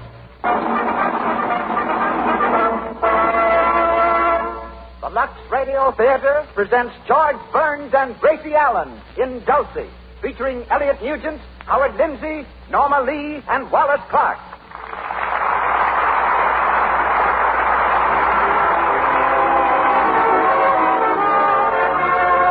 Lux presents Hollywood. Our stars, George Burns and Gracie Allen, Elliot Nugent, Howard Lindsay, Norma Lee, and Wallace Clark. Our guests, Elsa Maxwell, entertainer of International Society, and Hedda Hopper, famous actress and Hollywood personality. Our producer, Cecil B. DeMille. Our conductor, Louis Silvers. This program comes to you with the good wishes of the makers of Lux Flakes, those gentle, marvelously effective soap flakes in whose behalf we welcome you all to Hollywood and to the 126th production of the Lux Radio Theater.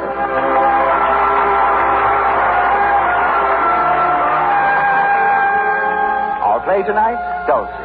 Our stars, George Burns and Gracie Allen. Our sponsors, the makers of Lux Flakes. If you haven't tried the Lux way of cutting down stocking runs, the recent experience of Mrs. John Powers of Long Island may persuade you to. Here is what Mrs. Powers says. A group of us decided to make a simple test. See if we actually could cut down stocking runs by Lux washing. We each took a pair of stockings, washed one regularly with Lux Flakes. The other we rubbed with cake soap. Then we kept careful records of runs. We found Lux cut down on runs amazingly. The average was 72%. Lux Flakes do cut down runs because they save the elasticity of silk. Why not try this easy Lux way of getting longer wear from your hosiery? Start using Lux Flakes tonight.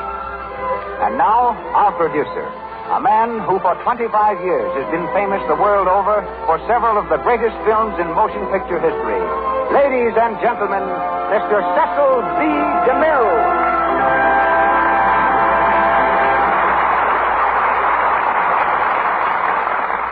Greetings from Hollywood, ladies and gentlemen. With their own romance, George Burns and Gracie Allen changed the movie formula of boy meets girl, boy loses girl, boy gets girl, to girl meets boy, girl gets boy, girl loses her mind. Employed in a New Jersey office, Gracie's quota of silly answers was no higher than that of the average secretary when George Burns came along and convinced her that they should go into vaudeville together. 4 years later, George said, "Why don't we get married?" Gracie, in characteristic fashion, replied, "Who'd have us?" But in spite of that, George's civil question led to a civil ceremony. And now Gracie is not only Mrs. George Burns, she's the divine dunce of screen and radio, and was recently voted one of the best-dressed women in the world. Tonight's play, Dulcy, is remarkable not only for its comedy, but because it was the first conspicuous success of George S. Kaufman and Mark Connolly as writers, and Lynn Fontaine as actress, as leading lady, Howard Lindsay as a director, and Elliot Nugent as an actor. Today, Mr. Lindsay is one of Paramount's ablest writers, Mr. Nugent a noted Hollywood director. But both of them become actors again as they join Burns and Allen in tonight's performance with two other film personalities who were in the original cast, Norma Lee, now Mrs. Nugent, and Wallace Clark. This evening, Gracie becomes Mrs. Dulcinea Smith, wife of that paragon of patience, Gordon Smith, played by George Burns. Mr. Nugent will be heard as William Parker, Mr. Clark as C. Roger Forbes, Norma Lee as Angela Forbes, and Mr. Lindsay as Vincent Leach. And now, we loosen the straitjackets and let the players out of their padded cells as the Lux Radio Theater presents George Burns and Gracie Allen in Dulcy, featuring Elliot Nugent, Wallace Clark, Norma Lee, and Howard Lindsay.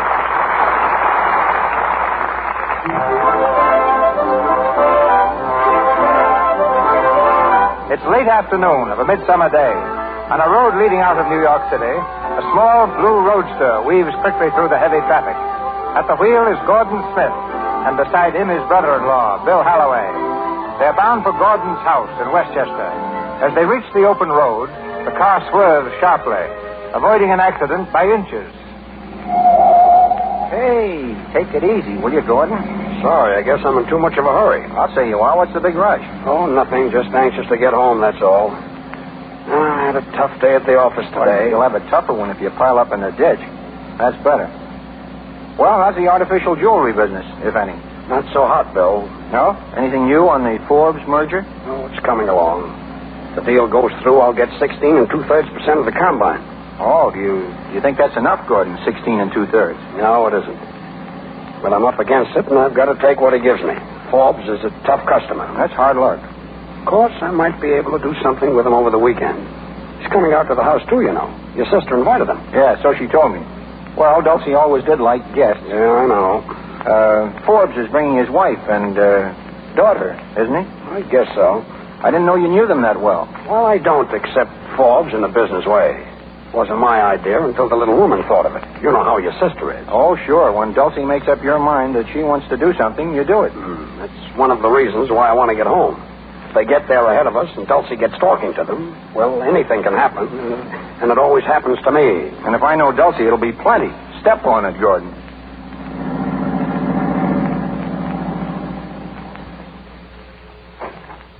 Go ahead in, Bill. Yeah, thanks. Gee, it's good to get home.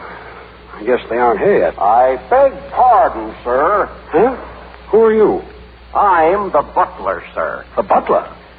I must be in the wrong house. Oh, no, sir. Mrs. Smith engaged me this afternoon, sir. Oh, well, I'm Mr. Smith. Yes, sir. Mrs. Smith described you in some detail, sir. Huh? May I take your hat, sir? Yes, sir. Yes. Thank you, sir. Very good, sir. Can you imagine that? I turn my back and she hires a butler. I guess she had to make an impression on the Forbes. Oh, hello, Gordon. Imagine me. You here. It certainly is a small house. Who's that with you? Your brother. Oh, sure. Hello, Willie. Hello, Dulcie. Oh, Gordon, darling, how are you feeling? Well. You are, huh? My, isn't it hot? It certainly is. Did you have a nice day at the office today? Well, not so bad. Nice and cool in here, though. Maybe that's on account of the cold air. Yeah. Oh, Oh, say it's still breezy doesn't blow in this room. Ring for Henry, will you, darling? I want to put these flowers in water. Wait a minute. Who is this fella, Henry? Why, Henry White, darling. Didn't you meet him? He's the butler. I know. He introduced himself at the door, but who is he? Where did you get him? Well, if you promise not to tell, Yes. He's a reformed convict. What? A reformed convict? Not so loud. He's very sensitive. Yeah, well, so am I. And I don't like the idea of having a second-story man polishing off the silver. Oh, he wouldn't steal anything, Gordon. He's going straight now. He hasn't taken hardly a thing since he got out of prison. When was that? Last week. I say. Well, anyway, we've got to have a butler, darling. What, Dulcy? We're having guests, Willie. Very important guests for the weekend. Guess who's coming? The Forbes? Who told you? You did? Ah, you guessed it. Yes, there'll be Mr. and Mrs. Forbes and his wife, and Angela. Angela's their daughter, you know, and sweet. Why, she's just the sweetest thing. Yes, sir. Oh, She- really? Oh, what do you mean? You don't know her? Of course I do. I've known her for years. Well, what's funny about that, Dulcie? Oh, he didn't know. I never knew he knew. Isn't that funny? Or is it?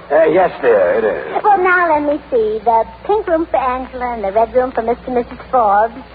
I better have the green room made up for Schuyler Van Dyke.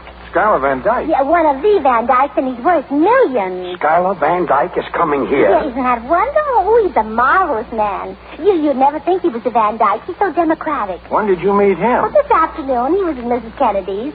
He had a lot of other invitations, but he accepted mine. But, Dulcie, having this man here with Forbes, how do you know they like each other? Oh, they will. Mr. Van Dyke's a businessman, too, darling. He owns all kinds of things. Railroads, I think. Well, anyhow, it's something like railroads. He'll help entertain Mr. Forbes. Isn't that a pleasant surprise? You know, Gordon, one thing Dulcie never learned is the difference between a surprise and a shock. Oh, Willie, you're saying silly things to try to mix me up. Okay, I think I'll go upstairs and wash a little. Yeah, that's right, dear. I want you to look nice and clean for our guests. See you later. Bringing in a Mr. Van Dyke to entertain Mr. Forbes. Dulcie, Forbes isn't the kind of a man who wants to be entertained. All right, dear. Then Van Dyke can entertain Mr. Leach. Well, that's better. Mr. Leach? Who is Mr. Leach? Vincent Leach. You know, the big moving picture writer? Oh, yes. Is he coming here? Yes, isn't that wonderful?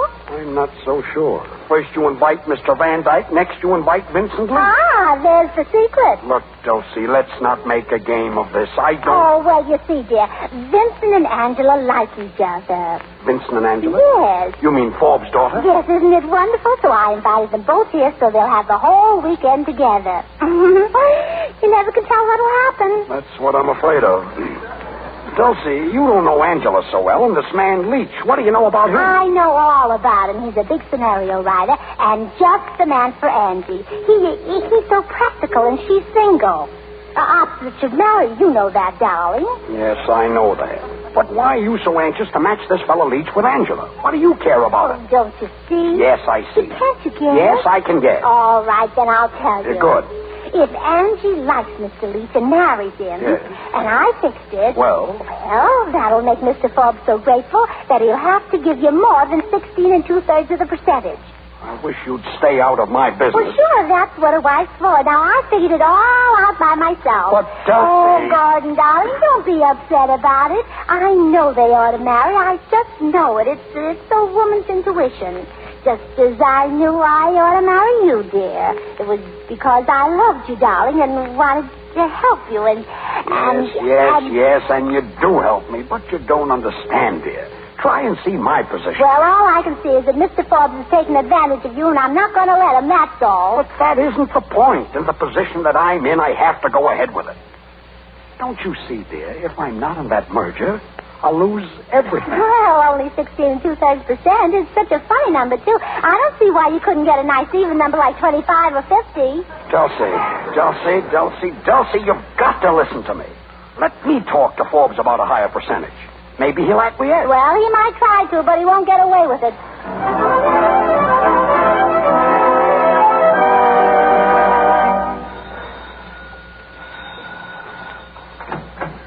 Good afternoon. Good afternoon. Forbes is my name. Yes, sir. Just step right in, please. Come on, Eleanor. Yes, dear. Angela? This way, please. My, what a lovely room, isn't it, Angela? Yes, the whole place is lovely. Nobody here. Looks like they came too early. Oh, no, sir. Mrs. Smith asked me to say that she'd be down directly. All right, all right. Not at all, sir. Excuse me, please. Well, nice reception. Now, please, Charlie. What do you mean? Oh, don't be a bear, Father. Try to be pleasant for once. Well, why should I? I didn't want to come down here in the first place. I could have done my business with Gordon Smith in New York. I know, dear. But a nice weekend down here in the country will be very... Weekend? What do I care about a weekend? I'm a businessman, not a playboy. You know how I despise golf and tennis and all that truck. Well, we're here now, Father, and you might as well make the best of it. I didn't care so much about coming myself, if you want to know. Oh, you didn't? No, not particularly. I'd rather have stayed in town. Oh, where you can see that half-baked moving picture writer, I suppose. Why, Father. Oh, I know all about it. You've been seeing him almost every day, and I don't like it, do you hear? I don't like it at all. Why not? Mr. Leach is a very nice young man. Mr. Leach is a young fool. Well, how can you say that? You've never even met him. No, but I've heard about him. That was enough for me. Charlie, please don't excite yourself. You know it's bad for you. Come over here and sit down. Now, sit down right here. I hate those soft chairs. They're bad for my back. Well, look who's here, Mr. and Mrs. Falls. Good afternoon. Oh, Mrs. Falls, I'm so sorry to have kept you waiting. Oh, it's quite all right. Oh, and Mr. Falls, well, how are you? Oh, all right, I guess. And Angela. How are you, Mrs. Smith? Oh, now where is Gordon? Gordon! Yes, Dulcy. Oh, there you are. Oh, hello, Mr. Falls. Hello, Mrs. Well, did you have a nice drive out from the city, Mr. Falls? It's awfully pretty, isn't it? Yes, I guess so. Did you all come out together, or did you drive? I don't know. We came through house. Oh, that's the short way. Now, you should have come the long way. That's quicker. No, I think that is the long way, isn't it, Hartsdale? Yes. Well, it really doesn't matter. No, both ways are awfully pretty. Sit down, Mr. Forbes. Thank you. No, not in that chair. That's the hard chair. Yeah, but I prefer the hard. Oh, now, don't sit, Mr. Forbes. You sit right down in this nice soft chair. Now, Go please. ahead, now, there. Now, please. Oh. Why, Mr. Forbes? It's his back. He's been having a little trouble with it lately. Are you all right, Mr. Forbes? I hope so. Oh, of course he's all right. Nice and comfy. Oh, Angela, have I a surprise for you, or will you be surprised? What, Mrs. Smith? Oh, you'll see, dear. Dulcy, please. Well, Mr. Forbes, I'm glad you could get down early. I'd like to talk over something with you. Oh, now, Gordon. No business, please. But, Dulcy, that's what Mr. Forbes came down. Oh, no, dear. This is the time for play. You know, Mr. Forbes, the one thing poor Gordon has never learned is how to play. He takes everything so seriously. Now, what I like to do is just cut loose once in a while, just be children again. And I've got the most wonderful day planned for you, Mr. Forbes. We're going to play and play and play. Me? Well, thank you very much, but you know I... Oh, but you play golf, don't you? Well, to tell you the truth... Oh, well, that's good. You love our course. It's wonderful. Yes, but I've been having a great deal of trouble with my back lately. Let's go with our club. We'll fix that up. What you need is exercise. Exercise? Yeah, you and I'll go out and play 18 holes of golf the first thing in the morning. But, my dear Mrs. Smith... Excuse me, Mrs. Smith. Yes, Henry? Yes, Henry, what is it? Another guest is here, madam. Amos. Wait. Don't tell us his name. Just show him in, Henry. Very good, madam. Oh, Angela. Yes, Mrs. Smith. This is the surprise I was telling you about, Angela. Oh, who is it? Well, you'll see in a moment, darling. In here, sir, please. Thank you. Oh, good heavens. Mrs. Smith. Oh, how do you do? Ladies and gentlemen, this is Mr. Vincent Leach, the great moving pictures writer. What? Yes, Mr. Falls, Mr. Vincent Leach. How do you do, Mr. Falls? How do you do? And this is Mrs. Falls. How do you do? And Mr. Smith, my husband. How do you do? Oh, and of course you know Angela. Angela, this is a surprise. Yes, isn't it, Mr. Leach? I didn't know you were going to be here. Neither did I. Yeah, what's that, Mr. Falls? Oh, nothing, Mr. Smith. Nothing at all. Oh, I thought you said something. Mr. Leach, we're all so glad you could come. He's been so busy, Mr. Forbes, working on his new picture. Tell him about it, Mr. Lee. Well, I'm afraid I can't just now. It's a little long. Perhaps after dinner. Oh, yes, of course. But I may say without exaggeration that it will probably be the most magnificent picture of its type ever produced. Oh, how wonderful. Yes, even better than my last picture, The Sacred Love. I suppose everyone here saw The Sacred Love. Oh, I thought I beg pardon, Mrs. Smith. Yes, what is it? Mr. Schuyler Van Dyke. Mr. Van Dyke? No, Mr. Forbes. This is just our butler. Here comes Mr. Van Dyke. How do you do, Mrs. Smith? I'm sorry to be late. Oh, don't mention it, Mr. Van Dyke. I had to make several important long-distance calls. Business, you know. Oh, of course, you captains of industry. Oh, Mr. Forbes, this is Mr. Van Dyke. Mr. Van Dyke. Well, how do you do? How do you do? I brought him here especially for you, Mr. Forbes. Dulcy. Gordon, I told you it isn't polite to whisper in front of company. Oh. Well, now our weekend has started.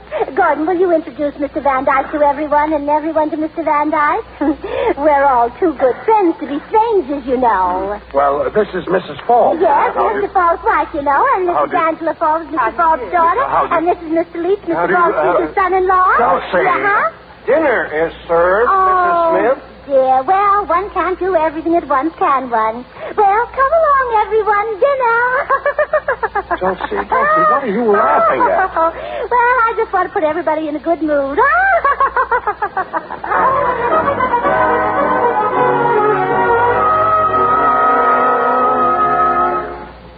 Charlie, let's go back to the others. I tell you, I'll do nothing of the sort. This place is going to drive me crazy. Now, Charlie, please don't excite yourself. You know how bad it is for you after eating. Did you hear what that woman said? I've got to get up tomorrow morning and play golf. Golf. If there's one thing I hate more than anything in this world, it's golf. Unless it's bridge. Oh, Charlie. If I could think of a good excuse, I'd go back to town tonight and take Angela and you with me. But, Charlie, you can't do that. Don't you suppose I see that woman's plan to throw Angela and that fool Leach together? But I tell you, he's a most charming man. And I tell you, Mrs. Smith, if it weren't for Smith and our business relations, I would go back to town tonight. Oh, here I am. I've been looking all over for you, Mr. Forbes. You know what we're going to do? We're going to play bridge. What? Mrs. Smith, I don't think I care to play bridge this evening. Oh, now, you businessmen must have some relaxation. You remind me so of Gordon, the poor darling. He does nothing but work. I don't suppose he's told you, Mr. Forbes, but he's really got a lot of things on hand. Why, what do you mean? Well, you might just as well know. It isn't only the pearl business. He has lots of other interests, too. What's that? It's really asking too much to make him give up all these other things to come into the jewelry merger. That is, unless it were made worth his while. Of course, if he only got 16 2/3%, he couldn't afford to give up all his time to it. Oh, no, he'd have to look after his other interests, too. And you'd be the loser. Oh, I see. Well, I thought you would. Are you coming, Mrs. Forbes? Oh, yes, Mrs. Smith. Well, hurry, dear, then. We're going to start the game. Oh, hello, Mr. Forbes. All alone? Yes, Mr. Smith. I'd like to have a word with you. Of course. Smith. Yes? Your wife has just been telling me something of your other business activities. Other business activities? Yeah, and it came as something of a revelation to me. I don't understand. Well, as you may have been aware, my agreement to admit you on a 16 2/3% basis was founded on the expectation that you would give all your time to the new enterprise. Yes, of course, Mr. Forbes. But in the circumstances, your business and your services would hardly be worth that amount to me. No, I think we shall have to lower your percentage. But, Mr. Forbes, you don't understand. Oh, I think I do. And now, if you'll excuse me, I'll go and play bridge. Oh, I'm sunk. Dulcy, where are you? Yes, Gordon, dear. Well, come here, quick. Oh, Gordon, I've got news for you. Wait a minute. Oh, Dulcy. but it can't wait, dear. I must tell you. Dulcie, please. Mrs. Forbes just told me that Mr. Forbes never plays bridge. Well, what of it? What of it? Why, Gordon, dear, don't you see? He's out there now, ready to play. That means he likes us. He likes us, Gordon. Everything's going to be wonderful. Oh, I can feel it in my bones. Oh.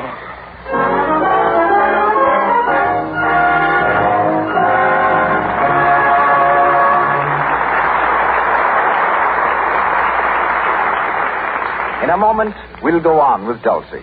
But now, let's listen in on a typical Lux home. Young Mr. and Mrs. Johnson, who have been married just a month, are giving a party in their new home.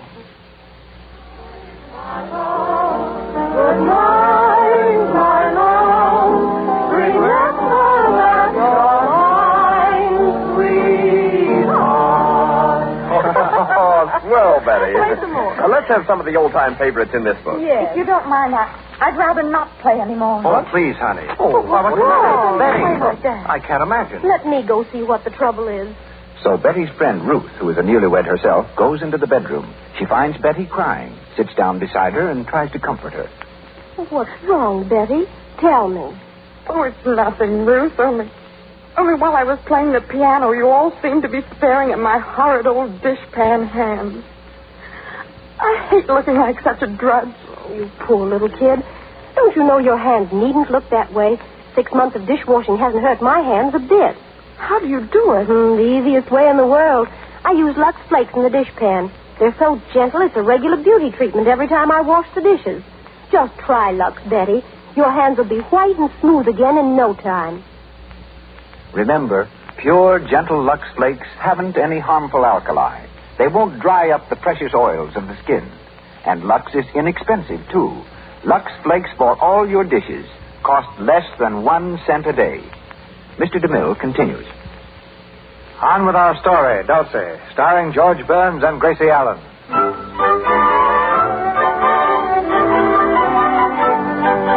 After carefully patching up the damage done by Dulcy, Gordon was able to convince Mr. Forbes that his percentage of the merger should not be lowered. But there's more trouble brewing. It's a few hours later, and Dulcy is alone in the living room. The door opens, and Vincent Leach and Angela enter excitedly. Oh, Mrs. Smith, we've got to speak to you. Yes, we want you to help us. Why, Mr. Leach, Angela, is there anything wrong? Oh, Mrs. Smith, Vincent and I are in love. In love? In love? Oh, Angela, Mr. Leach. Oh, if this isn't the most wonderful thing I've ever heard. Why, it's wonderful, that's all I can say. Oh, I'm so happy I could cry. Good news affects me that way. Oh, Vincent. I may call you Vincent now, mayn't I? Of course. Mrs. Smith, we're going to need your help. Oh, yes, darling, of course. Now, it's a secret, and you must promise that you won't tell anyone. Oh, I know. I wouldn't tell a soul. Well, we're going to elope. Elope? Tonight. Tonight? You mean run away and get married? Oh, why? Well, that's wonderful. Oh, that's just marvelous. Oh, now remember, you're not to tell us. Oh, I know. I wouldn't tell anybody, no. How soon are you going? Oh, just as soon as we can. Aren't we, Vincent? Yes, if we can get away. Oh, of course. I'm so excited. I don't know what to do next. Oh, Willie, Vincent, and Angela are going to elope. Smith, you promised you wouldn't tell. Oh, but I won't, and Willie won't tell anybody either, will you, Willie? You're going to elope, Angela, with Mr. Leach? Yes. No, I won't tell a soul. Oh, there you are, Angela. Thank you, Bill. Yeah. Where are you going to elope to? Why, where were we, Vincent? Well, I hadn't thought about it just yet. Well, there are lots of places. Oh, sure. How about a marriage license? Why, I don't know. Vincent? Well, I thought we might find one someplace. Oh, Willie, you could help them some way, couldn't you? You know where to get a license and everything. Why, yes. As a matter of fact, I'll be glad to drive them there. Oh, now you see, that's just why I told them, everything's just working out beautifully. And I'll tell you what we'll do. What do we suggest, Willie? Is everything ready? Oh, we just have to get our bags. They just have to get their bags. Vincent, now you go find Mrs. Forbes and tell her, and then we'll all meet in the garage. Now I'll go up and get Angela's things for her. But wait a minute. Oh, hurry, Vincent. The less speed, the more haste or something, you know. All right. I'll see you in the garage in about 3 minutes. Don't keep me waiting. Oh, we won't. Well, now that's settled. I'll go up and get the things. Oh, I'll go with you. Oh, no, I'll bring everything out to the garage. If anybody sees me, they won't suspect. Oh, well, you know, I'm so excited. It's just like times of old when I proposed. Oh. Well, are you all ready for the elopement, Angela? Bill Parker, I think you're just horrid. Speaking to me? You know very well I am. Oh, you don't mean it. I'm really being very good to you, helping you out in this way. Well, you don't have to be so happy about it. After all, we are old friends. Yeah, that's why I'm glad. You're glad, aren't you? That has nothing to do with it. Of course I am. Oh, you're just impossible. Angela, you told me once that I'd never change. Well, you were right. I never have changed, especially about you. I don't care whether you have or not. I think you're positively hopeless. I guess I am. Well, let's get going, shall we?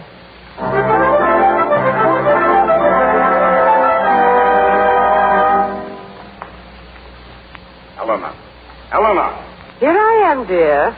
In the garden. Oh, what are you doing out here? Oh, watching the stars. It's a beautiful night, isn't it, Charlie? So calm and peaceful. Peaceful. You know, that woman is enough to drive a man crazy. Say, is that our car? Where, dear? Well, going out the drive. See it? Oh, it couldn't be ours, darling. No? Well, where's Angela? I don't know. I haven't seen her since dinner. Out gallivanting with that Saxonario writer, I suppose. Do you mean Mr. Leach? Yes, I mean Mr. Leach.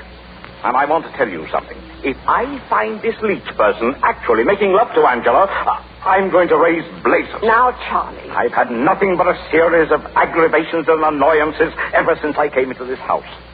Eleanor, I can truthfully say that in all my 53 years, I have never spent an unhappier evening. Oh, Charlie. Yeah, but I'm not going to spend another. I'm not going to stay here and play golf and bridge. Well, what are you going to do? I'm going home. Charlie. I'm going upstairs and pack right now. Charlie. Oh, Mr. Forbes, here you are. I won't be for long. What did you say?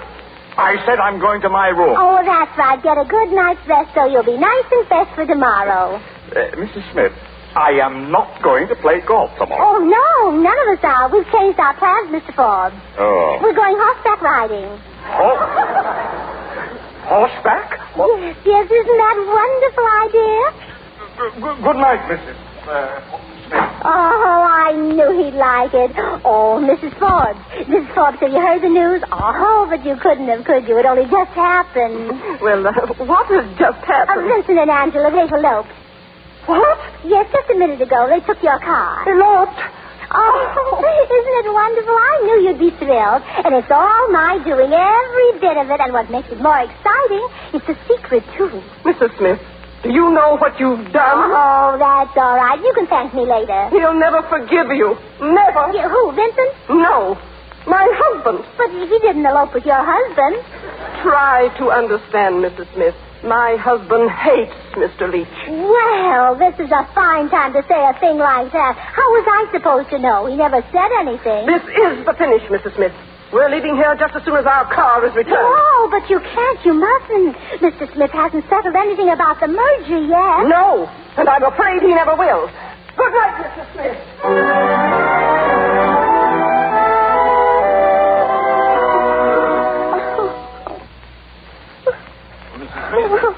Yes, Mr. Van Dyke. You mustn't cry like that, Mrs. Smith. Oh, I can't help it. You don't know what's happened. Yes, I do. I just heard Mr. Forbes storming about it upstairs. You couldn't help but hear him. Oh, Mr. Van Dyke, isn't it awful? Isn't it terrible? Nothing is so terrible that it can't be mended. Oh, but the merger, it may be all off. I don't know what Gordon will do. Mrs. Smith, I like your husband very much. Oh, do you? Tell me, would he be willing to get up his own merger? One bigger than Mr. Forbes ever dreamt of? Why, well, I never thought of that, but Mr. Forbes... That's it, exactly. Now, I've always wanted to take a little flyer in the jewelry business. Suppose I finance Mr. Smith. Suppose he and I set out to beat Mr. Forbes together. How would that be? Beat?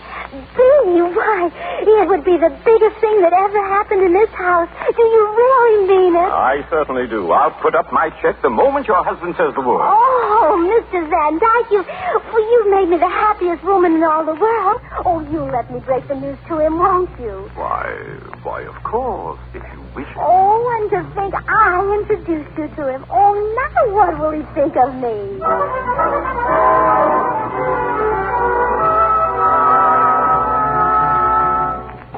Wait a minute. Say that again, Mr. Van Dyke. Why, of course. I said that your wife has interested me very much in this proposition, and I've told her that I'm willing to finance a combination to beat Forbes and his crowd with you at the head of it. Oh, he's just waiting for you to say the word, darling. I can't believe it. But it's true. It is, dear. Why, it's too good to be true. I could get rid of Forbes and put my business in for what it's worth. Oh, yeah, oh, Gordon. I really could do big things. I'll be backed financially by the Van Dyke interest. Exactly, Mr. Smith. Excuse me. Oh, come in, Forbes. Oh, we were just talking about you, Mr. Forbes. I'm compelled to make a little announcement. I merely wish to tell you, on top of everything else, that my wife's diamond necklace has disappeared. Disappeared? In view of the fact that it took place in this house, I thought you might have a sentimental interest. Don't you dare accuse Henry of stealing anything. Dulcy. Henry? Who's Henry? Yeah, Dulcy, quiet. No, Gordon, I'm not going to stand here and listen to him make insinuating remarks about my servants. Henry is perfectly honest. His honesty has been proven. He's been paroled 7 times. Oh. Well, that's very interesting. Where is this man? Why, he's not here. He asked me if I'd let him take the evening off, and I said yes.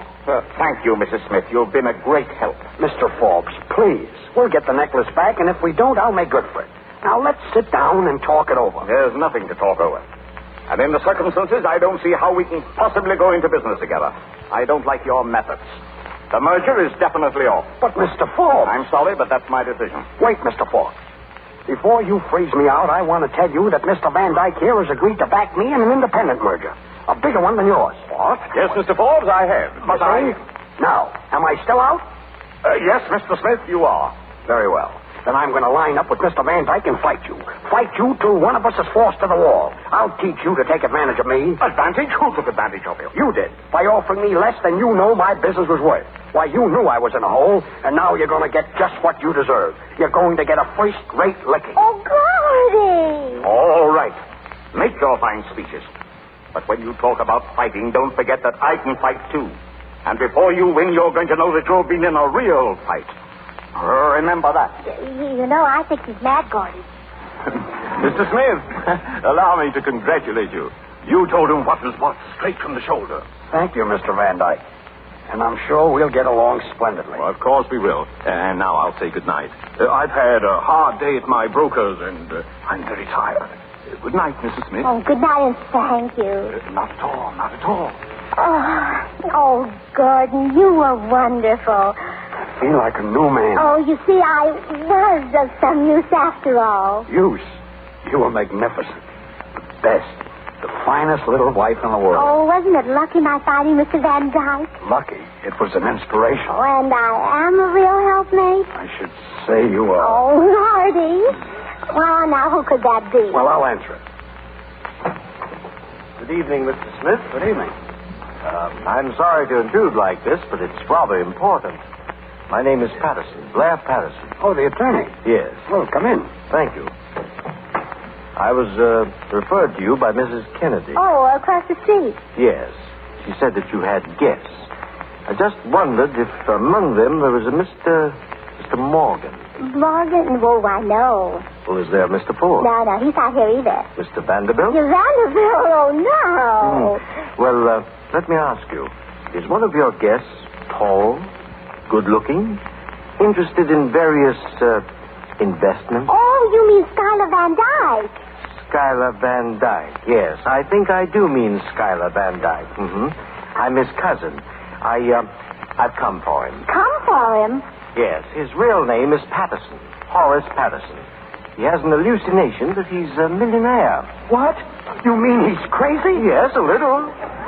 But harmless, I assure you. Dulcy, he's crazy.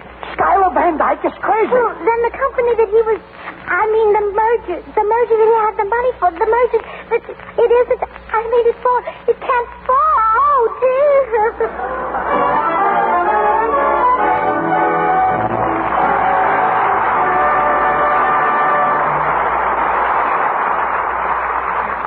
pause for station identification. This is the Columbia Broadcasting System.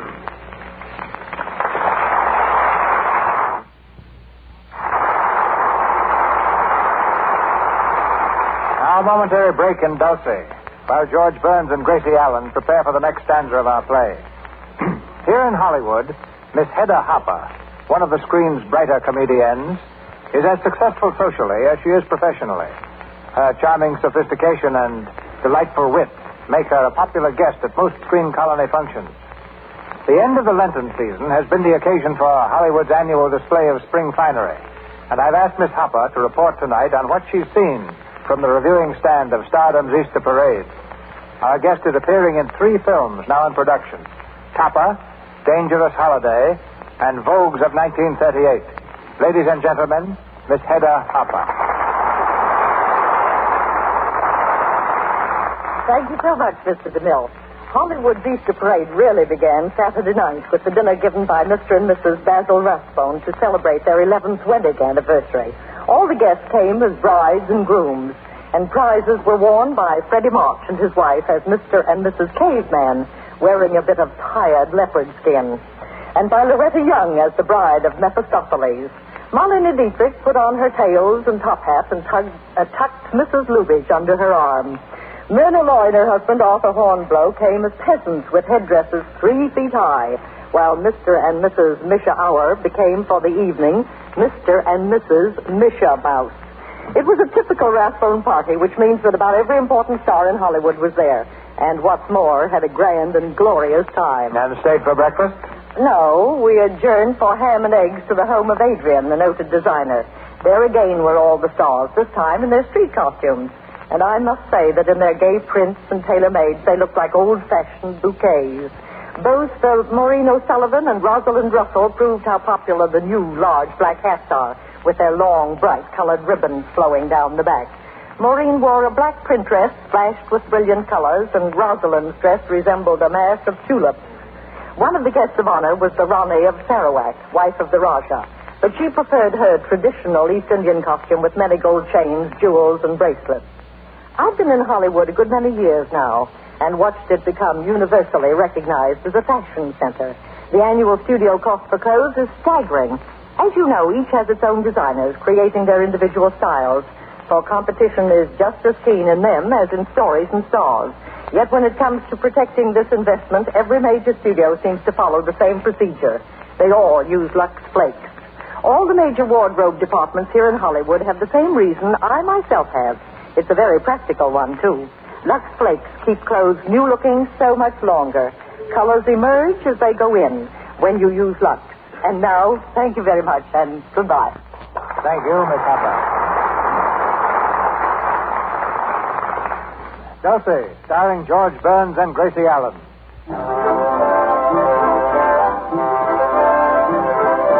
It's early the next morning, and Blair Patterson, the lawyer who brought the calamitous news of Mr. Van Dyke's hallucinations, is in the living room straightening out his rumpled clothes after spending the night on the sofa. Down the stairs comes the happily demented Mr. Van Dyke, singing cheerfully.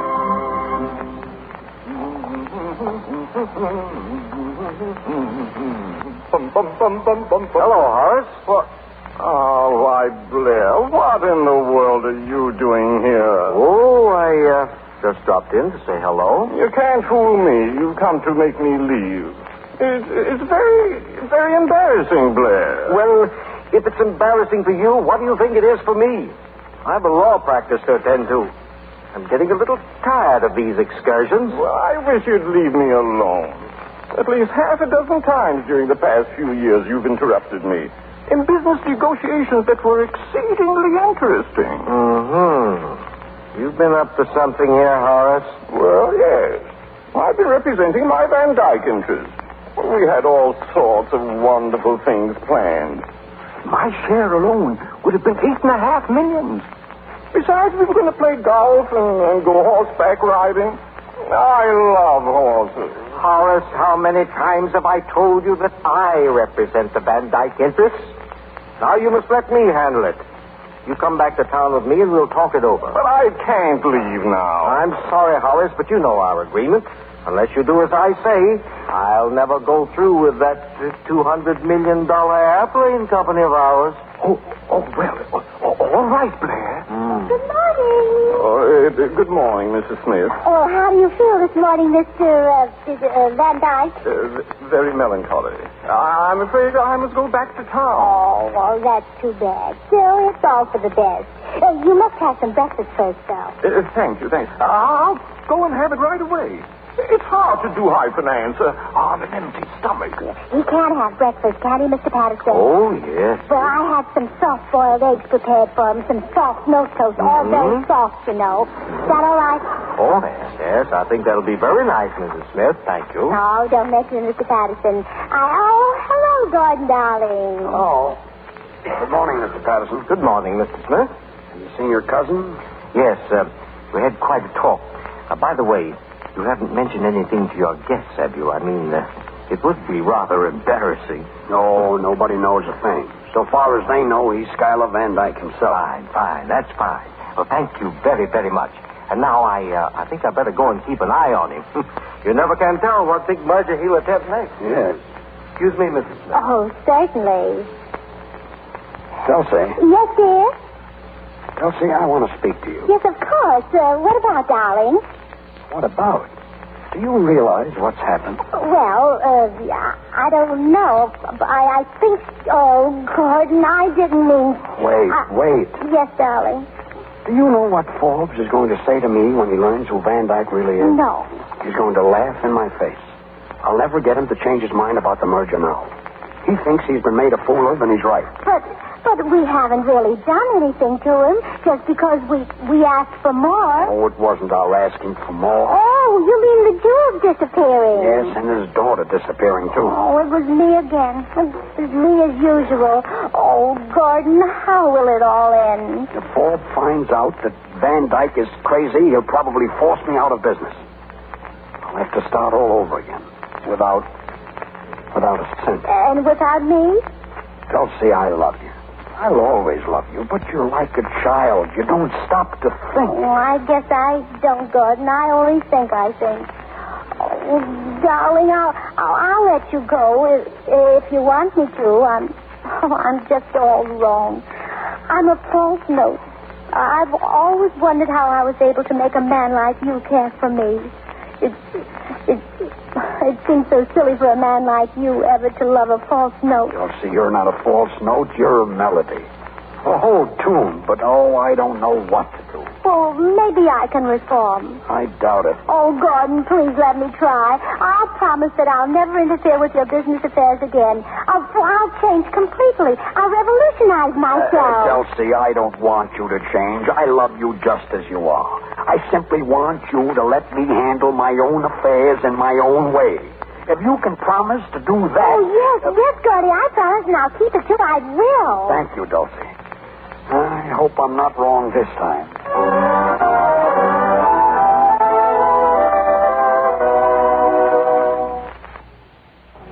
Good morning, Mrs. Smith. Oh, Mr. Forbes, I've been looking for you. Really?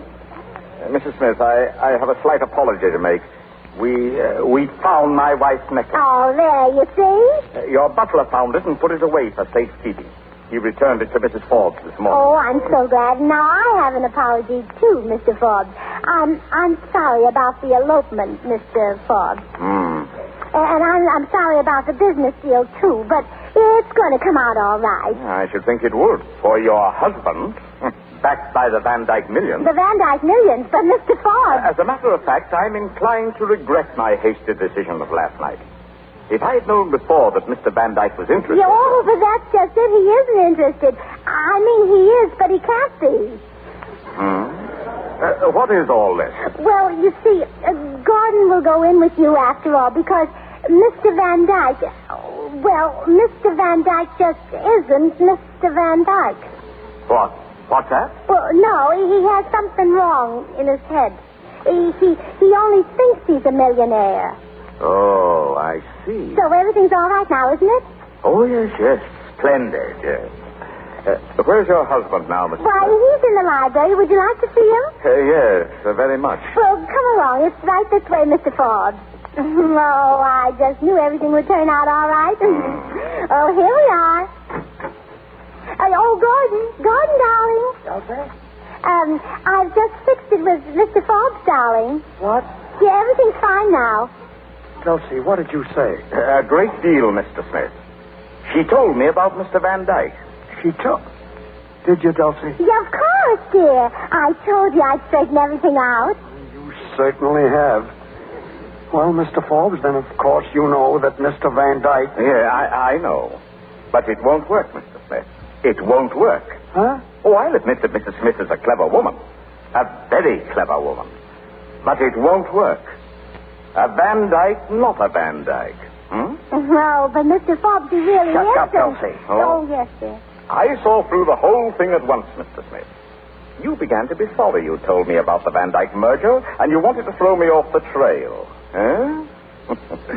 Well, you can't do it. I know what's in the wind, and I'm going to hold you to our agreement. Agreement? Well, it was a verbal agreement.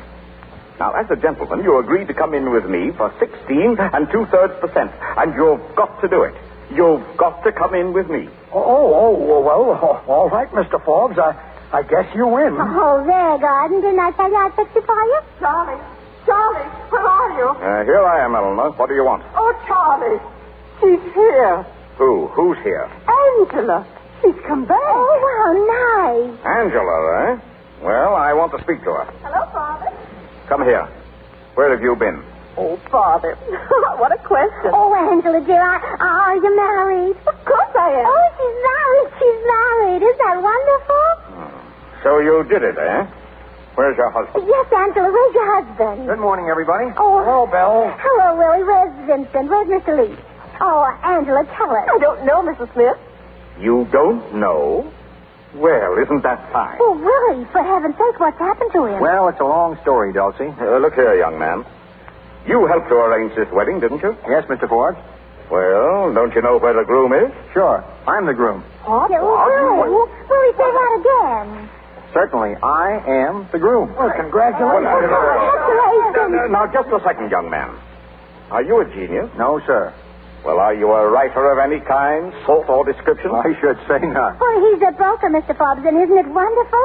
That makes everything all right, doesn't it? Well, But what about Mr. Leach, Willie? Where is he? I don't know. You see, we started from here all right last night, but down the road a piece, I suddenly thought my tail light was out.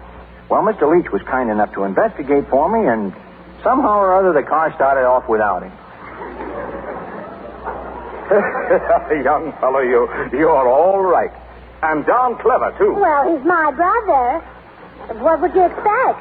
And wasn't it wonderful that I happened to invite him down here for this party?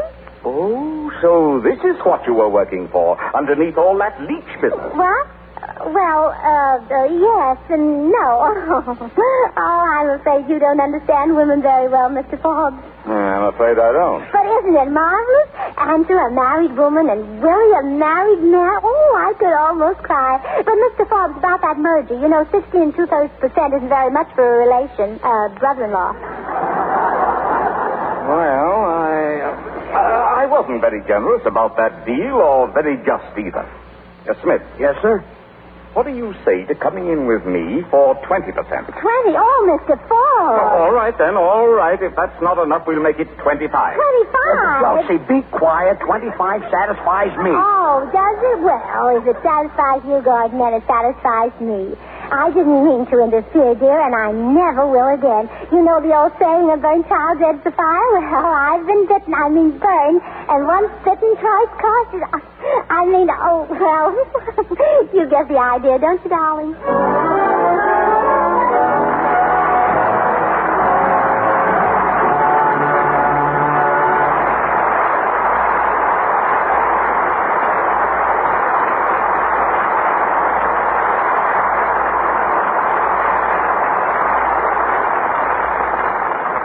And that, ladies and gentlemen, brings down the curtain on our play, but not on Burns and Allen, who return for an encore a little later. As you have seen, we were concerned tonight with a party that almost turned out all wrong. And now we're going to extend our stage from Hollywood to New York for a little advice from a hostess famous the world over, because our parties always turn out all right. Miss Elsa Maxwell. Miss Maxwell has entertained notables the world over. There's hardly a famous person she doesn't know. Right now, she's finishing preparations to attend the coronation in England. And so, to check up on the ways of a perfect hostess, we take you to New York and Elsa Maxwell. Unexpectedly introduced Noel Coward to Queen Mary of Romania at a party. They certainly were as opposite as the poles, but they got on so well that Her Majesty, at last turning a reflective eye on the witty author, said, "Why couldn't you become my gentleman-in-waiting?" Noel, delighted, replied, "I fear that would be no novelty, Your Majesty. I have been waiting all my life." "But not in Romania," flashed Her Majesty, and Noel was floored. Don't think it takes a lot of money to run a good party. It's having fun that matters, and fun is the same anywhere, whether you're on Main Street or Park Avenue. A good laugh is worth $1 million, and you can afford it just as well on $25 a week as on $2,500. After all, the nicest things in life don't cost the most. That goes for Lux Flakes, too. They're used in my house, and there isn't anything finer. Yet you can buy them for a few cents. Women who dress on nothing a year or women who spend thousands are all fans for Lux Flakes. Lux keeps dresses and lingerie from looking old and tired. It's a sort of pet bath for your clothes. Pep is a thing that makes parties go. It's more important than money. Now, I've given parties on a shoestring all my life. All you need is an idea which allows people to escape from their everyday selves. You can ask people to come dressed as their opposites, or as themselves, or their pet hates, or anything. A successful party is as simple as that. One of the best times I ever had was when I went to a stag party dressed as Professor Albert Einstein. I talked with a German accent all evening until the party was over. Groucho Marx and Clark Gable, two of my most intimate friends, actually didn't know who I was. The following night, I met the great scientist at Charlie Chaplin's. He frowned at me. "Well, I heard you was me last night."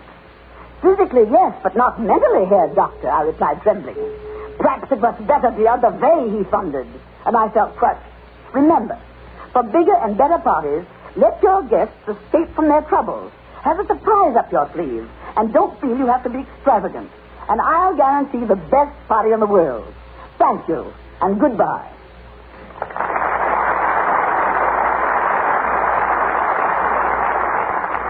From Hollywood, Miss Maxwell, we send our transcontinental thanks. George Burns tells me that Gracie has something very nice to say about our product. So here they are, ladies and gentlemen, George Burns and Gracie Allen. Thank you, Mr. DeMille. I certainly have something nice to say about Lux Flakes. I think they're delicious. Delicious? Lux Flakes delicious? Yes, my brother had them for breakfast this morning. Is he mad? Well, he must be. He was foaming at the mouth. Don't pay any attention to her, Mr. DeMille. She's nuts. She's probably the only woman in the world who's living with a cracked brain. Oh, please, George. Mr. DeMille isn't interested in who I married. Mr. DeMille, I made up a play. Here it is. See what it says? Written by Gracie Allen. It's going to be... Written by Gracie Allen? Yes. Gracie, if it were my play, it wouldn't say Roten. Well, no, neither would the critics. They'd say, play rotten by George Burns. That's it. Written, rotten? Gracie, you don't know English. Oh, Mr. DeMille, you don't know George's play. Thank you. Thank you. Well, what's the name of your play? Well, it's a love story called Life Begins at 36. You mean Life Begins at 40? Well, that's what it was originally, Mr. DeMille, but my agent took off 10%. Yeah. You see, our agent must be on a diet. Well, anywho, Yeah. George and I will act it out, and you see if it has any possibilities. Now, George, you and I are lovers, and I start to make love to you. And what character do I play? Well, you play the part of a clubman. Oh, you mean a large man? Well, not too large, not too small. I see. Sort of, Well, that's it. Yeah, thanks. Well, anywho, I'm Violet Ray, a movie extra, and George, you're Montgomery Ward, my lover. Thanks. And you're jealous of your rival, Sears Roebuck. I suppose he comes driving up in his catalog.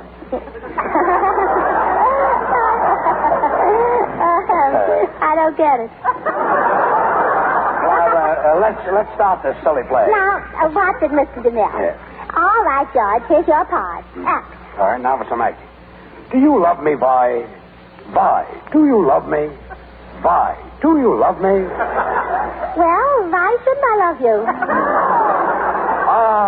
Men are fools to love. What did you say, Montgomery? I said men are fools to love. Well, I guess you're right, but who else is there for us girls to love? That's very good, Gracie, but we did one play tonight. Yeah. Oh, did we? Well, good night, Mr. DeMille. Come on, Gracie. Oh.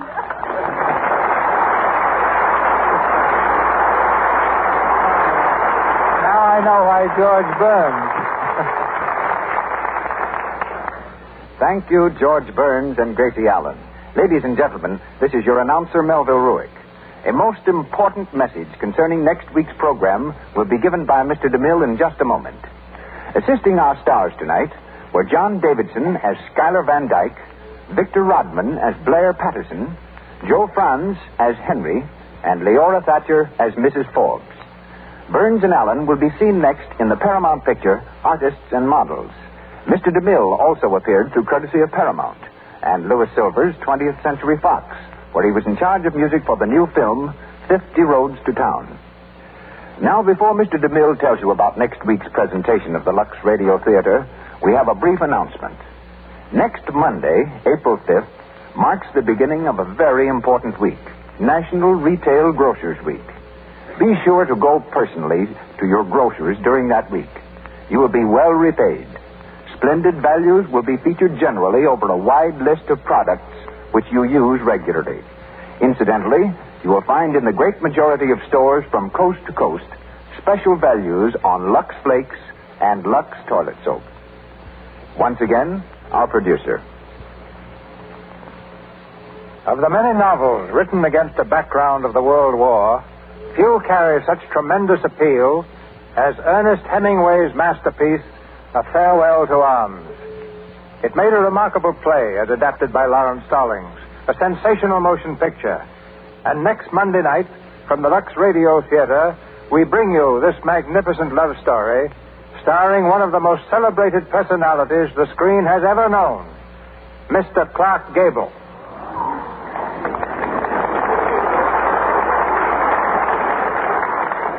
We shall hear Mr. Gable as Lieutenant Henry, and I'm especially happy to announce that we've secured Miss Josephine Hutchinson for the part of Nurse Catherine Barclay and Adolphe Marjou for Rinaldi.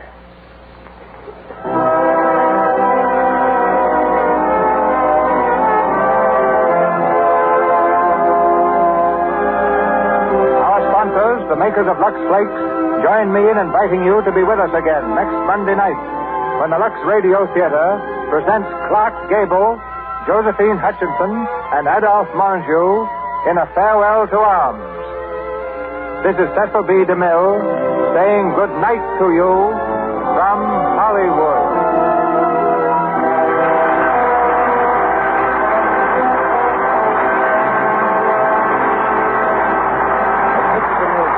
Our stars next Monday night are Clark Gable, Josephine Hutchinson, and Adolphe Marjou in Ernest Hemingway's brilliant story, A Farewell to Arms. This is your announcer, Melville Ruick, bidding you good night on behalf of our sponsors, our stars, and guests.